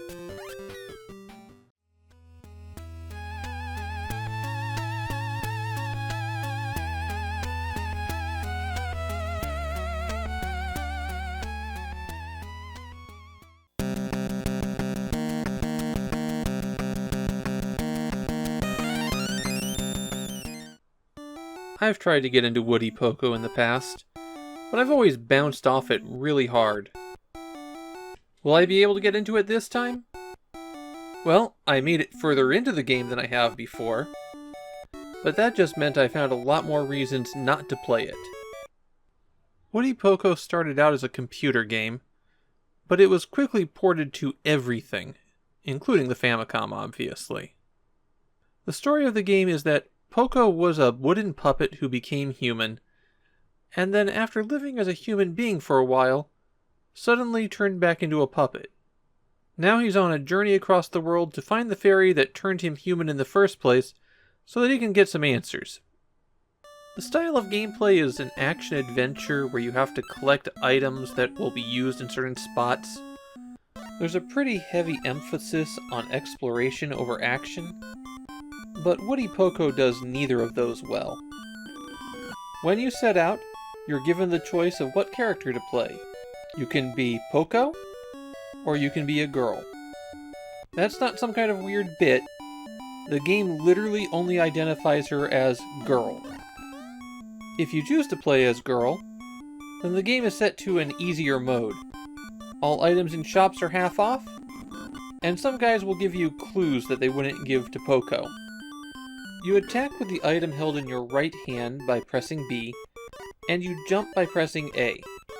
If you press B while you're in the air, you'll both attack and bring out your parasol, which will let you float further. You can hit Start to bring up your inventory screen, and you always start off with a potion, some balls, and a pair of shoes. On the inventory screen, press A to put an item in a slot, press B to switch which slot you're using. The balls are best used in your right hand because they're a thrown weapon and you have about 100 of them. The potion can go into your left hand. Items in your left hand are used automatically. And the third position is the body. Those red shoes will make you run faster if you equip them. Your first goal is to go buy supplies. You have $2,000 to start out with, and it's very difficult to make money in the game. So that $2,000 is going to be just about all you'll see for a long time. Walk to the right a little bit and you'll reach some shops. You only have 4 inventory slots to begin with, so it'd be a good idea to buy some bags. The shopping interface is a bit rough. You approach the item, and then it appears in the dialogue window. While it's there, you then approach the clerk and hit A. The clerk will offer to sell you 10 of that item, or at least as many as you can buy up to 10. You have to reject this over and over again until it gets to the quantity that you want. Also, if you bump into things, or tap the button while you're looking at the items, it goes away from the dialogue screen and you can't buy it. If you have an item in the dialogue and you walk out, you just steal the item. But you're declared a thief and your outfit changes to reflect that. You won't be allowed back in the shops unless you do something to mitigate that status. Besides bags, you can go into this bakery. Food can be used on your body, and it goes into this number up here. When you're hurt, this number ticks down in exchange for health. The berries can be used as weapons as well, though they're not as good as the balls you start out with. They travel in a parabolic arc that makes it hard to hit anything. This store sells shoes. The red ones make you go faster, and the blue ones make you jump higher. And you can use multiple copies of the shoe. This shop offers candles and lamps. They light up an area when you hold them in your left hand, but they also tick down. I'd recommend not getting the candles at all, and buying a full load of lamps. There are other items you can buy, like presents to give to women so that they'll give you hints, or a potion that can give you a one-time extra bounce. There's a clock in the game that's always ticking onward. Night will fall and shops will close. That seems to be the only thing that the day-night cycle affects, though. If it's night and you want it to become daylight, you could always go into the inn where you can pay some money to rest in a bed and watch time go by faster. Alright, you've got your equipment? Let's go see what we can find. You can level up by fighting monsters, but you can't hurt every monster that you see. These gray guys are indestructible, for example. There's no way to check your experience level, you'll just suddenly get an alert that you've got more health. Killing a monster often releases a heart that you can collect. They go up into the air pretty fast, so if you're not right on top of them, you've missed it. It's also pretty difficult to line yourself up with items in Woody Poco. The skewed perspective here is pretty confusing, and there's not much leniency to being a little bit above or below a thing. What you'll want to keep an eye out for as you explore are holes. You can walk on top of them, and then if there's something below them, you'll descend to the next level down. These chimneys are used to go back up. The caverns are where you can find gold bars laying around, but the gold bars aren't actually worth that much money. Just $15 each. There aren't that many of them either. You'll need to platform around between these pedestals, and you're basically exploring, looking to see what you can find. You can bounce on these rocks and they send you high. Some areas have a strong wind that affects you if you try to float, and you can find shops down in the dungeon. When it comes to water, if it's shallow you can just walk across it, though that drains your health. Deep water will kill you instantly.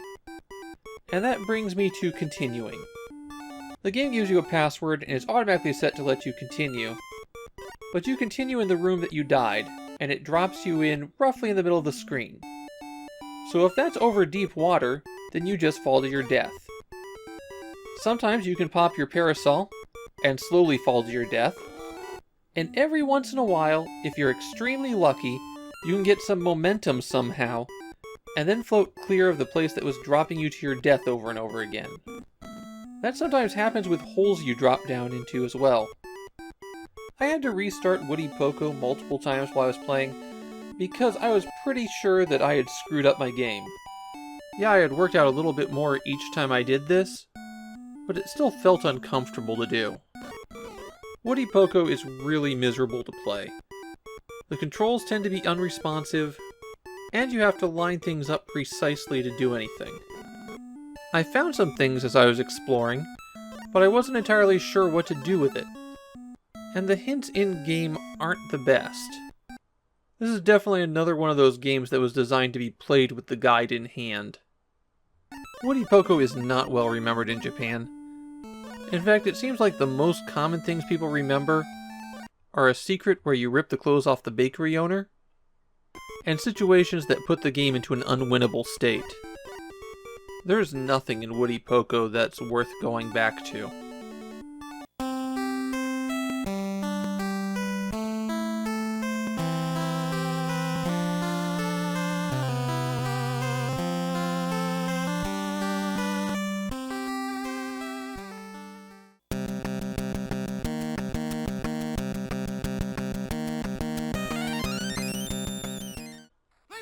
Moero Pro Yaku is a special game. And not just because it brings us our second yearly baseball game series. It was a hit on the scale that we haven't seen in a while, and over 1.3 million copies were sold on the first day. Total sales wound up being about 1.5 million copies. That made it the 12th best-selling Famicom game. But that's also quite a drop-off from day one. And the reason for that is those 1.3 million people got home, opened up their copies of Morita Pro Yaku, and discovered one of the buggiest messes ever released. It was so bad that Jalico put a piece of paper in the box explaining the bugs. The note reads, "The rules have been changed slightly from baseball to make the game more interesting." You might be going, I don't remember a lot of bugs when I played Bases Loaded. And that's because the US got a later release with most of these bugs fixed. There is a bug-fixed version in Japan as well. The Black Cart variation of Morita Pro Yaku was made from shells intended for Youkai Club, and that's the revision that often has corrected code on it. Let's start with the positives here. Morita Pro Yaku is a good-looking game. The behind-the-picture view is intended to replicate television broadcasts, and you get uniform details like numbers on the players. There's different body types. The memory mapper Jalico used for this game also had an enhanced sound channel, and that meant they had some pretty good speech synthesis in here. Of course, when they were using that digitized sound channel for crowd noises, they couldn't also play the umpire calls, and Jalico also explained that on the slip of paper they put in the box. Morita Pro Yaku also used real player names. They didn't use real stats, and we'll get to that in a second, but all of the names are accurate. Compare that to Family Stadium, which used accurate stats, but tweaked the names slightly. Jalico received complaints from Japan's baseball league for this, so that was also something changed in later revisions of the cart. And the slip of paper tells you that the players in the game are not intended to be actual people. There were a lot of lies on that slip of paper. One of the more mundane complaints about Morita Pro Yaku is that the stats are all weird. All of the pitchers are abnormally bad, all of the batters are abnormally good. There's multiple players with over 400 batting average, and very few players with under 300. On the pitcher's side, almost nobody has an ERA below 3. Considering how action-based the game is, it doesn't really affect things much, but it affects the game's verisimilitude. It might seem like a small thing, but people are still complaining about it 30 years later. Fielding in the game is actually a bit of an improvement. Your players do a decent job of running under the ball themselves. They're not perfect, but considering how bad fielding is in most of these games, I'll take the small improvements where I can. Except, sometimes the game just doesn't register that you've caught a pop fly. The batter will just keep running. The pitching in the game has similar sloppiness. The catcher's mitt gives you an indicator of where the ball's going to, and it's kind of disembodied from the catcher. Sometimes there will be pitches that are well away from the plate that are called as strikes. It's especially bad on the inside. And it's not like you can reposition your batter either. They're stuck in place. You can adjust the height of the swing, but not how far in or out you are. Then we reach the second most infamous bug. If a player hits a foul ball, then the next pitch will always be registered as a strike, regardless of where it goes. So if you hit a foul ball, always swing at the next pitch because it'll always be a strike for you. The most infamous bug of all is how some of the characters are marked as sluggers, one player on each team. And in the initial release of Morita Pro Yaku, where the ball went for their hits was determined solely by where the ball struck the bat. And as a consequence of this, those players could bunt and send the ball flying out of the park. It's not a proper bunt, just a halfway swing. If you press B while batting, you go into a proper bunt stance, and you won't get the same effect. It doesn't happen every time. In fact, what I had to do was set up 2-player matches and just try over and over again, but I got it to work. There's one more enormous downside to Morita Pro Yaku. The game is slow. You have to watch batters go up to the batting box, the team's changing position. If you switch out a player, you get a little cutscene of it. It takes about 45 minutes to play a game, And to beat the game, you have to win 80 games in a 132 game season. Even if you master the art of pitching exactly where the game will call a strike even though it's unhittable, you're still looking at playing for over 4 complete games in order to complete a season. So Morita Pro Yakyuu is a visually pleasant, but horribly playing game. And just in case you think game reviewers might have been different 30 years ago, it got extremely high scores in reviews from before its release. The vast quantities of copies sold of Morita Pro Yakyuu, and the extreme undesirability of it, has resulted in something a bit weird. It's become a bit of a meme in Japanese retro game circles to get as many copies of Morita Pro Yakyuu as you can, and build things out of them. In a weird way, I actually think the bugs make Morita Pro Yakyuu a bit more interesting than most Famicom baseball games. At least when you're playing this one, you can do crazy things. It's still not good, and you're still playing Famicom baseball, but at least it's notable.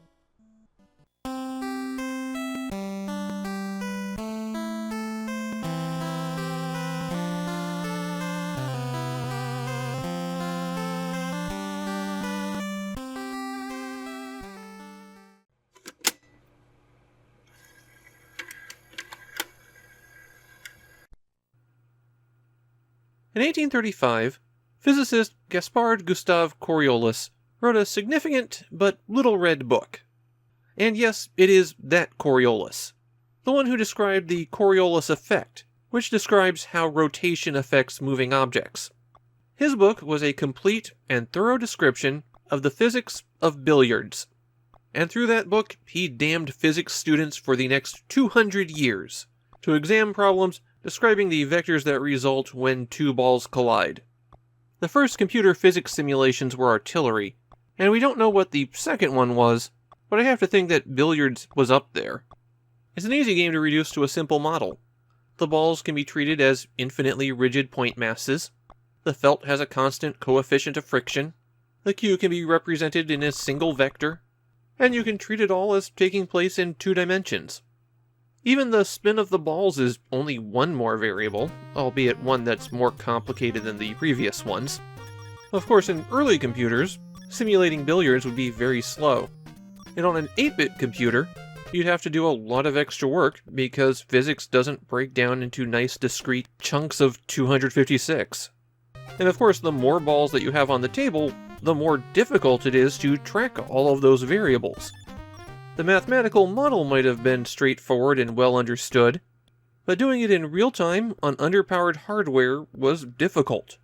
Which is an extremely long introduction to say, Konami's Exciting Billiards was an amazing achievement. In fact, I'm just going to say it right now, this is the best 8-bit billiards game. Period. Regardless of platform. Exciting Billiards is the first of Konami's sports games for a Nintendo platform, and we're going to get a whole Exciting series for the disk system. Exciting Billiards has basically 2 styles of play. And yes, there are 4 modes on the main menu, but they're really 2 different styles. Breakshot is the basic single-player mode, while 9-ball, rotation, and rack game will let you play a single match. If you choose any of those last 3 options, you first have to create a file for your player.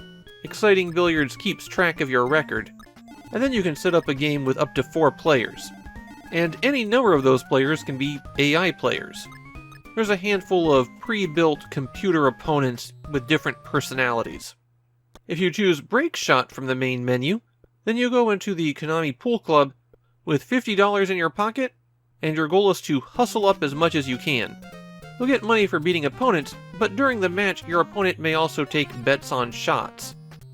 When you're making your shot in pool, you have an overhead view of the table, plus an extremely useful Q's eye view of which balls you're lined up with, and an indicator telling you how you're going to strike the ball.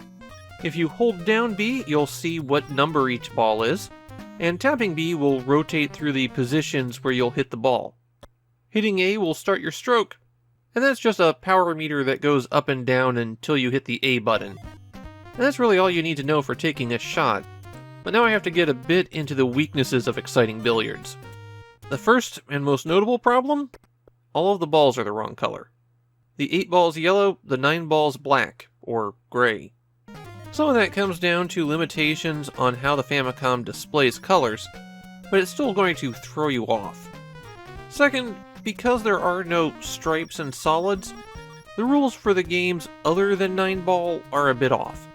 In rotation, which winds up being played with 10 balls instead of 15, you have to hit the lowest ball first, and then points are scored based on the number of the ball that you sink. In Rack Game, you just get a point for every ball that you pocket. That one is played with the full complement of 15 balls. 9-ball is the most familiar version of pool that you'll find here, and in that game the lowest ball has to be struck first, but the winner is whoever manages to sink the 9-ball. There's one more big issue with Exciting Billiards, and that's how the computer can take a very long time to think. Presumably, it's running a whole bunch of simulations of the next shot in that time, but you could be sitting there for over 15 seconds waiting for something to change. I've got one more bit of trivia here. Apparently, Konami was inspired to make this game due to the movie The Color of Money, and you'll note that the characters on the front of the box bear a striking resemblance to Tom Cruise and Paul Newman from that film. Exciting Billiards didn't set the world on fire. Even in Japan, it's basically considered to be the other one when it comes to Konami's Exciting series. But this level of accuracy and presentation in a billiards game for the Famicom is legitimately amazing. You don't have infinite freedom with the ball, but you can make some pretty impressive shots. And if you want to play the game well, you will have to practice. Its biggest problems are that it doesn't simulate the rules of pool especially well, and that slow-thinking AI is a real issue. Exciting Billiards is a game that was extremely difficult to pull off at the time, even if from this perspective decades later, it doesn't seem that way.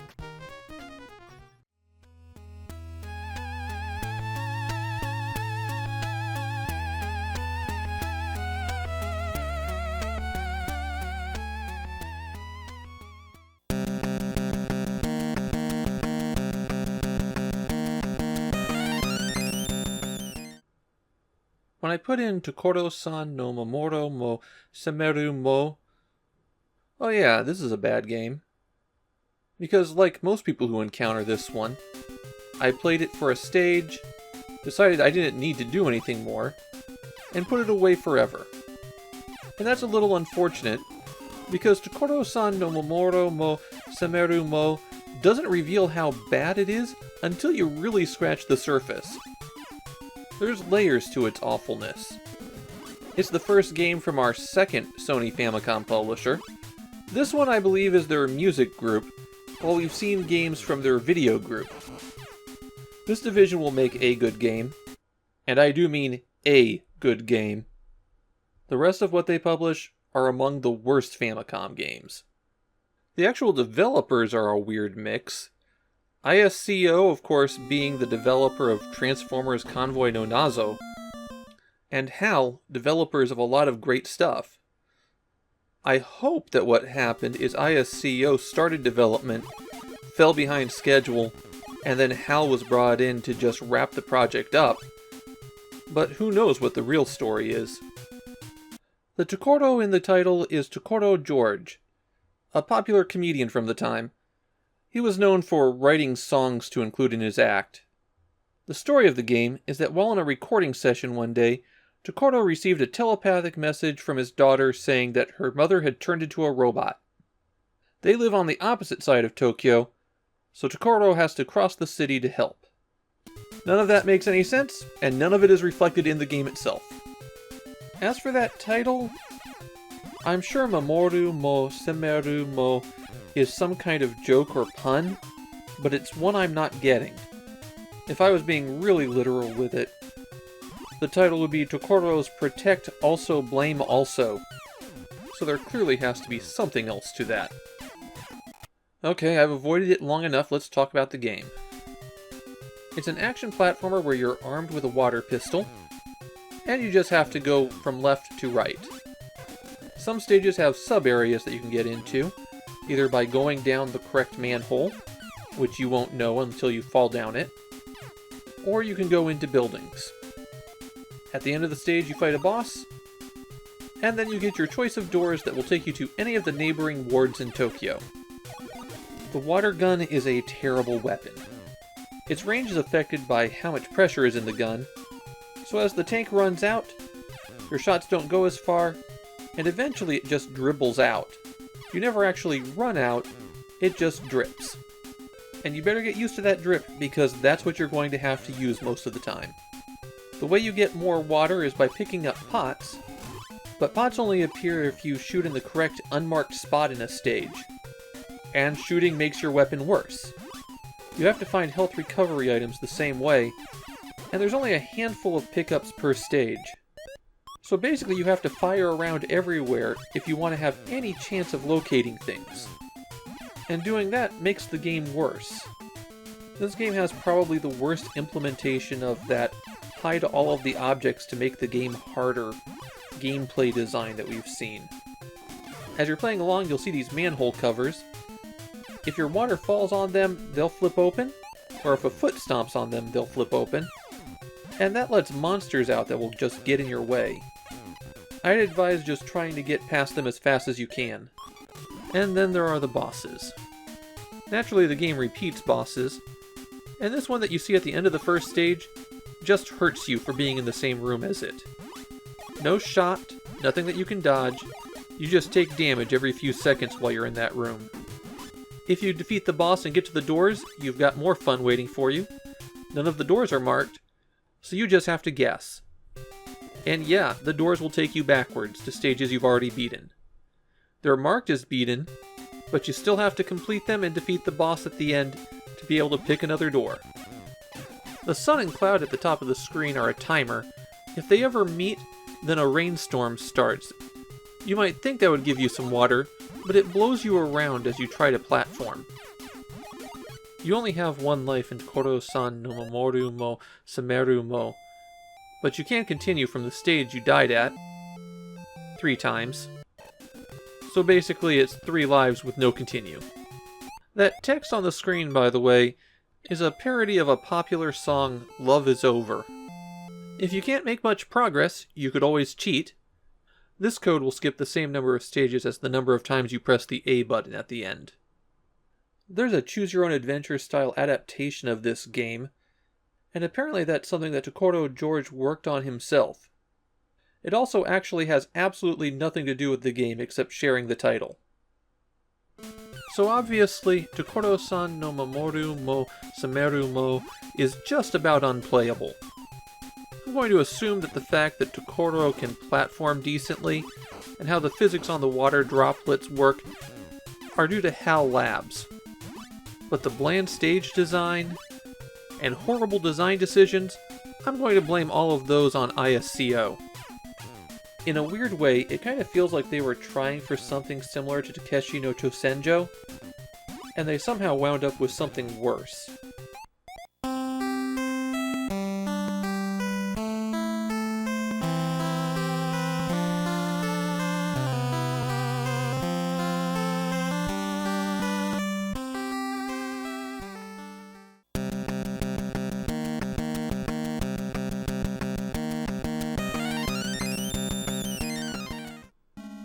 I think with Hokkaido Rensa Satsujin, we can say that the Famicom has reached middle age. It's a 2 megabit cart, the second one since I forgot to mention that Heracles no Eiko was one. And the thing about 2 megabit carts is, that's as large as Famicom carts get for a few years. There's a couple of outliers that use their own memory mappers, but 2 megabits is going to be the standard big Famicom game size until 1990.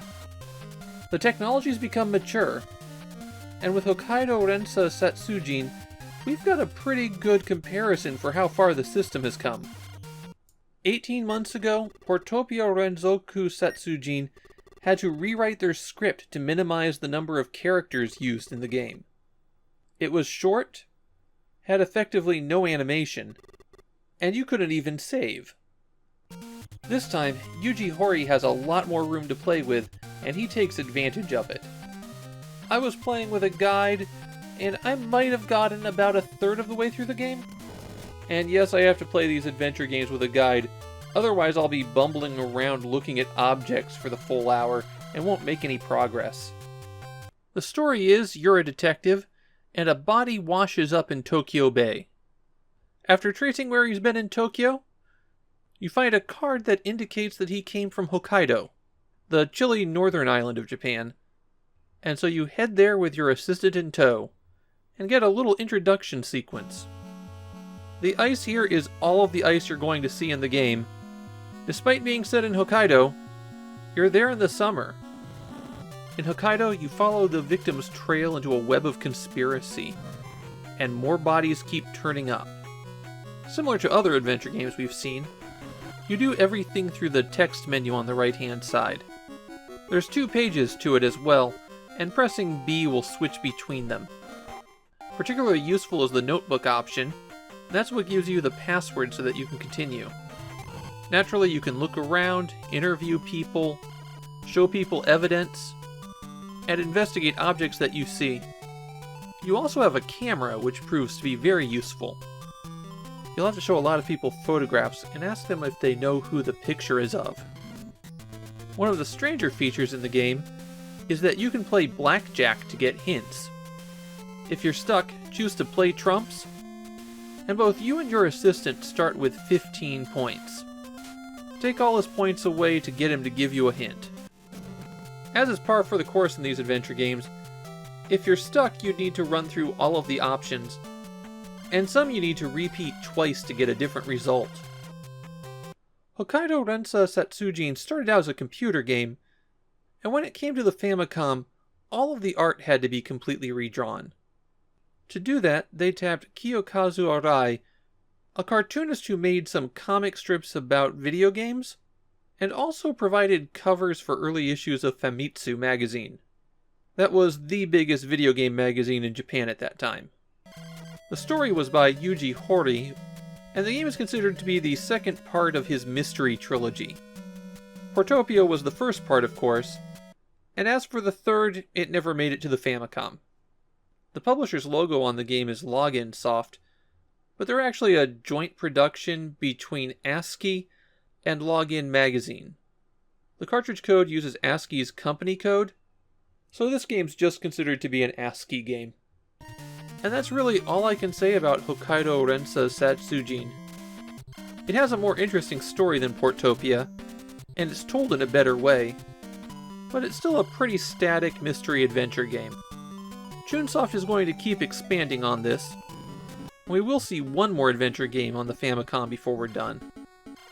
Until then, though, they need to get back to work on Dragon Quest III.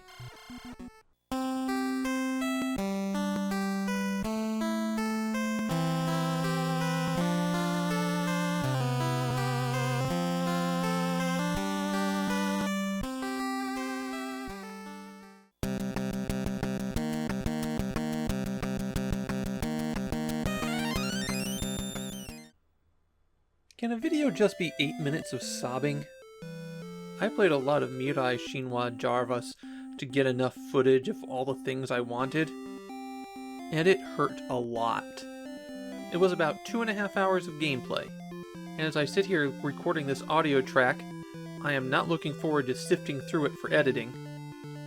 But on the positive side, almost nothing happened. Jarvis is a game that's paced incredibly slowly, requires that the player grind up multiple things, and harshly punishes you for making choices like selecting the second option from a menu. If it wasn't for the fact that this game came out in 1987, I'd swear they had designed it around microtransactions. It's also amazingly buggy, and the only way I found to make real progress without spending another 4 hours of playing it was to cheat like crazy, and I still didn't reach the first boss. This is a game that actively hates you in a way that just putting it in and looking at it doesn't really convey. I'm going to start high level here. Mirai Shinwa Jarvas is the first Taito game to shift to a clamshell box. They won't use it with every release going forward, but they'll use it for most of them. The big thing that stops Mirai Shinwa Jarvas from falling down the memory hole is that it's the first Famicom game that lets you save your progress. Morita Shougi lets you save game replays. And there were 2 MSX games with internal batteries. But Jarvis is the one that changed things for the masses. And my cart's battery is actually still good. Observe as I turn it on, select continue, and there I am right where I left off, and will probably never go back to again. I want to give a quick explanation as to how battery backups work, and why a battery that's just a week or 2 off from its 34th birthday could still be functional. I'll spare you the physics of how transistors work and the logic behind flip-flops and latches. That would take way too long for what's already going to be a long video. The extremely simplified explanation is that transistors only use power when they change state. So when it's saving a game, it's consuming power.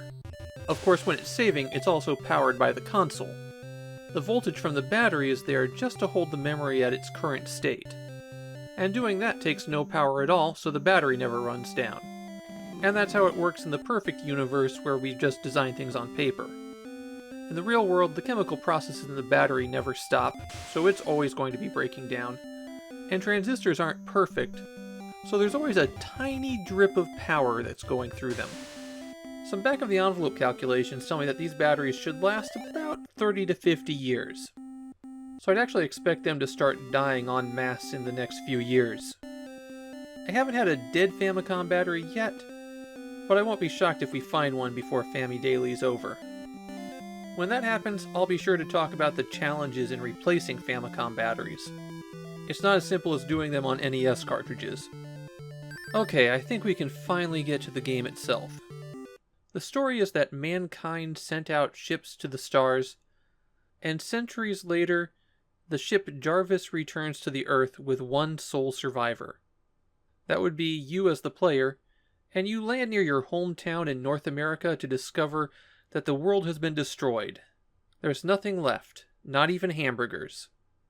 That line is straight from the manual. And so you set off to conquer the Earth, one continent at a time. Jarvis is an action RPG, and so you'll wander the world and hit enemies to get experience points. You don't get gold that way, though. Maybe the best way to approach this is to walk you through what I had to do. So here I am at the start of the game, an astronaut in a spacesuit with a little dagger. I also have 80 gold for some reason. Pressing the B button will bring up a menu where you can check your status, talk to people, or use items and magic. The select button brings up a more detailed status menu, where you can see all of your current numbers. There's no visible indicator of health or any other important stat. You'll have to bring up the menu and then check it to know how you're doing. So first things first, let's go to a town. And if I wander a little bit to the north, there's a road, and we'll follow that around. While you're exploring, enemies will appear in the corners of the screen when you walk over certain squares. That also means that they have a tendency to walk right back off the screen. So we've reached the first town, now let's go shopping for a better weapon. None of the buildings are marked, so you just have to go into them to figure out what they are. This will be a problem in a moment. The first shop is the weapons shop, and we're going to spend all of our starting money on one weapon. As it turns out, the weapons and armor in this game are broken. Get used to the word broken, I'm going to be saying it a lot. They have a much smaller effect on how hard you hit and how much damage you can take than your own level does. You'll want to upgrade them eventually, but it shouldn't be a priority. This building is the quest giver's house, and you get your choice of quests, all of which are fetch quests. When you get here, you need to pick the top one, because picking the bottom one puts the game in an unwinnable state. The reason for this is the bottom one requires that you travel to the second continent to get the item. Getting to the second continent requires that you buy a pass for 100 gold. The only way to get gold is to complete these quests. So you can't complete the quest, you can't get any more money. You can't get any more money, you can't complete the quest. And if you save after you've done that, you get to start the game over again. While we're wandering around town, people will spawn in randomly just like the monsters in the overworld do. You can approach them and talk to them, but most of what they tell you is nonsense. This building is the guild, and here we can do 4 things. We can change our class, we can remove our class and go back to being an astronaut, we can duel somebody, or we can buy a travel pass. You're going to want to get a class. There are 3 options. The swordsman can use most equipment, the fighter has the highest hit points, and the wizard can use magic. Don't pick the wizard. Casting spells cost experience points, and not an insignificant amount either.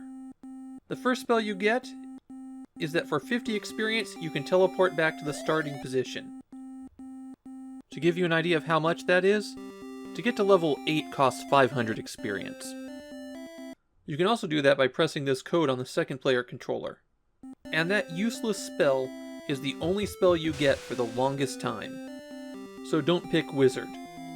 If you stay the astronaut, you can't use as much equipment, you have lower hit points, and you can't use magic, though that doesn't really matter.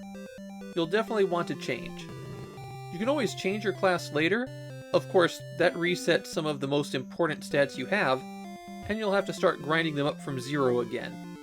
So when you get to the first town, pick a class and stick with it. When you leave the guild, if you have enough experience, then you go up in level. This building is a medicine shop. Medicine is the only way to heal in the game, and a level 1 heal that recovers 50 hit points costs 65 gold. Here's the armor shop. Armor is extremely expensive, and I'd make that pretty much your lowest priority for a purchase. The final building in the initial town is the boathouse. And no, it doesn't tell you that it's a boathouse. You just go in, you walk up to the guy automatically, and you're teleported far away. Fortunately, this is the island that's the location of the first item for fetch quests, so you can pick that up while you're here, return to the building, and you can get on a boat to someplace else entirely. You'll have to walk the long way around the Gulf of St. Lawrence to get back to town. Back to town, turn in the quest, get 200 gold. That's not nearly enough gold to do anything, so you take the exact same quest again, and you repeat, and repeat, and repeat. You'll have to do that exact same quest about 10 times before you're ready to move on. You'll also need to grind up some levels. I found that these blue guys give the best experience, and so I just found a spot where I could make them spawn over and over again and walk into my weapon. After a while, I think we're getting pretty strong. Let's go check out that second continent. We'll take that second quest, and we'll go see what's happening down there. Well, first things first, the enemies are a lot stronger. They don't take a lot more damage, though. As long as you don't get hit, you're fine. We'll pick up the item we need down here, right off the Amazon River. We'll also go explore this town. There's a weapon shop here that sells projectile weapons. You absolutely have to have one to make any kind of progress in the game, but they're also extremely expensive. I didn't have an extra hour to grind, so I didn't pick that up. If you walk into this house, this guy just automatically teleports you back to the start of the game. No warning, no sign, just enter and teleport. There is a trick to this. All of the event triggers in the game are broken. So if you enter a door and while it's transitioning hold down left or right, you'll just walk off the trigger path. Congratulations, you've broken the scripting, and you'll have to walk into the correct spot to continue. Well, let's go turn in that second quest. I bet it must be worth a lot since we had to go through so much trouble for it. We'll turn it in, and 200 gold. The exact same thing we got for picking up that jug, except we had to spend 100 gold to travel there, and had significantly more risk. This quest problem persists throughout the game. Quest rewards are extremely poor, and you'll often wind up losing money on them. At the same time, getting enough cash to make progress requires that you grind them out dozens of times. I think it's time that we duel. So first thing, make sure you're at full health if you're going to fight. But beyond that, it's a side-scrolling bout, and coming into contact with the enemy at all is fatal. They also just run up on you, so unless something happens where you can catch them in the air, you're going to have a pretty difficult time defeating them. That's a problem, because defeating them gets you fame, and you need fame to recruit troops. Winning a duel gets you 1 point of fame, and in the later stages of the game, you'll need a few hundred fame to recruit people. So start grinding. Did I mention that dueling costs 50 gold each, win or lose? So you'll need to grind for that gold so you can grind for that fame. Fortunately, dueling is broken. If you press B at just the right moment when it's about to start the duel, you'll pop open your menu. Close that menu, and you've got control of your character again. Then walk out the guild door, and you're told that you won the duel. You'll be auto-scripted back inside, but you'll want to walk back out and save before you do it again. The timing is pretty tight. I wound up doing it with a rapid-fire controller just to make sure it worked. Do this 5 times, or 2 pot-fetching quests, and now you can buddy up with the red guys who walk around the land. Each time you do that, you'll get 25 troops to your force. You have to have 500 to open the castle gate for the ruler of North America. The troops don't do anything. The quantity of them is just a key. We're finally at the castle where the first boss resides, and the game changes to a side-scrolling area. The B button still opens the menu, or throws a projectile if you have that option set, so you have to use up to jump. And this is where my long run ended. Without projectiles or a lot more medicine, I'm not going to make any further progress, and I'd have to do probably about 6 more laps of the pot quest to be ready for it. So that's how the game works. Let's get to a few more complaints. There's only a handful of background music, and it's all painful. You move extremely slowly, and you have to be almost at the edge of the screen to make it scroll. The result of all that is monsters either spawn right on top of you, or they're so far away that you'll never reach them. The pathetic range of the weapon doesn't change with anything that you purchase. The text is extra hard to read because it's spaced weirdly, and it's sometimes really hard to know where you're able to walk. It's amazing how bad Mirai Shinwa Jarvis is. I didn't even reach the parts where you could walk through doors that don't exist, or face a 15,000 gold grind when you can only earn 500 at a time. The game's awfulness even extends to the sequel novels. Yes, novels plural. One of them is about collecting the scattered parts of the spaceship Jarvis, and the other one has to do with the legacy of Jarvis, which the author apparently thought was the name of the main character. The only thing about Mirai Shinwa Jarvis that isn't completely wrong is the battery.